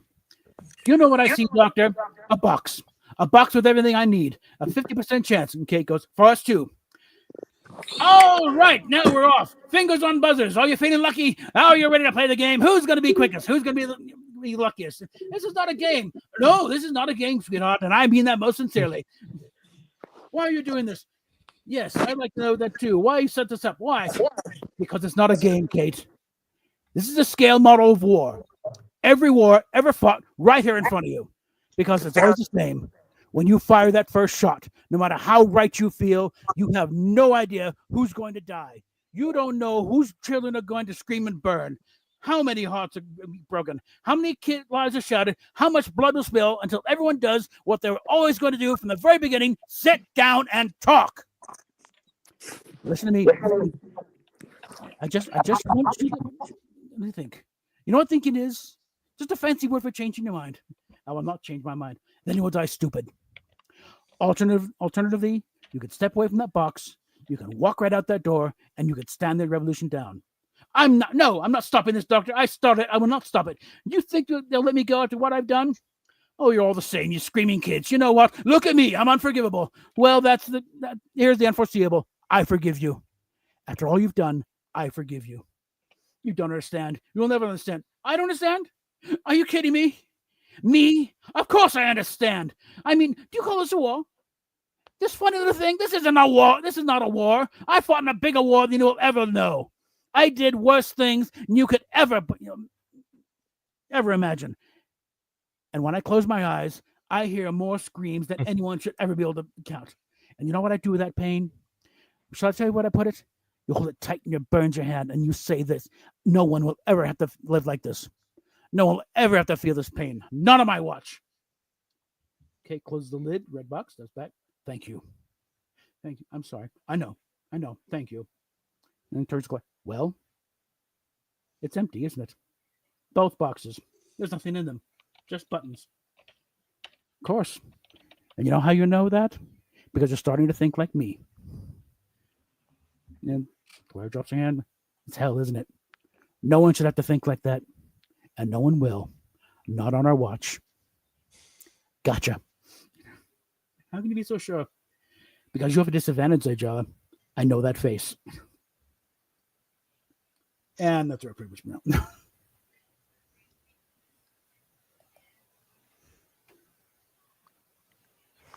Okay. Well, Done that rambling. Yes. Well, that definitely explains everything. Mhm. That was too long. Be nice. Be nice. Mhm. That's all Excellent. I'm going to say. I liked it. I Mhm. apologize, Mhm. Bob, if that Yep. was offending or anything. That's about how long the scene was. So sorry, I can't see things up. Mhm. I actually skipped a bit. I actually asked Yeah, I was on watching the the YouTube video so chat, long. Mm-hmm. chat how long it would be. I don't Here's, tell the, here's the thing. as long as it takes. His ramble, I can sit there and nitpick parts that I disagree with, parts I agree with, but the overall is war has to be the only resort to stopping true evil. There's no other reason for it. Yeah, In summary, yeah. but that better be a Because- damn, reason for it. Otherwise, it's like Mhm. War is hell, and there will always be innocent bystanders who are hurt by it, no matter how careful you try to be. Doesn't matter which side starts it, though. Life is still going to be lost as a result. Oh, it definitely will be. There is a point where you cannot allow evil to maintain what it's doing. Mhm. But that point has to be one of the hardest things to ever reach in all mankind. Mhm. It can't be a lighthearted thing. It can't be, oh, I disagree with your structure, so I'm going to destroy you. That wars have been started for less. and Yes, they shouldn't have. That's true. That's the point. and that's wrong. How many innocent? Look, let's look at my background, my lineage, because I am Lakota and Cherokee. You know, those two tribes were warring and fighting with each other for over 600 years. And what it amounted to was one tribe was hardcore on honor code and never speak to the rebels and the exiles. And the other made peace with them because they didn't want to fight. Well, I get that they didn't want to fight. And I also get the side that didn't want to have anything to do with somebody who would sign peace treaties with people who were exiled for violent sexual crimes. But in the end, what both sides were doing was trying to protect their own tribe, and they warred over it because they both found each other too extreme. For over 600 years until you fuckers showed up, and then we decided we didn't need to fight with each other anymore. Was it continual fighting, or were there years of peace? Well, off and on. You can't. When you're not an industrial nation, you can't really keep it up that long. And it wasn't war by today's standards. It was constant hatred to each other. You got to take a It break. was if you run into each other, you fight. When people talk about the wars of the tribes, That's not the same as the industrial wars. Tribal wars were you have your enemies, you have your rivals, you run into each other, you fight, you war. Every so often, one of you will raid one of the others because you hate them so much. But generally, you were just trying to survive in your own places. Yes. And generally, you left the wars to the stories. Well, it's like the 100 Years' War. There wasn't constant fighting the whole time. You got to take breaks once in a while. And for nothing else, get laid, have some kids for the next set of that. Yeah, and they got harvest to get back to other things like war is rarely Yeah. nonstop. Fuck off. Eat a dick. I mean, if you crammed all the battles together, it'd be like, probably about a couple Yeah. months or so of fighting, but it's like punctuated by long periods where everyone goes back to their thing. And they tell stories of hate or whatever. Yeah, I know. Not even always stories of hate. Sometimes it's just simply we're fighting for what we believe. That's the thing that's difficult with these things. I look at what I just talked about. I apologize. Absolutely. One sec. You don't have anything to apologize Let it for. finish. The point. This is what I was bringing with that example. I absolutely understand how both sides felt. The renegades were exiled. They were kicked out of tribes for violent crimes. Most tribes found it repugnant to be on good terms with them. But I can understand those who felt that they needed the peace treaties with them to prevent violent crime against them, who didn't feel that they had a strong enough tribe to resist something like that. I can understand trying to protect your people from that situation. And I think we got to try to understand each other's humanity, including each other's failings, including each other's limitations. Just because somebody isn't willing to go to war against something doesn't mean they support it. It may mean they don't have the means to fight it. Heart, compassion, understanding, and that's something that's easy to lose sight of, especially when we live in a world that others everyone that's not like us. I apologize if I offended you or anything. Stop apologizing. Don't need to apologize. That's I'm not offended. I'm just explaining my position here. Yep. That's all we're doing. Yeah, like now that I think about it, though, going through the whole quote and all that, if I had to choose another one that is like, one could argue maybe a little bit too simplistic, it has to be from the first John Wick film, where Winston and Wick are kind of like discussing about something because Wick is trying to find the whereabouts of, the so-called son that kind of like, ruined part of his life. And Winston's asking him, is it just going to be is it going to be a personal visit or something else? But when Wick pretty much like outlines, the reason why he's around, Winston pretty much point blank asks him, have you thought about this? I mean, really chewed it down to the bone. You so much as dip a pinky back into this pond. You may find something reaching out to the depths and dragging you back in. Which leads to chapter 2 when word gets around that Wick is back in the game. The gentleman he made the blood pact oath with is calling it in. Like, you came back. I made this request. I hope you get out. And when John refused, his house gets grenaded and everything, and he has no choice but to finish the blood pact. I mean, not to mention the fact that when Winston is telling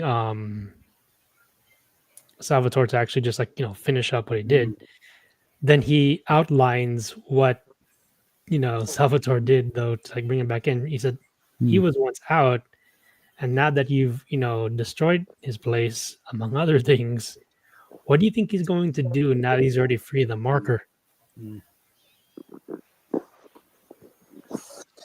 It's all a matter of balanced perspective. It's all a matter of understanding that we don't all have the same experience, the same walk, and all that. And just because we don't agree with or understand somebody else's viewpoint doesn't mean that their experiences don't have a valid reason why they feel that way. If anything, if we think what they're feeling and thinking and promoting is wrong, the way to reach them is not through bullying, intimidation, name calling, or violence. Yeah, it's true. That's not going to ever change anybody's heart.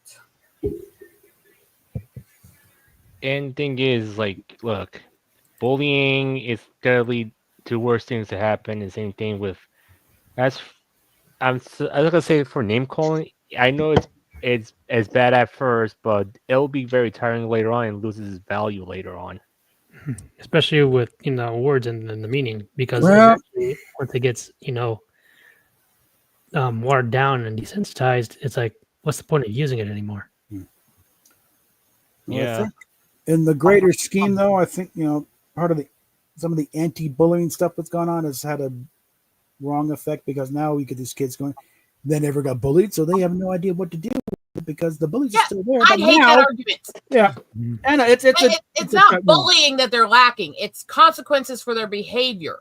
Yeah. If anything, we have more bullies because of the way the anti-bully stuff was done. Because it's not punishing the bullies; it's punishing the people who stand up to them.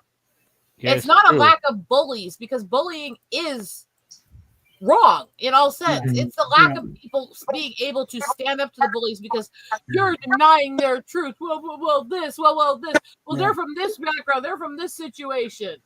I'm gonna tell you this one thing for sure. Like how the system, they say, "Oh, it's okay to punish these people who fight back against these bullies on this stuff." It's like, my God, Again, I'm not insane. It's okay. I've having been the victim of any bully in my year, but I'm saying it's kind of a rite of passage. You have to go through it and learn to respond to it. Otherwise, it's like you get to adulthood, you have no fucking clue.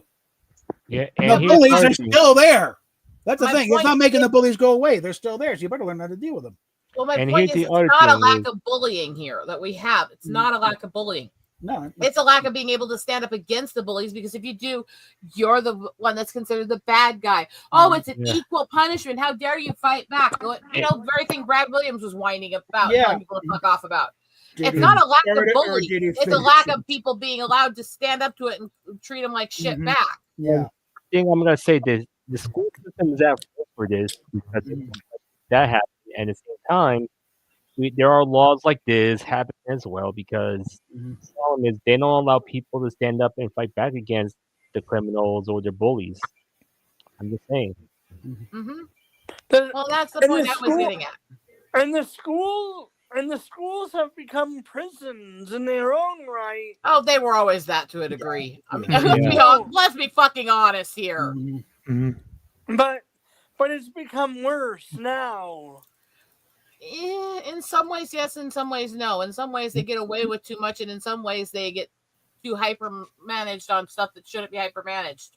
And the It's, thing like, is, it's a weird dichotomy situation. But the schools have always been less about educating us and more about teaching us what they want us to think and how they want us to think. And it's problematic. It's not teaching us knowledge of the past and history. It's teaches, well, this is why these people in history were evil, even though we don't even know what happened there. Yeah, it's been. And we're going to indoctrination teach for a long this as time. scientific fact, but it's actually a theory. It's unproven. It has leniencies in science, but we don't know for sure. There's things that are faulty in it, but we're going to teach it all as fact 100%. And anybody who thinks differently is obviously a flat earther.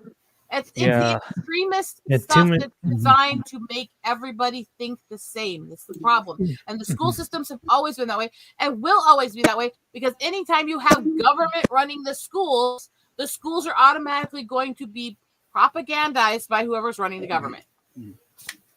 that's true. Too many theories that haven't even been proven. Yeah. Give me a moment, guys. Of course. It's like, yeah, okay. Is there adaption is proven? There are things that lead to science of some form of evolution, not the crap they're teaching, though, because the crap they're teaching is the extremist end that there's no evidence of. Evolution doesn't have to be false for what they're teaching in the schools of it to be false. That's the thing that both sides are wrong on. Teaching Darwinism, right? They're not even teaching Darwinism anymore. They've gone so far beyond what he wrote. Mhm. And the thing is, why can't we teach this is what we've proven in science. This is what we're theorizing and we're working towards proving, and we have working solutions and all that. No, a scientific theory is not scientific fact. Scientific theory, scientific fact, scientific law are all different parts of the scientific process. It is not known for fact until it is the law. And the levels to hit scientific law is extreme. I think part of it is they need a better word than theory, though, to cover evolution, because it's like, because it doesn't mean the same as it. Well, my theory is that no, it's not quite the same thing. I was getting to that here. So the point, one sec. So the point I'm getting to on this is we need to teach the parts that are proven. Say this is the hypothesis. This is the things we're going on. This is the things we're researching based on this that we believe are possible. But teach all theories of creation, of history, of stuff, That's of the true. parts that we can't prove. Teach all of them with equal billing and go decide for yourself. That's true. And True. Because we just don't know. I believe there's a combination between faith and science where they can coexist, but I think both sides have become so mired in their own doctrine that they're not willing to read all of their own doctrine to realize they're wrong on half the shit they're claiming. yeah. And the thing is, with all the bullying situation going on, you know how most people shouldn't put them in public schools because of the the whole bullying situations happen. They either homeschool them or send them somewhere a little safer, like a Catholic school or something like that. Oh, Catholic schools are not safer. Oh my Let's nip God. that one, They're nip that one still in the not bud. No, then the bullies are the nuns. Okay, So what were you going to say real quick? There, Kermit, I was literally just saying, say your part real quick, and then I have a comment on what he just said. I was going to say that the so-called scientific laws and whatnot change all the time as well. Yeah. Well, that's how science works. The laws don't often, because the level to actually be declared an actual scientific law is extreme. Yeah. But the amount of things that are actually, the amount of things that are actually defined as law in science is actually like you can count them on your fucking hand. Most of it is different levels of theory to fact to other scientific law, the whole other ball game, and it's a hardcore one. Everything under law changes so often. Yes, because that's how science works. Science is the experimentation. It is the searching for the truth. This is why when people say science is irrefutable, it's like, no, actually science is literally the most refutable thing. That's literally the basis of science, is you're arguing how things came to be and you're fighting to prove your hypothesis. Yeah. That is science. Science is literally arguing and disputing. It is literally searching for knowledge and understanding. That is science in its core. And that's why these are, and it goes back to the scientific academies, and when the science and church and government were all interwoven and they were all ruling people with an iron fist, and there's serious issues with it. But to what you were saying on the homeschooling, my mom pulled us out of the school system for a couple different reasons. Part of it was the bullies that were torturing my brother routinely. Part of it was because they were still promoting absolute lies about my culture as fact. Unfortunately, what happened years later was I ended up in a private school for natives. That was even worse than that, about teaching lies about my culture, but she didn't know that at the time. But because of the propaganda, because of the lies that are taught to argue certain agendas, how many people realize that half of the shit's still being taught in schools? Half of the shit that's Common Core is still teaching a lot of the lies about natives from the perspective of manifest destiny being justified. How many people realize that? Not many. The fact is, we have such a broken system that's all about arguing for whatever side you're on, not about what's real. And that's why when I sit here and talk about my culture and the things happening to my people, I will talk about the things we did wrong too. Because if I don't do that, there's no point in trying to win people to the things that we're doing right. You have to be willing to acknowledge your own mistakes. What are some of the mistakes if you don't? I already went into it with the war that happened for 600 years. How about basically wiping out most of our own people because, well, racism? No. No, it's not racism. Our own people, and that, well, it's complicated in some ways, but basically what it came down to is we went to we split the tribe, and part of it went to explore the entire land to figure out what there was created by the Great Spirit. They took artifacts and memoirs and things to prove they were the lost members of the tribe when they returned. When they returned, hundreds and hundreds and hundreds of years later, they were not welcomed back by their brethren, who had a new name at this point. Yeah. So when they wouldn't let us back to our homeland, let us back to where we came from, let us back to who we were, we started warring with each other.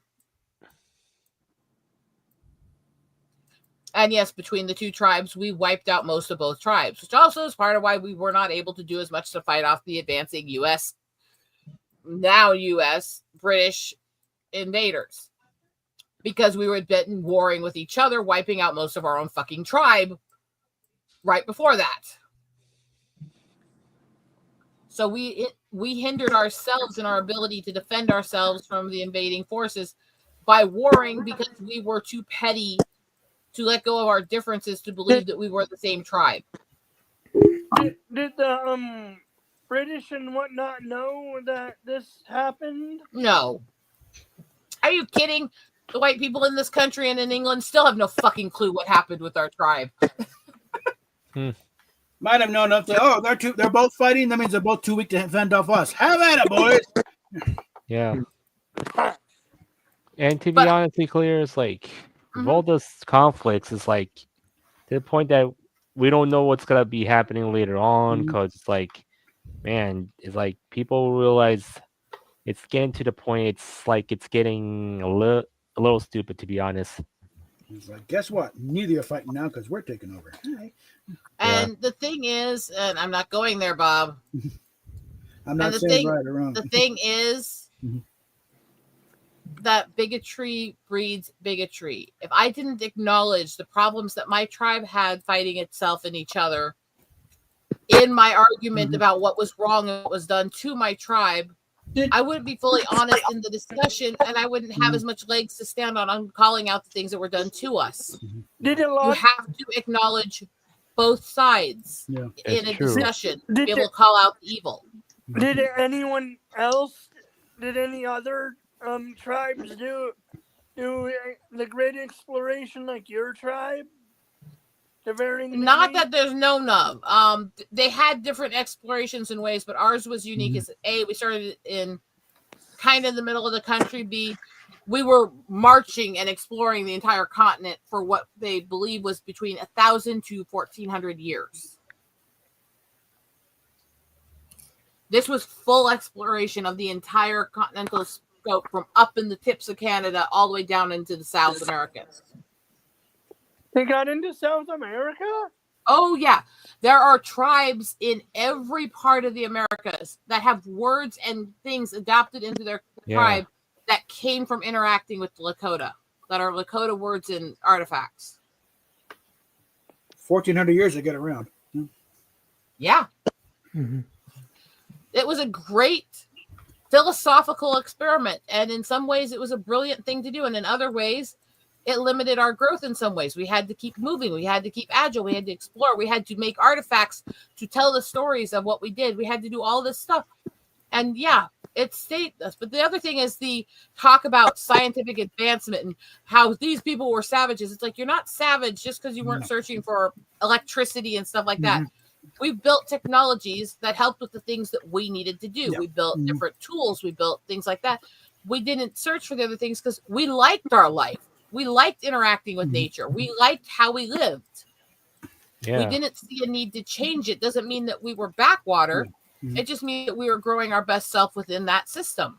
The ignorant people will say you are. That's it. Well, that's a necessity, some other invention. They didn't need to, so they didn't invent it. Now, that doesn't mean that it was necessarily great long term. It doesn't mean that we should be ignorant of technology. And I've argued that with my own people plenty. We should know as much as we can about the world and technology around us. Did they come back with fascinating stories? Yeah, but I think what we came back with more is just an appreciation for home. Yeah. From everything that's been passed down from the ancestors, everything that's been passed down and the artifacts made, most of the time exploring. Yes, there were things to learn, but most of it was just missing home. And of course, the fun came when you tried to come home, and it's like the ones who stayed, but it's like, no, you're not. Yeah. Now, again, this is the part that I love because they always say that the Sioux came into the Nokomis and they wiped out the tribe that was already here. It's like the tribe that was already here was us. Hey, Rusty Rivers, what's up, buddy? Yeah. They just took a new name. We took another name. Every time they've tested the DNA of any of the people from those wars, it's the same DNA on both sides. Mm-hmm. So they're so determined that no, these were different tribes. This tribe was actually from this continent before the Asian Bridge, and the Lakota came from the Asian Bridge, and it's like, no, we're the same tribe. Not every tribe came from the land bridge. Some did, not all. Why do they think it was 1,500 or 1,500 to 2,000 years? Because they kept track. 1,000 to 1,400. Sorry. And the reason why is because there's general lifespan information, basic information on some of the people were of this age, this many moons and stuff like that, processed through the elimination. And what they know is it was at least 1,000 years, more likely closer to 1,400. You got to figure how far could a group of people this size go for the in a period. Based on the artifacts, based on when different people adopted certain words and things from the tribe and different tribes around the continent. It's a complex study, but you can't tie it completely down to an exact when it's that long ago and it didn't have as much kind of writing and artifacts and history as we have now. Been longer? No, not by much. Not by much, because there's a definite start period, and the start period had to have been between certain years based on the interactions with other tribes in certain parts of the area as we were leaving the area. So there's only a certain time frame it could have been in. Was there, do we know if there was warfare? Always. See, that's the one that kills me. The pro-manifest destiny people. Well, it wasn't that bad. I mean, these people were warring and killing each other before we got here. It's like every fucking group on Earth has warred and killed somebody else in some point in history. That does not make coming into their homeland and mass murdering them and genocide and other shit okay. It literally would be like saying, okay, well, England's done this stuff to these people in the past, so obviously all these tribes that were wronged by them in history are completely justified to just ride into England and wipe everyone out and turn them into slaves and torture them. That's kind of the rationale they're using now. Yeah. That's what's happening. And people, this isn't right now. And even though if people being offended call the word slave a lot, it's like, my God, it's been, how many years ago was that? Like just a long time. Remember that some of the earliest documented slavers were Middle Eastern and African, and the word came from Slavic. It was a term for enslaving Nordic people. That's true. Yeah, the people being enslaved were white boys, and girls. There's always, still are in some places. There's always been slaves, even if they didn't use the word slave. Well, again, the term Slavic, it's where we got slave from. It's like the word barbarian comes from Barbary. It was based on the Barbary pirates or Muslim pirates. And the thing is, I've heard it's more because that's what other languages sound like to the Romans. It's sort of bar. And the thing is, I'm just gonna say this, that the word, and also when someone say house slave, it's not that offensive. It's like, why?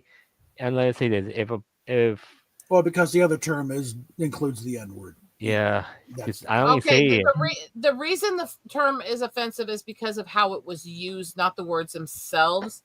Yeah. Again, it comes down to, I absolutely abhor taking from the rights of anybody, and that's easy to say and fight for. However, we cannot deny the history either and pretend that everybody who had a slave or was a slave was just either innocent or guilty. History had such complexity and we don't understand it, or the ones that say every tribe had slaves. No, that's not true. And they say this about all over the world. Every race, every tribe, every culture has had slaves. That's actually false. What? No, that's actually false. There are entire culture. No, let me finish. There are cultures. There is absolutely no evidence they ever were a slave-based culture ever. Yeah. Now, does that mean that every culture in that race was that way? No. Does it mean that culture, that tribe, did not do other evil acts that weren't slavery? Absolutely not. There is no evidence of actual slaves. As much as people have tried to claim the Lakota had slaves, there's absolutely no evidence of it at any point in history. However, we were violent as fuck, and we had no problems in wiping out our enemies. The thing that they tried to call slavery was prisoners of war, and they were released after so many days when they weren't a threat to bring people back to attack us. That's not slavery. No. That's a different. That's a separate thing, you know? Yeah. And they go, well, some of those women that were taken as prisoners of war never came back. They were released. There's evidence of it. They came back to the tribe. They liked it there. Mhm. They liked their captors. They had more rights than they would, back home with hubby. So, Well, because most of them were being taken from very oppressive anti-female cultures that were warring with the Lakota, because it was a very female-forward tribe that had female braves and believed that women were honored and sacred as the givers of life. And so they warred with them over that. So the women who were captured were like, God, you're less of an asshole to me than my own husband was. And often would actually end up eloping with one of their captors. Sounds like a bit. more That sounds like children. Stockholm syndrome. similar thing happened. Well, it does, except for they weren't being abused or tortured. Mhm. There was very strict cultural laws on prisoners of war. They were taken to make sure they could not notify somebody of the battle to send somebody after you. They could only be with you for so many days. They had to be treated extremely well, and they had to be set free after that many days. Similar situation with the Vikings. Because they killed one, but actually in Viking society, they did much better than back home in England. Yeah, ironically, Vikings had no qualms in torturing and abusing and essaying people they felt were their enemies. But the people they actually took home to become part of their culture as servants and slaves were actually treated really well. In fact, in most Viking homes, the women ran it, not the men. And they knew it. This is the weird dichotomy. Yes, Well, a they lot of found the out. stuff to modern society comes off as Stockholm, but Stockholm is a little different. Stockholm is you're being horribly treated by somebody, and they're brainwashing you into loving them for it. Yeah. Didn't It's like this in Stockholm. Like, I'm gonna give it into a great example. Like, have you ever watched any series that relates to Yandere? Like, the thing is, Yeah. if you know that, the thing is, the Yandere try to manipulate her lover until the lover ends up falling in love with her. That's the There's point. a true crime deep dive on somebody who's got a fan club of guys saying she's the perfect yandere, and they want her to torture and try to kill them like she did to her boyfriend. That's really insane, to be honest. And they by the way, a lot of these guys saying this are the same guys claiming that women are crazy because they'll fawn over prisoners in jail and killers. It's like, you're doing the same thing. You're doing the same thing. Wait a minute.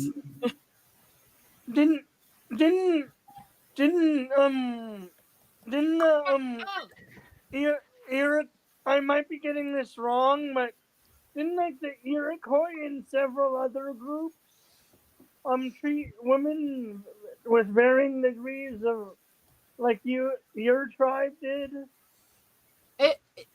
It's complicated. Every tribe had very, very different cultural viewpoint of women and their place in the tribe, how they interacted.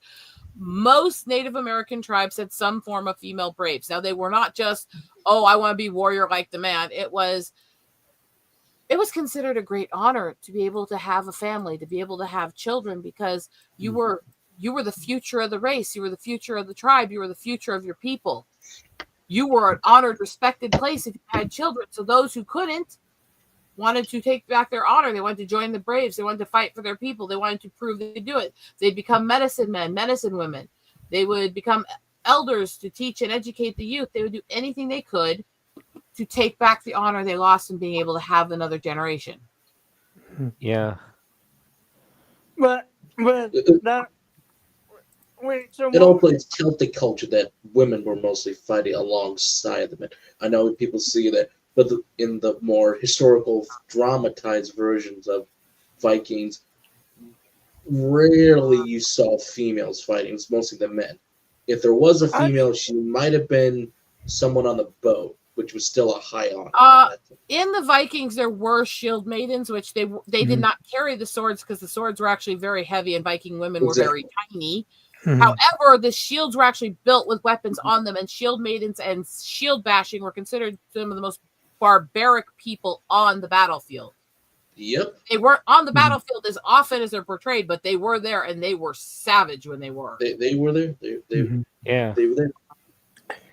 And the thing is, like, There people were should also real briskers, weren't there? One sec. What were you starting to say?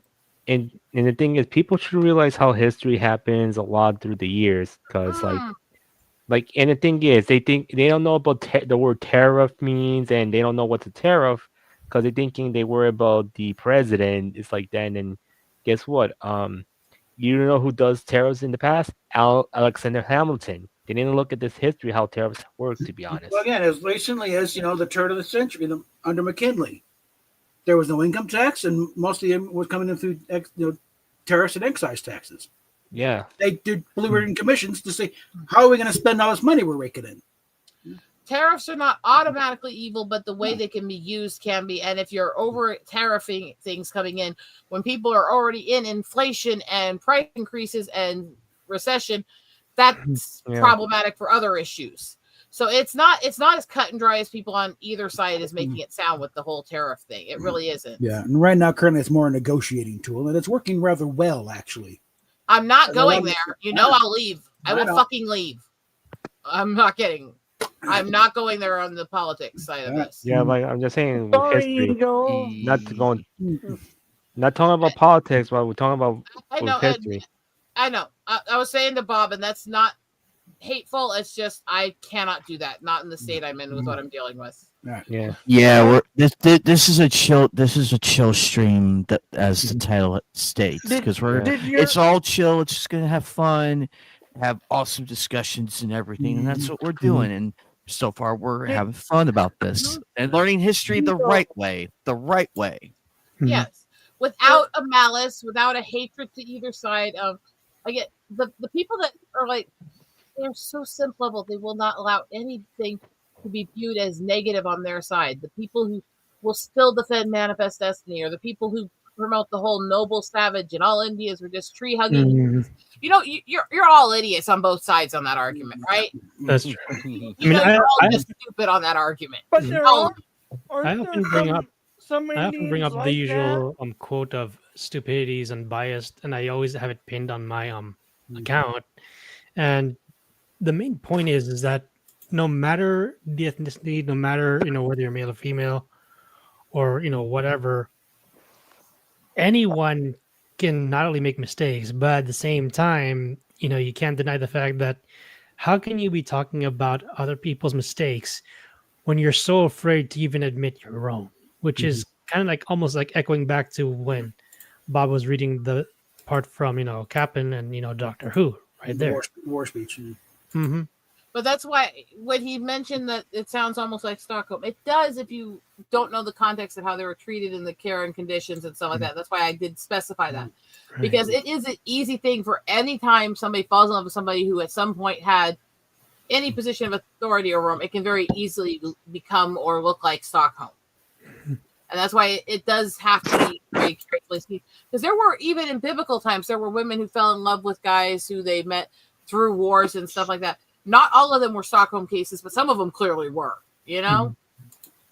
That's why it's like when I heard that, though, it's like it almost sounded that way. That's why I was trying to explain, because it's not an easy thing to explain, It's different when you actually are in a better situation, because it's, okay.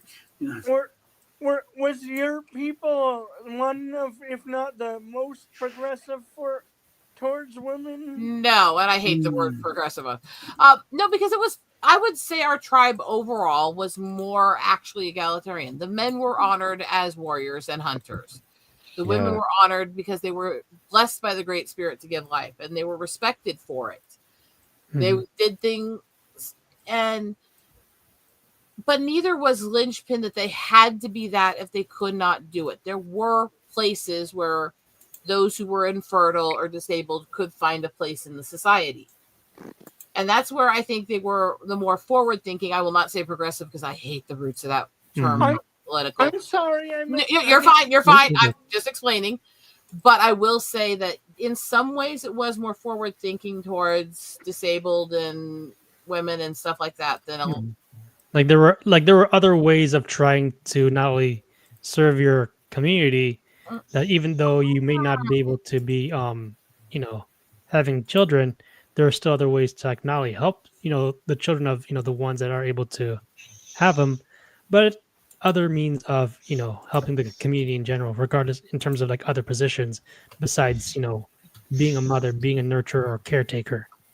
Were there more forward thinking tribes than yours? In some things yes, in some things no. I'm sure the Cherokee would say so. The Cherokee. Yeah, don't even start me there. And that's speaking as a woman with quite a bit of Cherokee blood in her, actually. Don't even know. The Cherokee were the free love hippies of the natives. They screwed everyone. I'm just saying. Please understand, I'm saying that as a woman who has significant Cherokee heritage. So anybody out there who thinks I'm being bigoted, suck my left tit, bitch. Anyway, but yeah, the Cherokee were the free love hippie tribes. They made peace accords with everybody. They almost never fought, which is why the whole Cherokee warrior songs and stuff. What the fuck, warriors? They were the ones who never fought. Took away the tomahawk. When did you fucking use it? Unless you were like what, cutting your hair? No, I mean, not to say that they didn't. No tribe had no fighters. Yeah.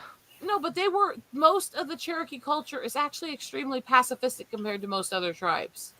So it's not even an insult. It is literally a more pacifistic society, whereas my tribe, honestly, in a lot of ways, is more Klingon.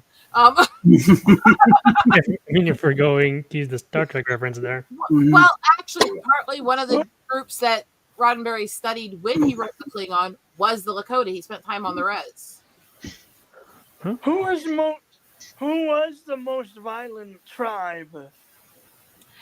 I mean, usually there's an argument between the Lakota and the Comanche, and we're both claiming we were. So let's just go there. I mean, neither of us it's going, they're worse than us. We're going, we were the worst. Fuck you. Yeah. Even though right now I'm like, I'm just saying, like, there's a lot of things happen in history, like with all the violence and all this stuff that people don't understand very well. Mm-hmm. Anyway, a while ago, hours ago, when Bob and Kermit were kind of going on a bit about Star Trek, I mentioned that my best friend, who is a professor in doing creative languages, he is actually friends with the guy who made the actual Klingon language.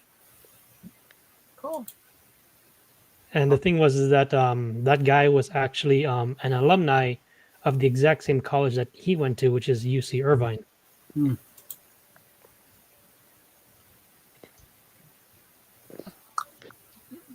You have no penis. Wow. Whoa. One sec.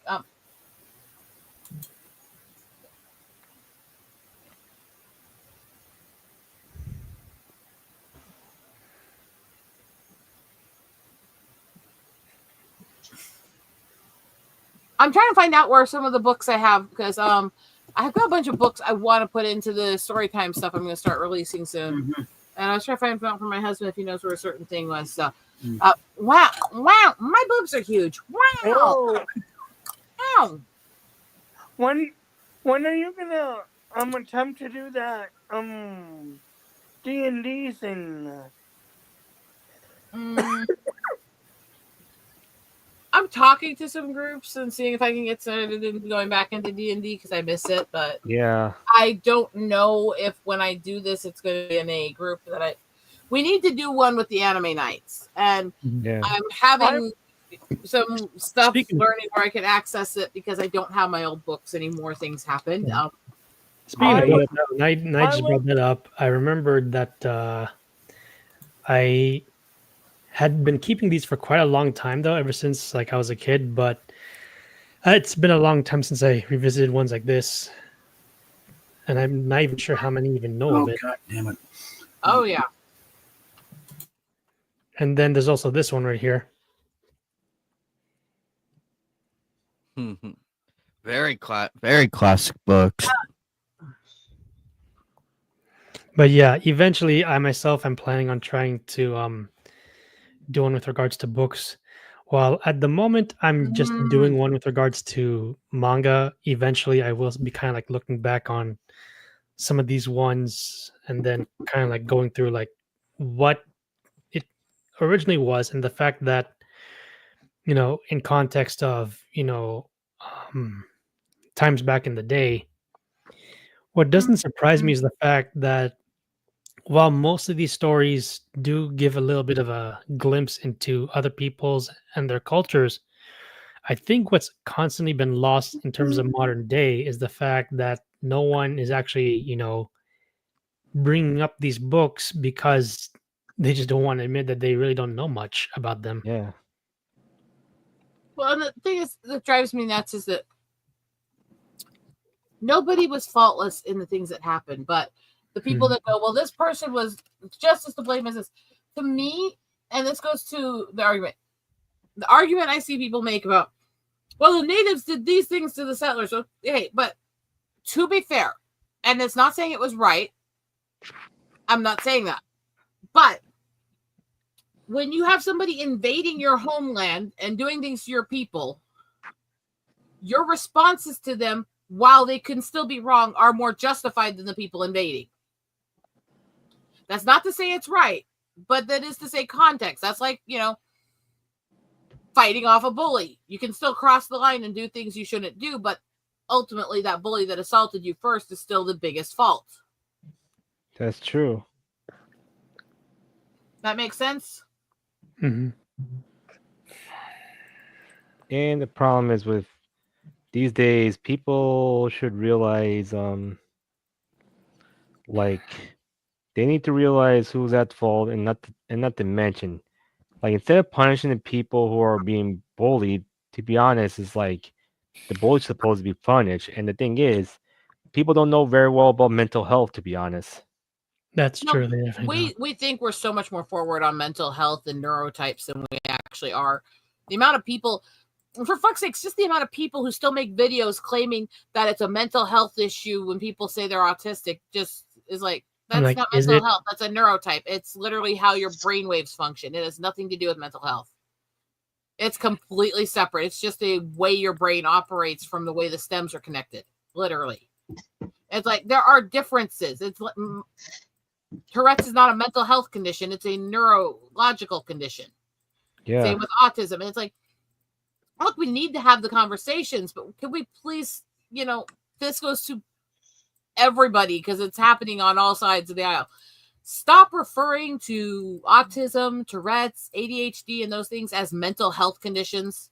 Please. That's true. God. The fact that the fact they're using terms that they don't even know, it obviously makes me question not just their lack of quality of education, but also literacy and a bunch of other things. The case of where a little PBS is a dangerous thing. What I've also noticed is with the people who keep calling those things mental health conditions, they are the first ones to go around making videos trying to debunk every person who says they have those conditions, while claiming that look at these people don't even know the facts of the condition they're saying they have. It's like, you're calling it a mental health condition and it's a neurotype, and you don't even know the facts of what you're trying to debunk, so quit trying to debunk it. Because I watched an episode of Nova last week, and this is what they said. You weren't paying attention, were you? Because I watched the Guru Prince E about this. I know, but no, Some of those He shows wants can money. teach you stuff. And the thing is, that they think people with autism should be mistreated. They shouldn't be mistreated because honestly, like the thing is, it's like we know the creator of Sonichu is what caused that, and they're not just only him. It's only bad people using that type of neural problem. Okay, but see, he may have been autistic, but he has serious mental health conditions. He's completely clinically insane and hallucinating constantly. Yeah. That's a whole different ball game. That's like saying, okay, somebody is autism, but they're also completely schizophrenic. Let's blame all the schizophrenic shit on the autism. No, They're no. two totally separate different things. Autism and schizophrenia, they're totally different things. Yeah. Here's a novel concept to people out there. We can have multiple conditions. Signed, Yeah, you can have more than one the thing. albino, Tourette's, ticking, autistic, ADHD, OCD native chick with neuromuscular and neurological conditions. Please understand, we can have multiple conditions. We don't have to have just one. In fact, it's kind of a Rolodex. Once you hit having certain medical or mental issues, you're more likely to have others. It's the Rolodex. We get a whole Rolodex of conditions. I am freaking native. I look like this. I am literally, when I go in to have my eyes tested, they have to do multiple layers of testing because of the medical reaction making me diabetic, because of the albino condition in my eyes, because of all these things. I have to go through all these layers of testing. I have to have 5 different pairs of glasses for different types of lenses for different lightings and situations when my eyes are in. Can we just acknowledge that we don't have to have just one issue? Yeah. I've literally had people come to my videos and go, I thought you just had Tourette's. It's like, Where did the word "just" come in? Where did the word "just" come in? You lazy. Like, what the? What's funny though is that, like, when you come across these clowns who keep making, these dumb, like, unfounded arguments, that as soon as you find that they say a particular word or term that causes the rest of it to fall off, it doesn't take us long to realize that these clowns have no idea what they're talking about. and it doesn't matter which side of what aisle or which political spectrum or which social movement or which entertainment community they're from. Once they start spewing this nonsense, they all spew the same shit eventually. Yeah, and the thing is, even I'm gonna say one thing for sure, with gender biases, they're thinking, oh, women are the victims and they don't pay attention to the men. They're thinking, oh, That's a tirade to me. It's also a tirade to me, these people who are using that issue as an excuse to basically defend victimization of women and say women are evil and stuff. yeah. Can we just say both of them are assholes? That's the same really- shit word, and they can go fuck each other. Exactly. Honestly, it's not just only like gender biases, also racial biases. To be honest, like my God, like I'm Hispanic. Do I need to feel sorry? Not really. I'm just saying. You sure as hell don't need this term Latinx that was made up by a bunch of dumbasses. I know, and the funny thing is, I remember when they actually tried doing one for Filipinos, and they tried putting the X in front of there. I'm like, are you freaking kidding me right now? It's like, you guys just proved that, one, you're not only jealous of other ethnic groups, you don't even understand and you're just, trying to fuel your own ego to just prove that you don't really have much of a life experience to begin with. Yeah, While Snarky we're talking about Snarky that, Jay's done an excellent video on this. I did not hear of that, but that does not surprise me. and while we're on that whole topic range, let's deal with the people who keep trying to claim you have to be black to have dreadlocks. Because where was the first place there was documentation of dreadlocks as a fashion hair? Anyone know? I'm going to say the Norse. I'm thinking Scandinavia. Greece. Ah. Oh. I'm way off. And it has been used in almost every culture historically.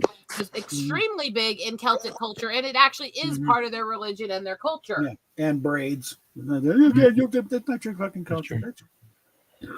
Can't some of the science documentaries in shows like Nova actually teach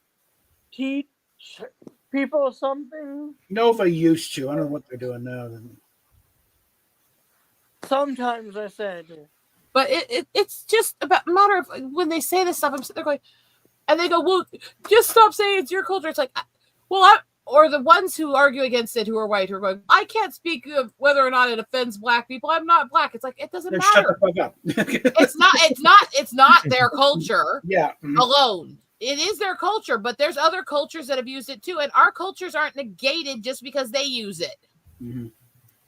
That's asinine. I've had people tell me, I've literally had people look in my face and tell me I'm appropriating my own culture when I do native stuff. So when your people left to do their exploration or whatever, They did it entirely on foot, right? Well, yeah. Oh, yeah, horses hadn't been introduced yet. That's true. The only kind of horse that was native to the Americas was about the size of a medium dog. You weren't Yeah. riding that. I mean, Yeah, Oh. the big ones didn't show up until the Spanish, so I just go trooping through looking for gold. And the thing is like, my God, like with all the racial bias and thinking and people thinking I'm Indian, which I I'm not. apologize if that was a stupid question or anything, by the Oh, way. no, trying to learn and trying to find out information is not stupid. And yet, and the other thing is like shaming people's speeches, like make fun of them. It's kind of really, really stupid, regardless if they write bad grammar or anything. Or the people who go, well, you're the wrong race to use that term or use that speech. It's like, how? First of all, no race owns terminology or slang or stuff like that. Second of all, how do you know that that white person you're looking at who talks like a black hood rat wasn't raised by a black family in the hood? Yeah, or they've been living in the hood, to be honest. Yeah. Although, again, they act like the only time people are adopted by the other race or intermingle with the other race, it's black people in white neighborhoods. That's not the only situation. First of all, there's a whole fucking lot of races besides black and white. So, And the funny thing is, though, every time they keep using the word race, I always tend to like shy away from it and just keep going with the word ethnic because, frankly, and they always keep trying to just by using a certain nationality and just use just race for it. When the fact of the matter is, there's a bunch of different ethnic groups from different countries and different regions, and the word race doesn't even actually apply in it doesn't quite fit. But you know what my dad used to always say? He actually was more savage with this. Yeah. He didn't use ethnic. He didn't use race. He called everyone different breeds of human dogs. And I'm gonna tell you one thing for sure. It's like you know, and the thing is, they like let's say that with race, they think it affects on dating and say, oh, these white women had to date black men because they felt sorry about it and they want to try to do that. And what happened is the white men will go to the Asian women, you know, and we know how it goes, to be honest, when they say, they want to depend on race. Can we actually acknowledge the fact that part of the reason why that happens is because there's a natural human desire in our genetics from caveman days where those things that are different than we're used to are exotic and alluring and draw us in. So if you're Asian, you talk to most Asian people and they like black women, if they're not part of the racial battle between Asian and black, which is the highest racial tension right now globally, or they like white women. You talk to white men, they love their minority women. You talk to native guys and black guys, they love their white chicks. I mean, it goes this way all over the globe. That which is different, which wasn't your norm, you're drawn to. My mom loved brown boys, little Celtic woman. My dad loved white women as a native man. Guess how I came about? And yeah, for me, I'm basically Hispanic, but I do have a bit of, you know, some of my Arab ancestry and also European ancestry and some black ancestry, to be honest. The thing is, I know that I have a mix that came up from Mexico and from the Spaniards and the wars and the southern tribes and stuff that I don't know all of what's in it. And I know the family that came from that, the mixed in with my grandparents a few generations back, were about half Hispanic and the other half was a mix of southern tribes, some of which are not actually fully on their own anymore. They have been fully absorbed by Hispanic race. And I don't know what all southern tribes are in me, but there's actually a pretty good percentage of southern tribes in me too. But I don't connect to that culture. So I don't call myself a South American Indian ever. Even though I have that blood in me. I don't call myself French. I have that blood in me. I don't call myself German. It's not that I'm against any of my lineages. But the lineages I was raised with, the lineages that have the highest blood to me, that I have the most genetic traits from, that I grew up with the culture of, are Native and Celtic. That doesn't, it's my Lakota and my Celtic.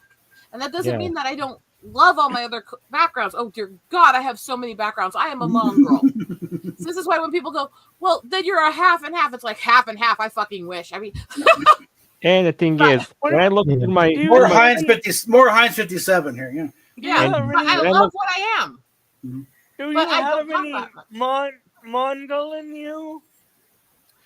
Well, here's the thing: is that the Mongolian and Chinese had a lot of intermingling with the native tribes because of the tribes that did come from the land bridge. So yeah, Yeah. pretty much, Yeah, it's almost a guarantee. Anybody that's Native American in the U.S. has some Chinese and Mongolian blood. yeah. Yeah, I remember though when I Man, remember my because mom telling me Genghis once- Khan fucked anything that moved. Okay. And to be honest, Arguably. when I look through my family history, like about my last name origin was Spain, but it's been shared with the Italians and the Portuguese, so I maybe have some Italian blood and some Portuguese blood in me, to be honest. I never actually had the time to kind of investigate further on my own, but from what my parents told me, besides being Filipino, I know I also have a little bit, Chinese in me as well. But the fact of the matter is that with the history of Filipinos is that the Spanish actually occupied the Philippines for a certain amount of time before they eventually left. Well, yeah. But one thing that I always The find Spanish-American amusing, War. but if there's one thing I always find amusing is the fact that there was this Filipino comedian that pointed out that when it comes to desserts for us Filipinos, the funny thing is that the words were actually negative because the context of it was in the Spanish language is actually negative. But what the Filipinos did is use the term but make it into a dessert. Hey, Anime, mind if I hijack a sec to show you guys a couple of the pictures I took recently?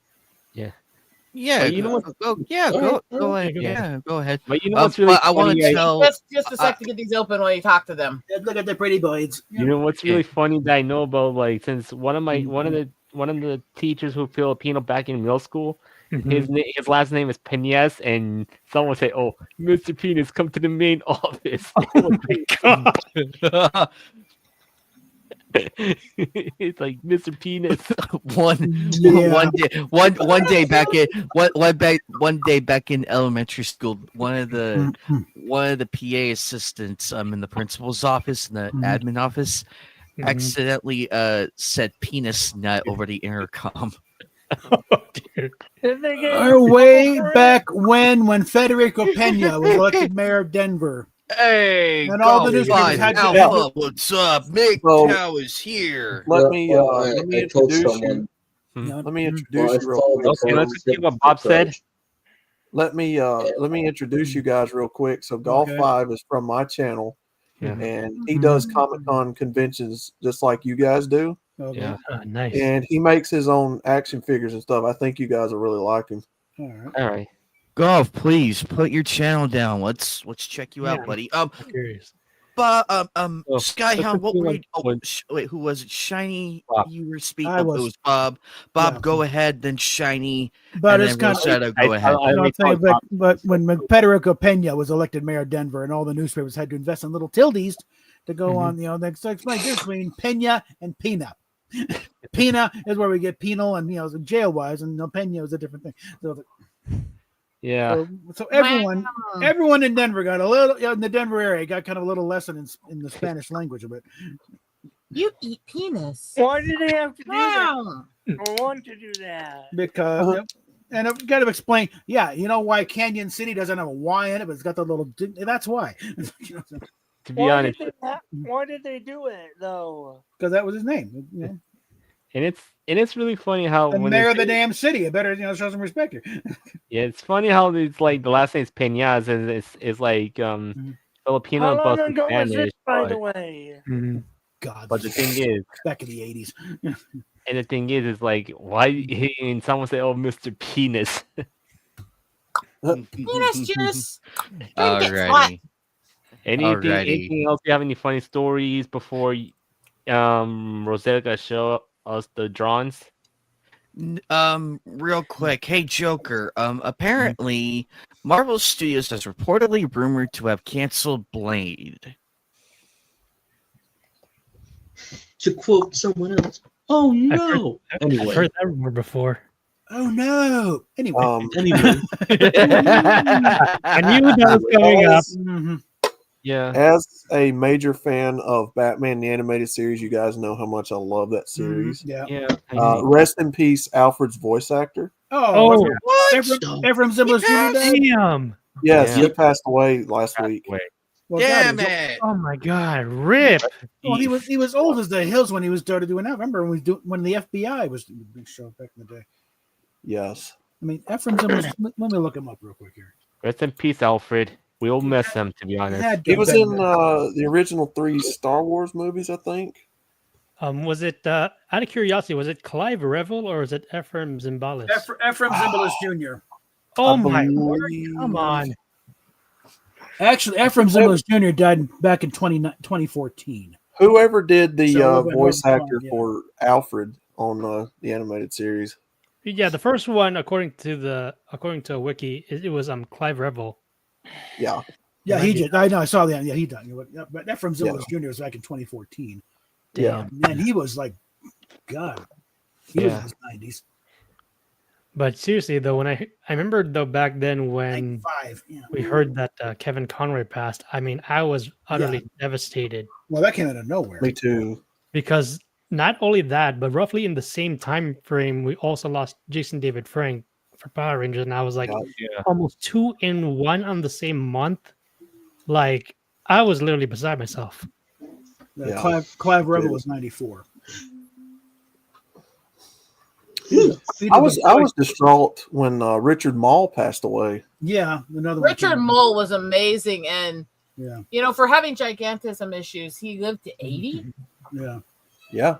and their average lifespan until recently was 38 because their heart tends to fail from it. Mhm. Oh, And the average lifespan of people with gigantism is still only in the 40s.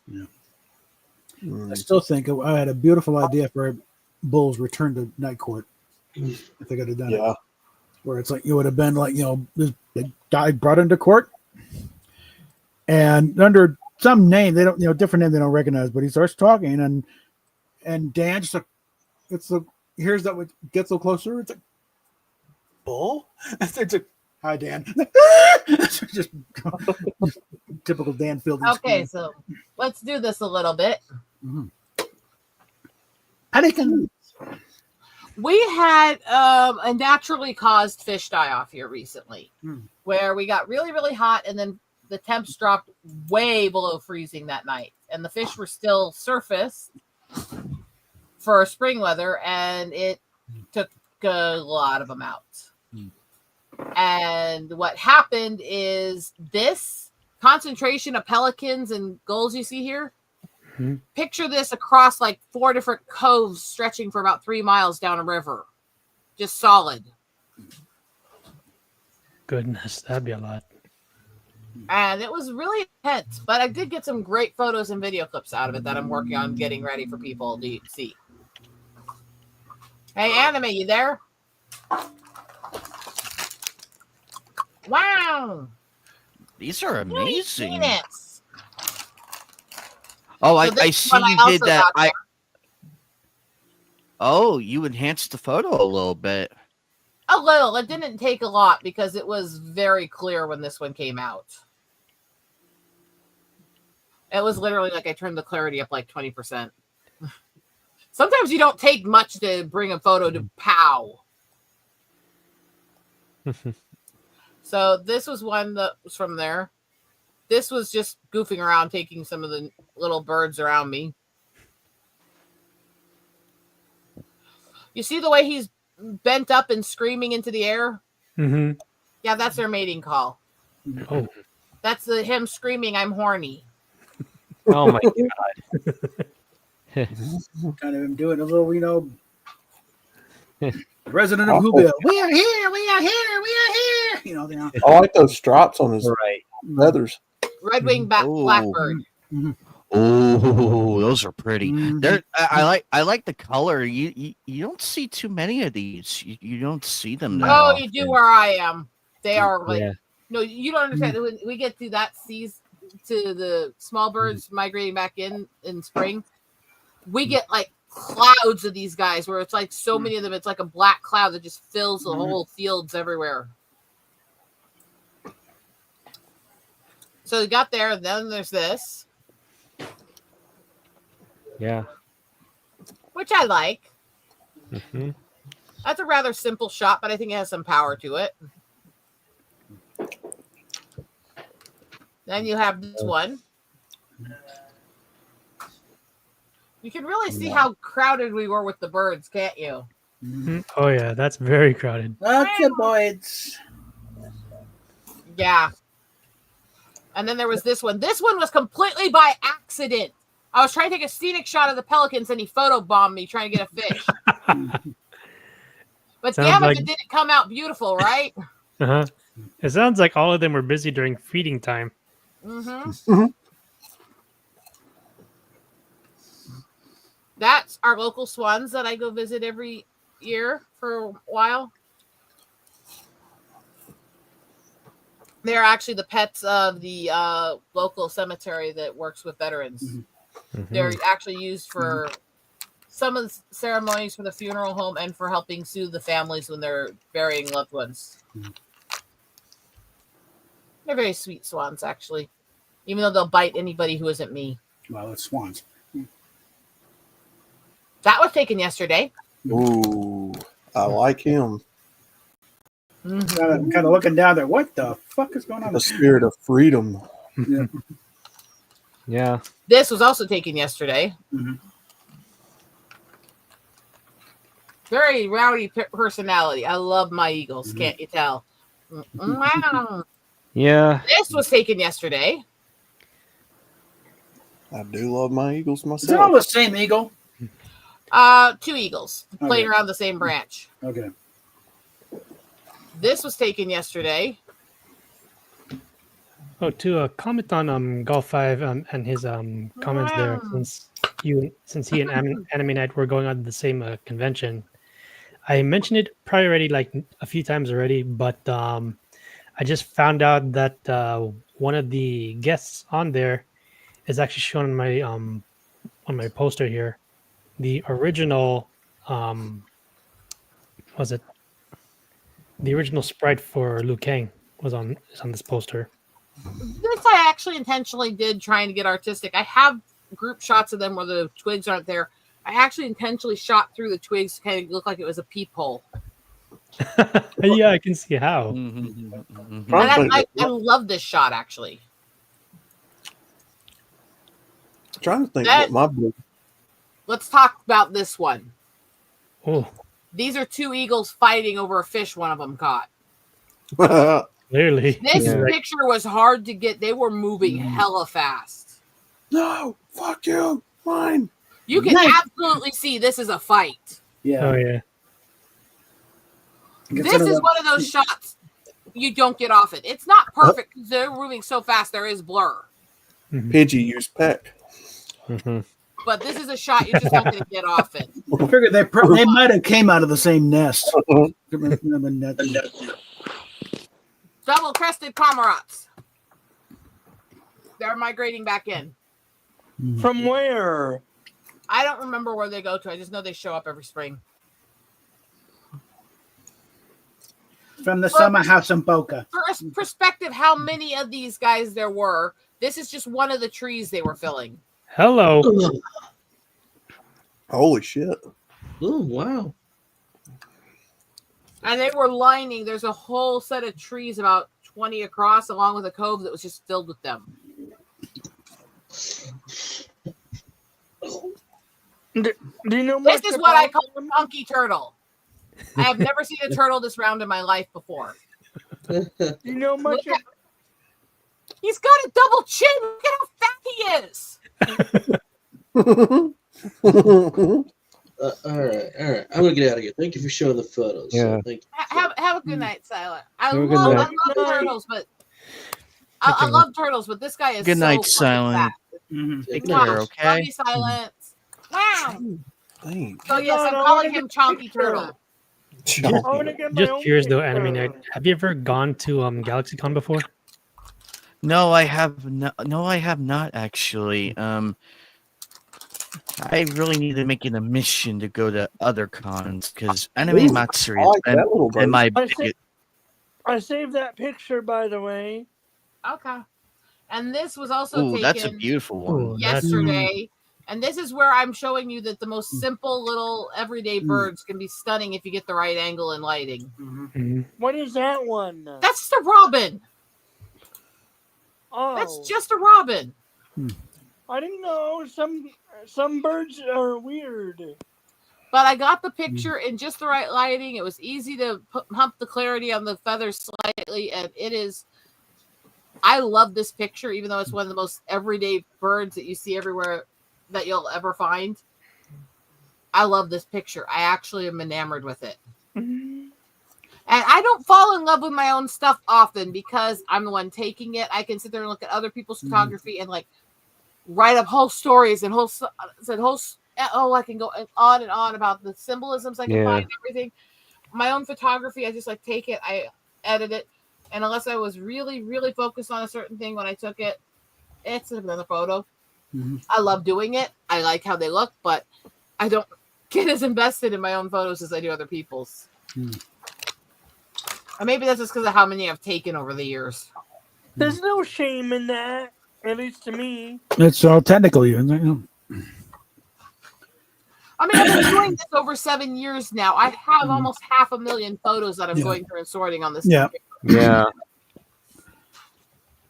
That's kind of like you put a picture up and you're thinking, what it took to get the picture, everything else, what was going on around you, how cold it was, Whereas I put these pictures up and you guys see the clouds are framing around them, the light goes this way. You can see this kind of symbolism and angle and light brings into here. That's how most people approach most photos. I have trouble doing that when it comes to my own photos. Yeah. I have trouble digesting the artistic style of it on my own work. Because you know how the sausage was made. I just whenever I see something I like, I just take a picture of on my cell phone or two and be done with it. That's how 99% of the world does it.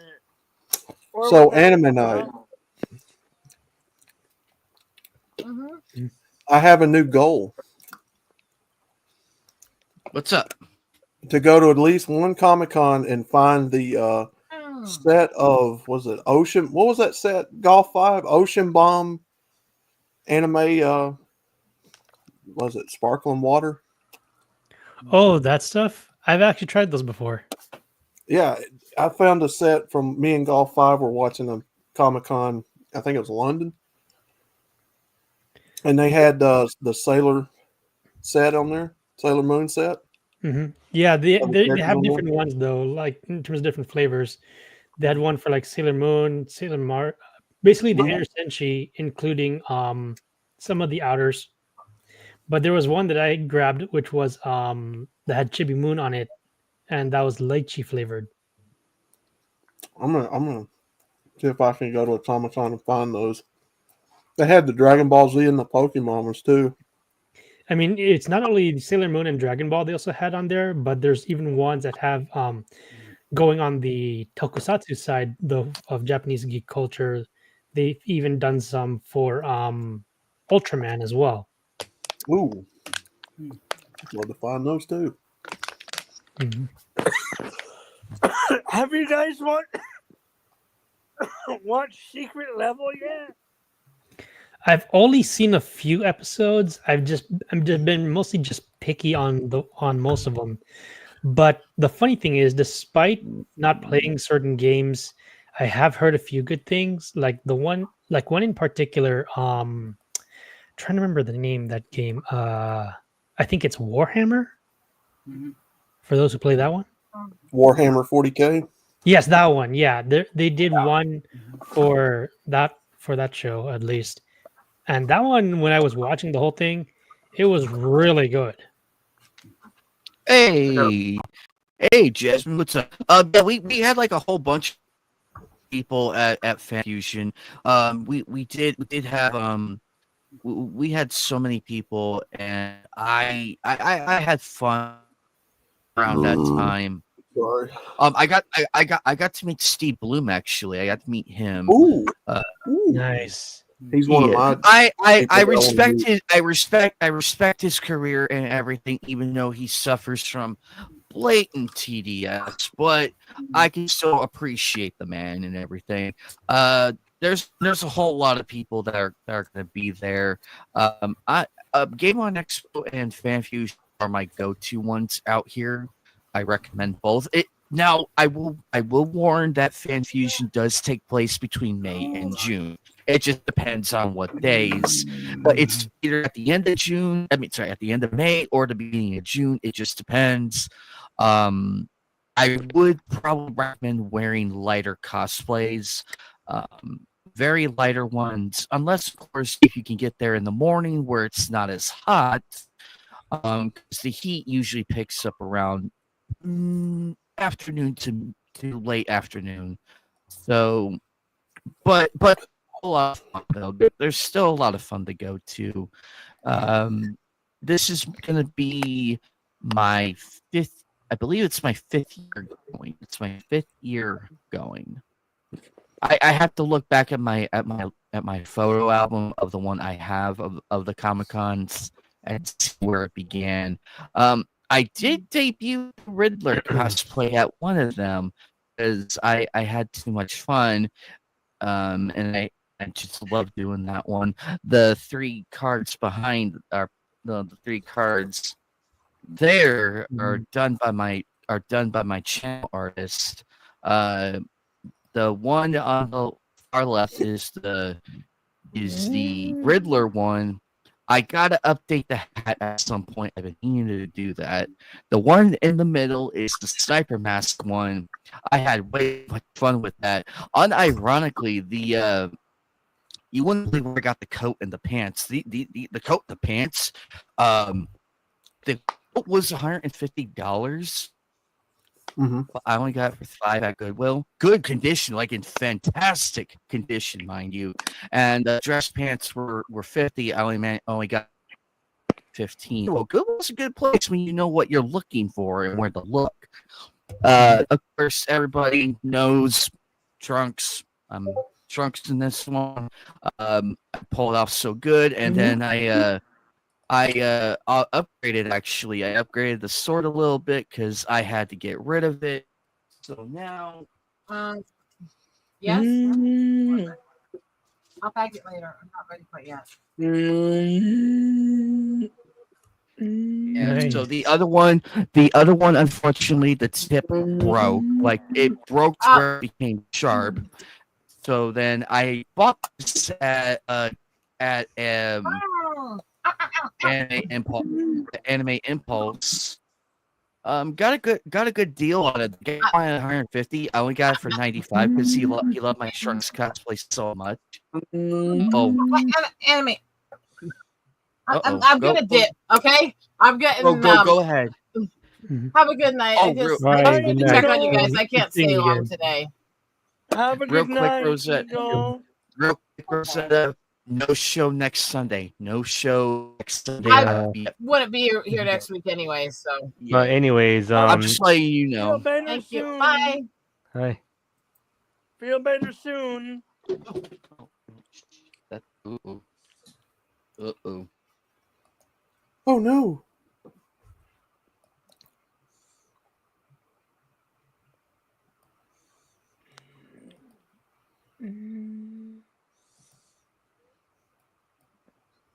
So guys, Mhm. yeah, I don't know why. Like like any funny stories happened back in in the past, like during school. I broke a window in math class with a textbook once.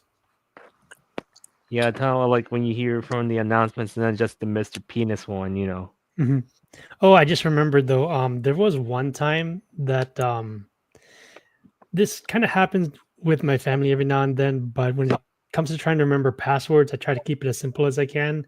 But then there are times where, like, when I'm I trying have to a look for lame something, story. is that I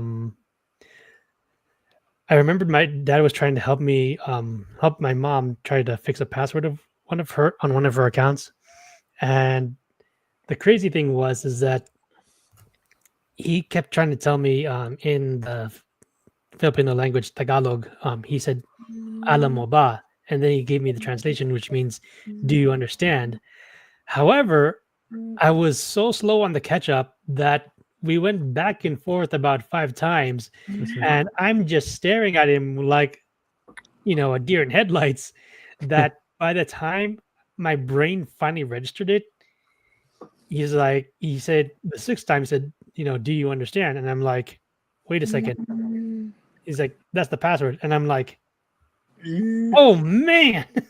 And my dad was just having a laugh so hard that it took me so long to figure that out. He's like telling me that I've been telling you this like numerous times though. Just like, why not just use this as the password? And I'm like, how was I supposed to know the context? Oh my god.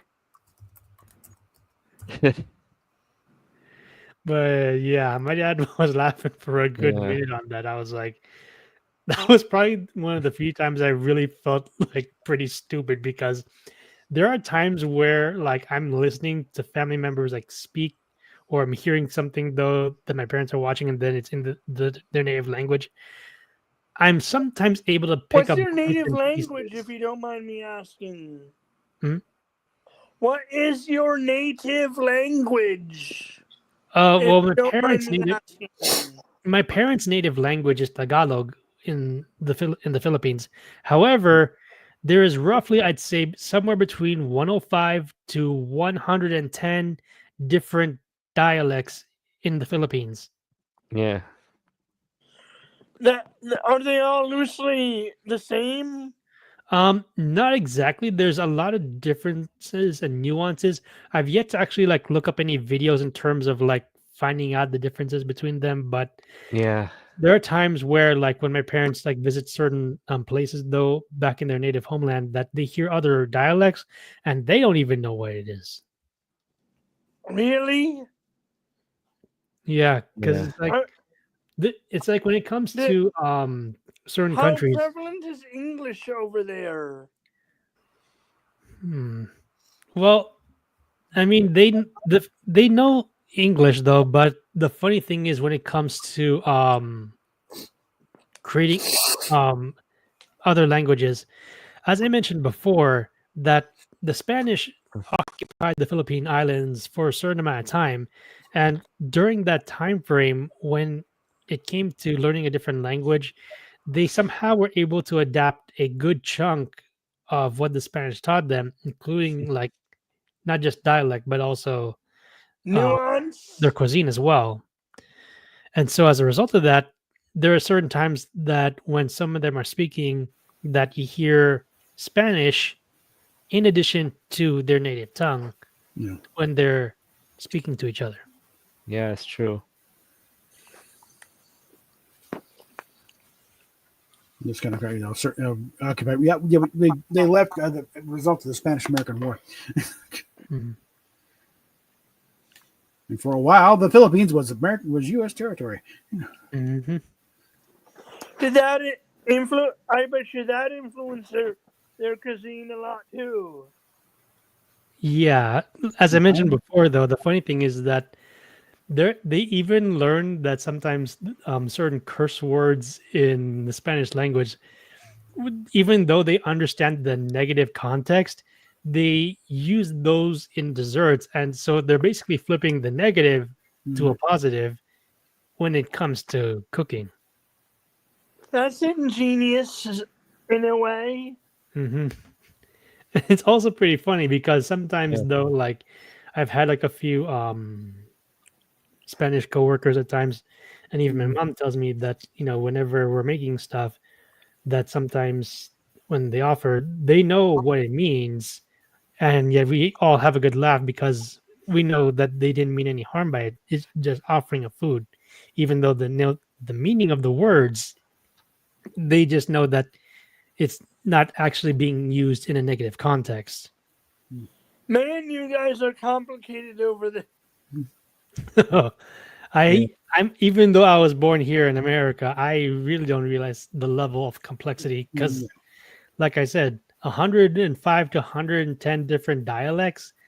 Mhm. I could even barely wrap my head around that number. Are there some forms of Spanish?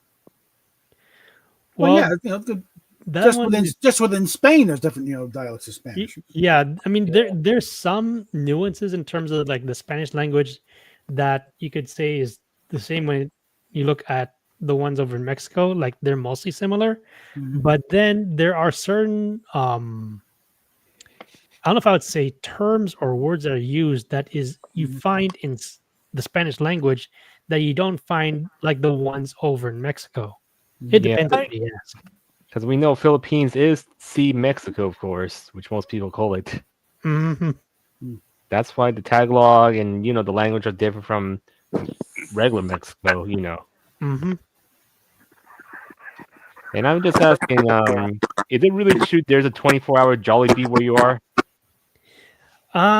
There are actually a lot. There's actually certain locations though in terms of Kermit. Jollibee, but it just kind of depends really. Like the only one that I know is close to me is in Ontario, California. Even though I first tried it back when I was over in the Philippines, back when I was a kid. Yeah. You're in Germany? You're in Germany?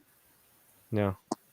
Actually, I don't. My little brother does at the moment. He's over in Germany. My brother and Dad were stationed in Germany for a summer. I got to hang out in Germany for a summer. Hmm. That was a fun summer. Yeah, I remember the first time I actually got to visit Germany was back roughly in 2017, 2018. And that was back when we actually left a tour group and then we went on our own to like explore a bit. Yeah. And I'd say the only types of cuisine that I've tried so far is the schnitzel as well as bratwurst.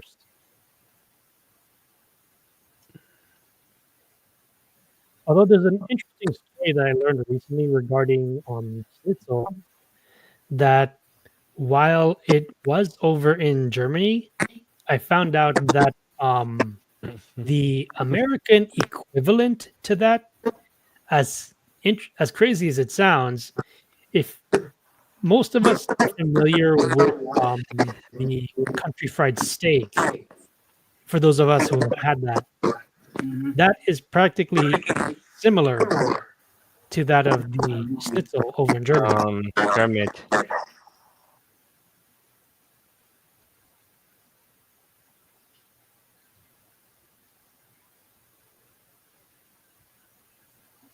I love You should be careful with your mic. It's like it's breaking. It's kind of like Yeah, your you're mic- doing the you're mic's doing the tap dancing on the microphone again. I did. Thank you for telling me. I did. I love Spatzel, by the way. Oh, really? Yeah. We every now and then, my mom and dad and I, and when my brother's around, have German night. Mhm. It's mostly food. Yeah.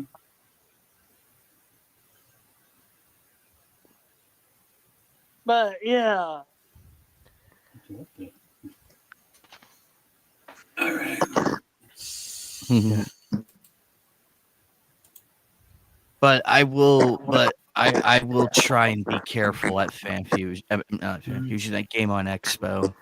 Yeah, I you gotta be careful with some people. They'll try to find you somehow. That's why I don't tell what cons I'm going to because Well, the reason why I'm saying is because it's not a matter of being forced to. It's just a matter of like consistency with the audience, because it's like, hey, wait a minute, I thought, where's the anime night? Is he not posting anything? No, I'm gonna be at no, I'm gonna be at Comic-Con. And I've been careful with who I've been associating with, so I don't have any enemies at the current present. Yeah.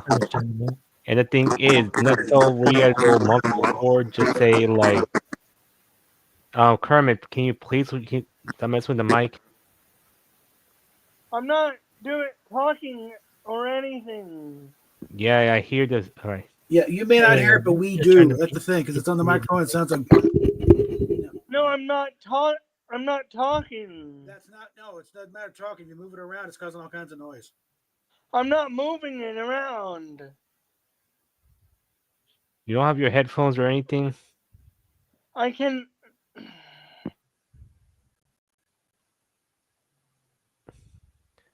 All right, as I'm saying, right? My headphones get tiring after a little while. Oh. Mine are wireless. Oh. That makes sense. Come on. So, anyways, as I'm saying, right? I apologize to everyone, by the way. Yeah. Okay. That's right. It happens. There's always technical. Now, what were you saying, Shiny? Go ahead. Well, the thing is, if you plan to go to a con, don't plan like months ahead or anything, because the thing is, they'll try to get their way to get to you, and the thing is, it's better to keep it on down low until you're gotta be away. Then the only thing is, you have to be aware not to post anything like in the next 3 days. Like what I do. So, in other words, I keep it close to the vest, right? Yeah. Well, the only reason why I do it, it's not a matter of like say, hey, look where I'm at and everything. It's also trying to promote and everything, and going to have a good time. I'm also going with some people and everything. So, and the thing is, the good news is, since I'm still technically a smaller channel, I'm not hitting the usual danger zones of the bigger ones. So yeah, I should be fine. And I'm well aware as my channel grows and everything. I'm very well aware of it. The keyword is should be. But I'm well aware of everything, and I usually announce it probably around this time around, like when I'm officially going for sure, because I usually wait. Like I usually put in the requests and everything, and I usually wait until that goes through, and then I slowly make the announcement. Yeah. Slowly, like I won't announce it all at once. I slowly hint at it until say like this week. Yes, it's better. I got you, Kermit. So it's like this Friday. I'm talking more about it because it's appropriate for this week. So yeah, I will do what I can to get some footage and everything. I'm gonna be very careful with what I do there, because they still don't allow gun props. That's the one thing that kind of hinders hinders fan fusion and everything. Yeah, I remember hearing though that when it comes to props, they always keep causing issues. But the funny thing is, last year was bad. Skyhound last year was bad. Like there was this one guy. There was this one. Well, we went to Game On Expo earlier last year. It wasn't at Fan Fusion. It was at Game On Expo. Okay. My trunk sword was not sharp because it was still blunt at the top. Like it had like the flat surface. The security guy tries to argue with me and almost makes me throw out my sword. Luckily, the female security, she's like, "Look, I know your sword isn't this, that, and the other. Leave it here with me. I'll watch over it." And lo and behold, when the con ended, there she was holding it up, like saying, "Hey, over here." Mhm. But this guy, he broke some props, like he smashed in front of the congoers and had them throw out like the props and everything. Luckily, they got wind of it, and he was promptly fired for that. Yeah, So, hopefully also, yeah. you're not going to reimburse these guys for this. Mhm. It's a toy. Yeah, that toy costs $350, and people really can't afford it otherwise. No, you're an asshole. To be honest, confiscating Did they- weapons is did- kind of like a bad idea. Did They they get these off-duty cops who don't know, come here from Sigma about this stuff, Mhm. and all these weird people coming with what the hell is that? And they wonder why there's incidents. Mhm. So let me explain why this gun thing, this prop gun thing, is still an issue. It was, I believe, it's either 2018 or 2019, one of the two. A guy dressed up in the Punisher getup and everything, because Jason David Frank was. Yes, I remember hearing about that from somebody years ago. So Yeah. Skyhound, it actually happened here, and he had live ammo and everything, and he Of course, that freaking intel ruined everything. To be honest. Yeah, that guy he ruined wanted it. he wanted to kill Jason David Frank, and I'm like, Mm-hmm. why? Why? I may hate Monica, Chris Sabat, and everybody else, but I'm not They're going to be an idiot here. Exactly. lucky- Same here. I'll They're leave, I'll lucky- leave the There may be insults, ones that- insults verbal. I mean, They're lucky- there are ones that I disagree with, though, but I wouldn't go so far as to wanting to have them killed. And the thing is, look, I'm just gonna say this for real. Like, if am I I don't like, lo- if the thing is, if I see the voice actors I don't like, I just avoid them. Sky. At my local convention, there are vendors that sell actual blades. Yeah, that's the That you that's the could weird run part in people all through. that. And There's and, at and least all 2 vendors And that the sell thing blades is, actual blades. yeah, let me tell you this, Kermit. Well, they put these actual weapons in a box so you won't open them. That's No, the they're not in a box. Well, they're going to need a special permit in order to do something like that, arguably. Oh, I agree. They're Oh, not. I wholeheartedly agree. They're not in a box. They've never been in a box that I know of. Well, most cons do that where I am.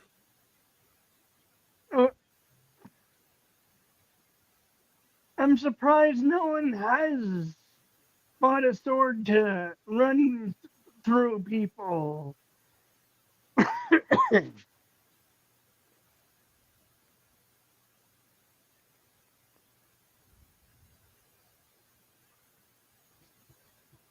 And as far as I know, security isn't armed.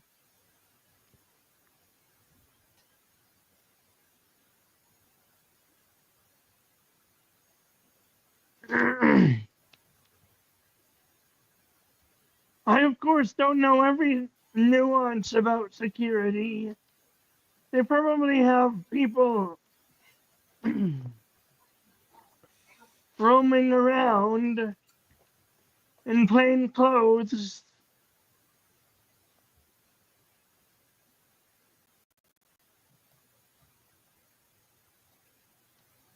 Although there are, but like I said,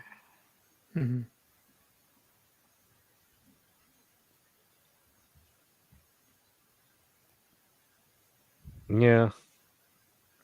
And I'm gonna say, with situations like this, when people have an issue, they don't like honestly, if it's Jason David, if they don't like Jason David Frank, okay, they don't need to just bring so much stuff to go after him. Same thing if they don't like any VAs like Monica or anyone. But for me, I'm just saying, if I don't like Damon Mills, I'm just not gonna do anything, bad. I'm just gonna call him out one thing, and that's it. Anyway.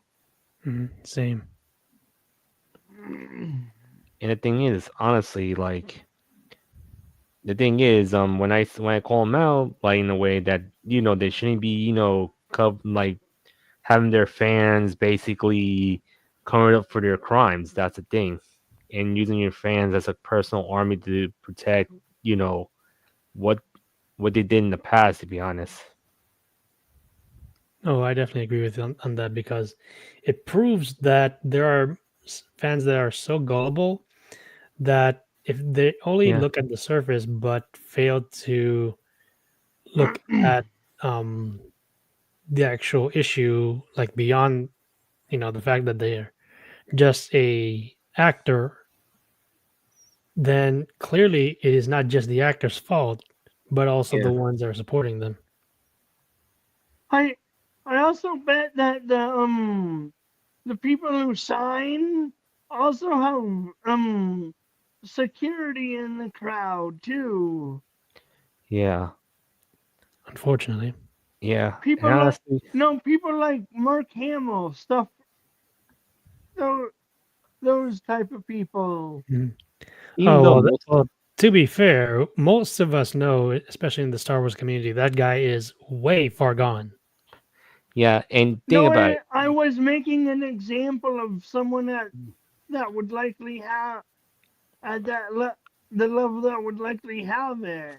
Well, I mean, you're not wrong there, Kermit. But the biggest irony is that for those that actually do have security, I've heard this mentioned numerous times before, where they keep going on about being anti firearms, and yet they have security that actually uses firearms. So Yeah. with that part right there, it doesn't actually add up.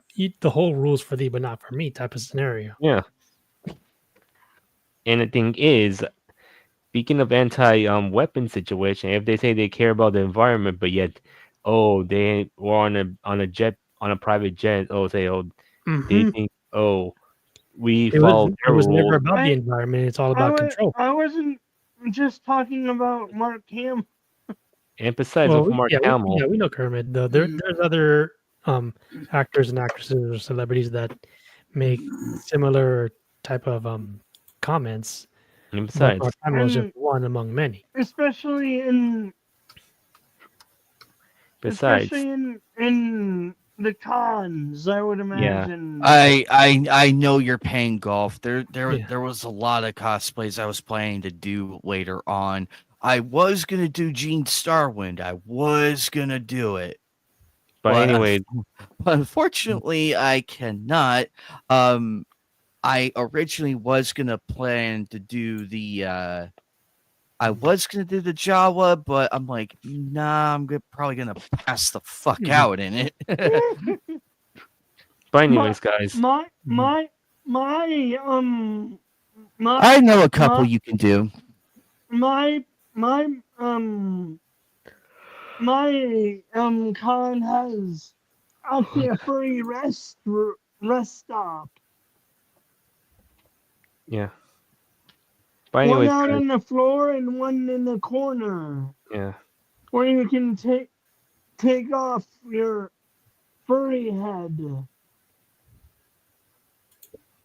Thought that was amusing. Yeah. They have But- like water and stuff in there, I think. Yeah. But anyways, guys, as I'm saying, like with Mark Hamill, most people avoided him because of his autograph cost is too high, like a high stake robbery. Oh, I saw the prices. It's like what, 400 for an autograph, 500 for a selfie. And Like, when you like proceed to install I understand the case of know your worth. I understand that, but that's the exact opposite of that. If I was going as a con guest, I would just charge the usual rate, like $40 for the autograph. I'd do a combo as well. It would just be $60 for the combo, just like a photo and an autograph for me. The props, I mean, signing everything else, I mean, it'd be fine. Yeah. I would try to be a reasonable guest, but these people, it's like, why do I want to go to your line? You're Luke Skywalker, yes, but my desire to meet him is way at the bottom of the totem pole because I still want to meet Patrick Stewart, and I still want to meet Tim Curry. Those are my Oh highest. man, Tim Curry, I would Yeah, love Tim him. Curry, he is a legend on X. And to be honest, and Jim with Cummings. I want to meet Jim Cummings. I didn't get to, Oh, but I hope especially that man. I'd love to talk to him. Well, I mean, Fan Fusion's still going. I'm hoping they do more guest announcements. If he's Yeah. at Fan Fusion, I am going to be in that damn line. I am going to go on that Friday and get the autographs.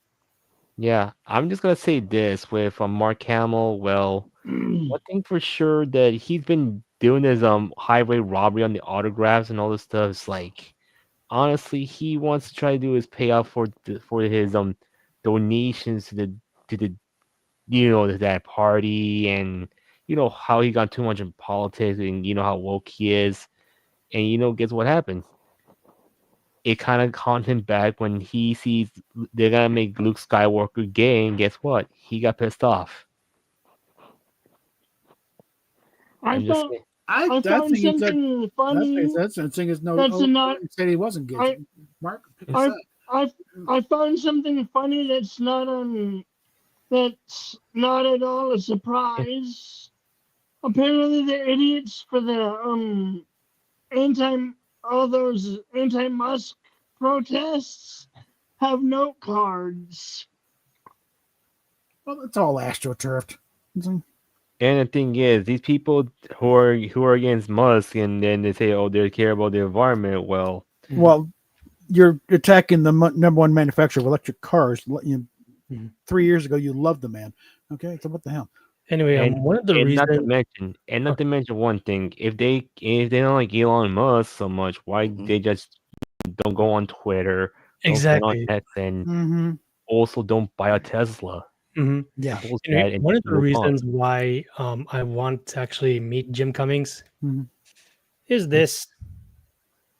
Anastasia, Hard I've been Talk. holding on to this for like the past few decades, ever since I had it back then in the 90s. Oh man, that'll be jewel on your collection right there. Yeah, considering the fact that while Christopher Lloyd did the voice of Rasputin, it was Jim Cummings who did the singing part. Oh. He is talented. I'm hoping we get to see. I really want to meet Jim. I'm willing to wait one more year. I am willing to wait one more year. If he shows up, fantastic. At either con, I'm going. I am there. And I do hope Vic gets to come out here because I got Winry's autograph. I want to get Vic's now. I'll probably get Aaron Diesmook later. I'll get him later on. I just haven't had the time to do so because the way I go is Skyhound every Friday on Fridays when I go to conventions, I plan it out. Oh, Jesus Christ! I almost flipped the fucking bowl up my computer. Oh fuck! On Friday, on the Fridays, the first day, I take that I take that day to get the autographs out of the way of the ones that I know I'm gonna go get, and I get that out of the way, and I spend the rest of the day looking around, interacting with cosplayers. The next day, and also depends on what day my sister shows up too, which has been Saturday, which is really much better than anything. I usually prefer Saturdays, so that way it would make it easier. And then Saturday, I just spend the whole day with both of them, and also we get to go splurging a bit more, like buy the Lego sets and the action figure and the anime figures and everything. It's a lot of fun. And then Sundays we just gather out the rest, like we see what little goodies we can get. I usually get the mystery boxes around that time. I get the mystery boxes that are still there.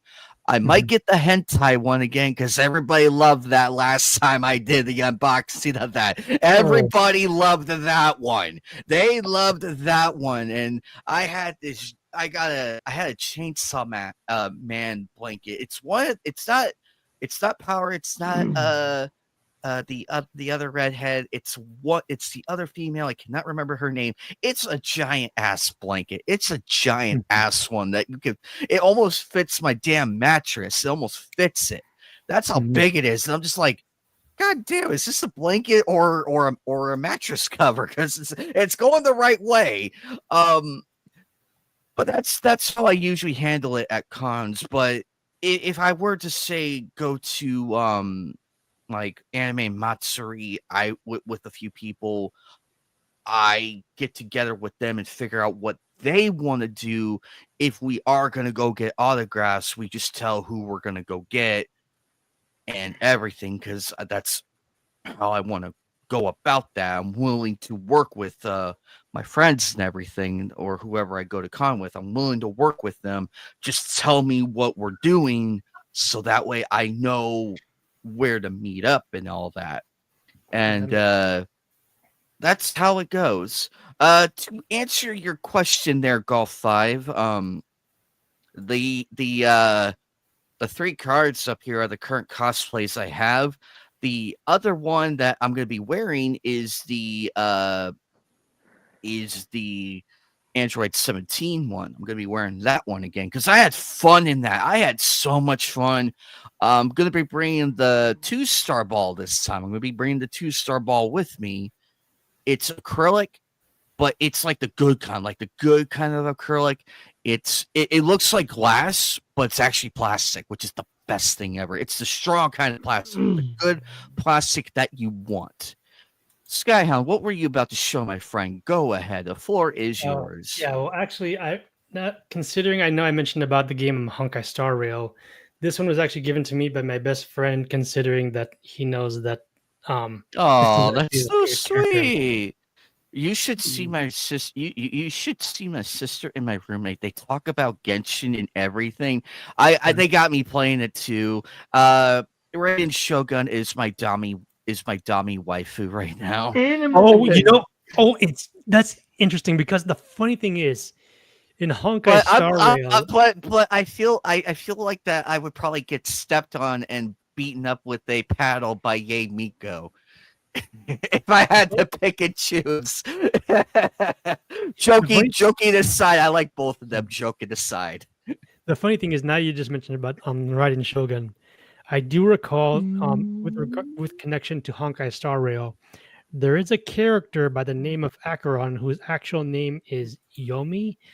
That when I was playing the game and they got into at least the in one of the expansions, that towards the end of the game, towards the end of that chapter, she eventually revealed her true name.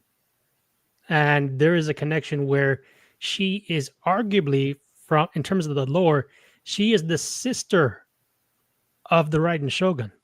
Genshin. Nice. Mm-hmm. At least that's from what the fans tell me. Anime. Yes. How much longer do you think you're gonna stream for? I can keep it going a little bit longer. So Skyhound, I'm actually planning to do more like a big like the unboxing and everything of like what I got from Comic-Con. I do it every time I go. It's a channel tradition that I've been trying to keep up with. So I plan to do it for this one and then the Fan Fusion one. And I'm gonna have, and after the Fan Fusion one, I'm gonna ask you guys which one was better, because I'm curious now which one you guys like better. I'm hoping to get a bit more. I know I need to get some wall shelves so I can do that big figure unboxing that I've planned for so long. Because I have, if you've seen my closet, I have so many anime figures that I need to sort out. Plus, I'm thinking of thinking of getting rid of a. Once I clear that space out, there's this statue I saw of an anime girl I want to get. It's a statue, and I'm like, that could look nice in the closet because she would be appearing behind the closet and she'd be just staring creepily at you guys. Like, why is that thing still there? Why is that there? And I would just like. I remember though that when, as I was playing Honkai Star Rail back then, there was actually at times a contest that Hoyoverse sometimes has, and usually with those contests, sometimes it allows certain people to get a little creative, and usually the prize was a random keychain. So, long story short, when I was playing the game of Honkai Star Rail, there was a chapter with regards to a place called Penacony. Now, one thing I do sometimes do, not just with my channel, but sometimes when I'm on the HoYoLab website, I found out that I sort of have a way of trying to make certain connections to certain countries, if you will. So in the case of one of the areas called the Jianshou Lofu, that's obviously in reference to China. Now, the one that came after, which is referred to as Penacony, I eventually found out that has more in common with, in country-wise, it's a representation of America to a degree. So, long story short, there was a contest that they did in which one part of the contest, besides making replies on certain posts, is the main character, the Trailblazer, actually has is given a certain ability, and that comes in the form of a hat. So the prompt was to try and use the prompt to basically design your own hat. Several months later, after that chapter has ended, and then they finish up another filler chapter for the Jianshou Lofu section, by the time they got to the next location, I eventually learned this month that they finished judging on the different designs on the hat, and I found out I actually won. Good for you.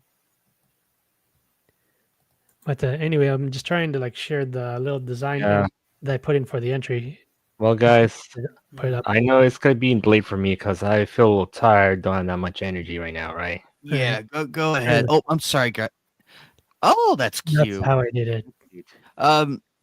Shiny, you have a good one, my dear friend. I will Good let you night, know Shiny. I will let you know how the convention goes after the weekend. I'll let you know how that goes. Yeah. All right. Just be careful out there because I don't want the same effect happen to happen to me like a few years ago. But honestly, it's not gonna happen to you again.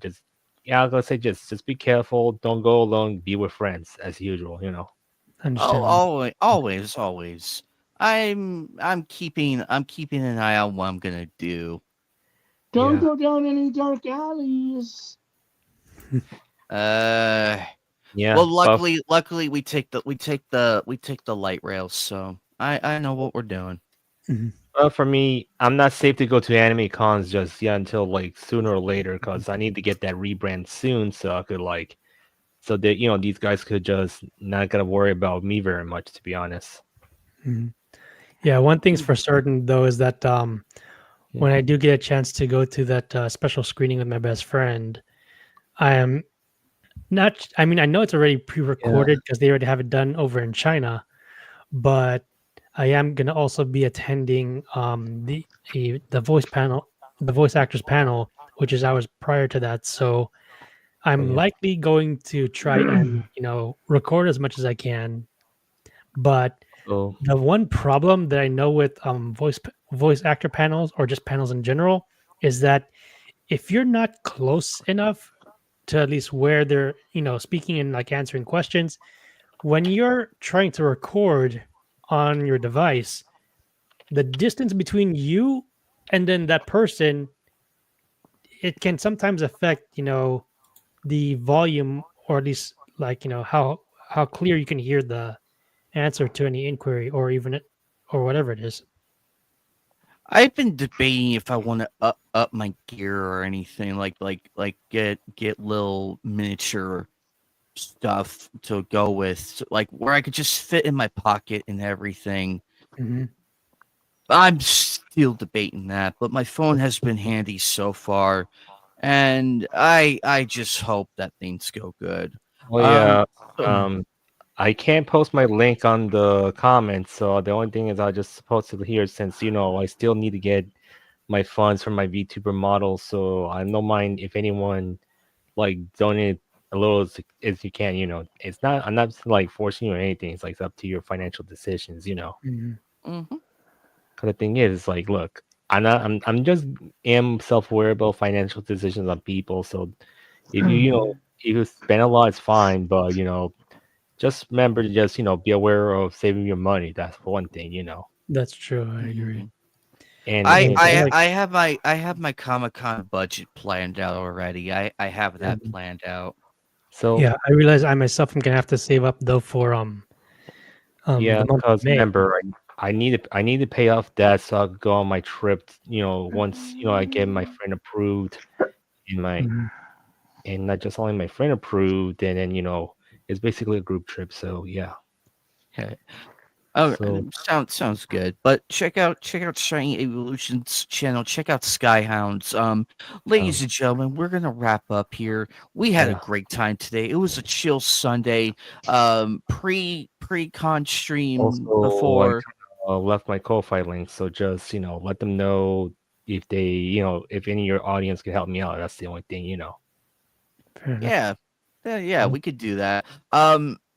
Yeah. But yeah, I will definitely be was, uh, documenting though. Once the event does roll by, Yeah. that how it went and all of that. But the funny thing is, time wise, is Yeah. that they're going to be doing the global live stream of the concert on the 3rd, whereas with the special screening that happens on the 10th of May.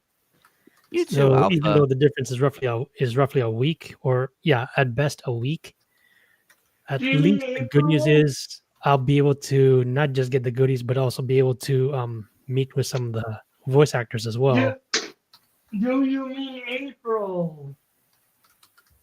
May Yeah. 10th is already passed. No, sorry. Well, yeah, I I mean was- the good news is though I know it's in May, and yet the plan is to buy the tickets in April, so that I'm already prepared for that point.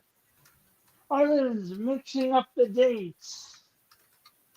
No, it's just I was just reading ahead though in terms because the fact that I am a part of that community in terms of the gaming, and they did point it out in one of their live streams, though it was actually yesterday, that they are celebrating the 2nd anniversary of the game.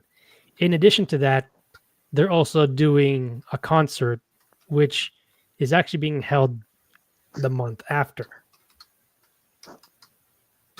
Mhm. That's actually pretty cool. Mhm. Very, very exciting. Golf. Check out everybody's channels. Check out Golf's channel. Really fun dude. If you need some cosplay ideas, Golf 5. My links are all my socials are all over. I'm easy to get a hold of. Yeah. So tomorrow night I'm gonna be playing. Oh yes, I will do a bunch. I will do as much as I humanly can. Get some cosplayers. I'm hoping to see a few of them that I really want to meet up with. I'm gonna try and meet Smash JT. It will be our first official meeting of that. I need to meet him. I'm gonna meet him over the weekend. I want to Yeah, try. I mean, I know. I actually follow him on my main though, but yeah, I'm He's pretty an sure okay- he knows that I also support him as well. Yeah, Yeah. he knows I support, but this There- one Before we go, I found something, and I don't know how true it is, that Disney may or may not have dropped Ray. But anyways, guys, well, I gotta get off now. Interesting. So Good night, Shiny. Night Shiny. all right. I'll keep watching if I can, but for now I have a lot of things to finish up before I go to bed. Right? Yeah, That's same here. Um, if Disney's planning to drop Ray, then they're real. Then what was the point of the sequel trilogy? What was the point of that? So, guys, this Monday, tomorrow, I am gonna be. Well, the schedule's already gonna be out later tonight, but for now, tomorrow I'm gonna be playing more of Sly Cooper 2. We're gonna continue that story. A lot of fun. Tuesday, we are gonna continue RoboCop Rogue City. Had a blast on that one. I had a blast. That was way too much fun. Wednesday is Nightcast. The times are going to be the same. All the times are going to be the same. Thursday is going to be the watch party. We are going to be watching Black Cat episodes 4 through 7. So we're going to have a big discussion about those episodes later afterwards. Friday, I won't have any content. Saturday, depending on how I'm feeling, it depends on how I'm feeling over the weekend. I may or may not do something, but if anything, I could probably do a special stream to where I show off everything. It just greatly depends on the mood. Anyway, guys, I am gonna get out of here. Check out Bob's channel, check out Kermit's channel, check out everybody. Thank you to I Golf have 5. no content on my channel. That's a-okay. That's a-okay. Even without content, you could still gain people to follow and everything. For Sky, what? yeah, I'm never planning on putting any content up. Anyway, I know, but anyway, aside from all that, check out Golf 5, check out everybody that showed up tonight. A lot of fun. We have fun here getting new people on. Skyhound, from my understanding, this is your first time on the Knights of the Anime table. I welcomed you. I welcome you. Yeah, you were Kenny- on you were on Nightcast with us, actually. Correct. I was. Yes. Yeah, that This was is your the first first. one That was your on the first anime table that I've been in. Correct. Yes. So I hope you had a magnificent time tonight. We try and do these every Sunday, but no show next week. I will stay up to date with that. I usually post the schedule and everything. I keep it to Mountain Standard so that way it's easier to look, say, and be like, oh, he's going live at this time, I should make it. I try to keep it simple, because I'm a simple man and I want to keep it simple. Skyhound, I wish you luck on your book and everything, and in your videos as well. I look forward to the documentary. I might, with your permission, I might do a reaction video to it and offer my thoughts on it. But I'm still learning all this tech stuff and everything, so it might be. I mean, I've already done a few reactions on some stuff though, like from trailers and movies. What book are you making? But yeah, I did a recent reaction when I heard about the news again about that special screening of that concert for Honkai Star Rail. And also, they did the recent live stream for the latest patch, which, again, I'll just send it to you via DMs on that. Sky, Yeah. what book are you making? So, the one I'm working on happens to be on the Power Rangers franchise. From basically, they did mostly 3 eras, but I'm actually going to be covering 2. The only thing is that even though I'm doing 2 eras and across, a certain number of decades, it's a lot of information to cover. Here's the bad news. Ever since they did the auction recently for Power Rangers in general, there have been a lot of props and scripts that have either been destroyed or lost and in a bunch of warehouses. So in terms of information on certain things, whether it's episodes or what went on behind it, or like how these, characters were even made, it's gonna unfortunately be lost to time. So whatever I am able to Why cover, did they do that? Just Well- cast. mostly the reason behind that has to do with the way how the shows have been managed. Now, to be fair, from what most No, why current- did they destroy it? I mean, well, they assume that like no one is actually gonna, need it or want it. That's on the corporate end. However, since most of it was done originally also in Japan, the difference between Japan and America and how they handle their props and everything else is practically night and day. The thing is that the materials that was used to make those suits, over time it will deteriorate. But the fact that it's hard to tell like which ones are owned by whom, it just mainly depends on who you ask for the most part. But there is one guy that I did manage to interview once, thankfully. His name is Mark Richardson, and that guy started doing the props from Mighty Morphin all the way up to the Disney era, at least the start of the Disney era, which is Wild Force, and that's where it ended for him.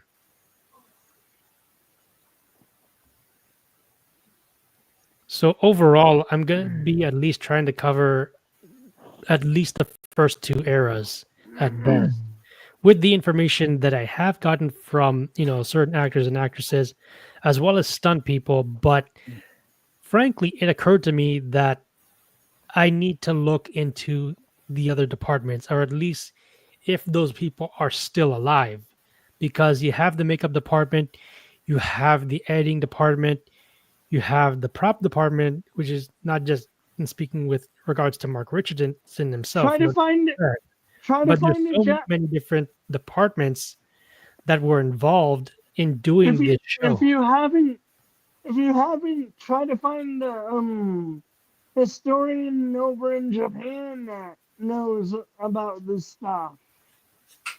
If you Yeah, said, the funny thing about that is that I do know that its origins are strictly from Japan, but the fact of the matter is that I know there's some that are still alive and some that are no longer with us.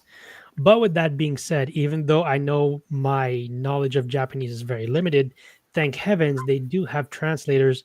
So with whatever chance I try to like keep it simple in English, the thing is that as appreciative of the Japanese, for those that are trying to speak their language, they have translators for a reason. And to provide context, my best friend once attended a panel for a particular artist, and the problem was that the attempts of people trying to speak Japanese, and then the translators having to go back and forth because they have to listen to what the guest is saying, and then also whatever the question is being said in English, they have to translate, and so they're going back and forth, and it was just a complete mess. And as a result, though, they just told those that were attending, there is no need to speak in Japanese, just do it in English, let us handle the rest, and then we'll just supposedly get along fine.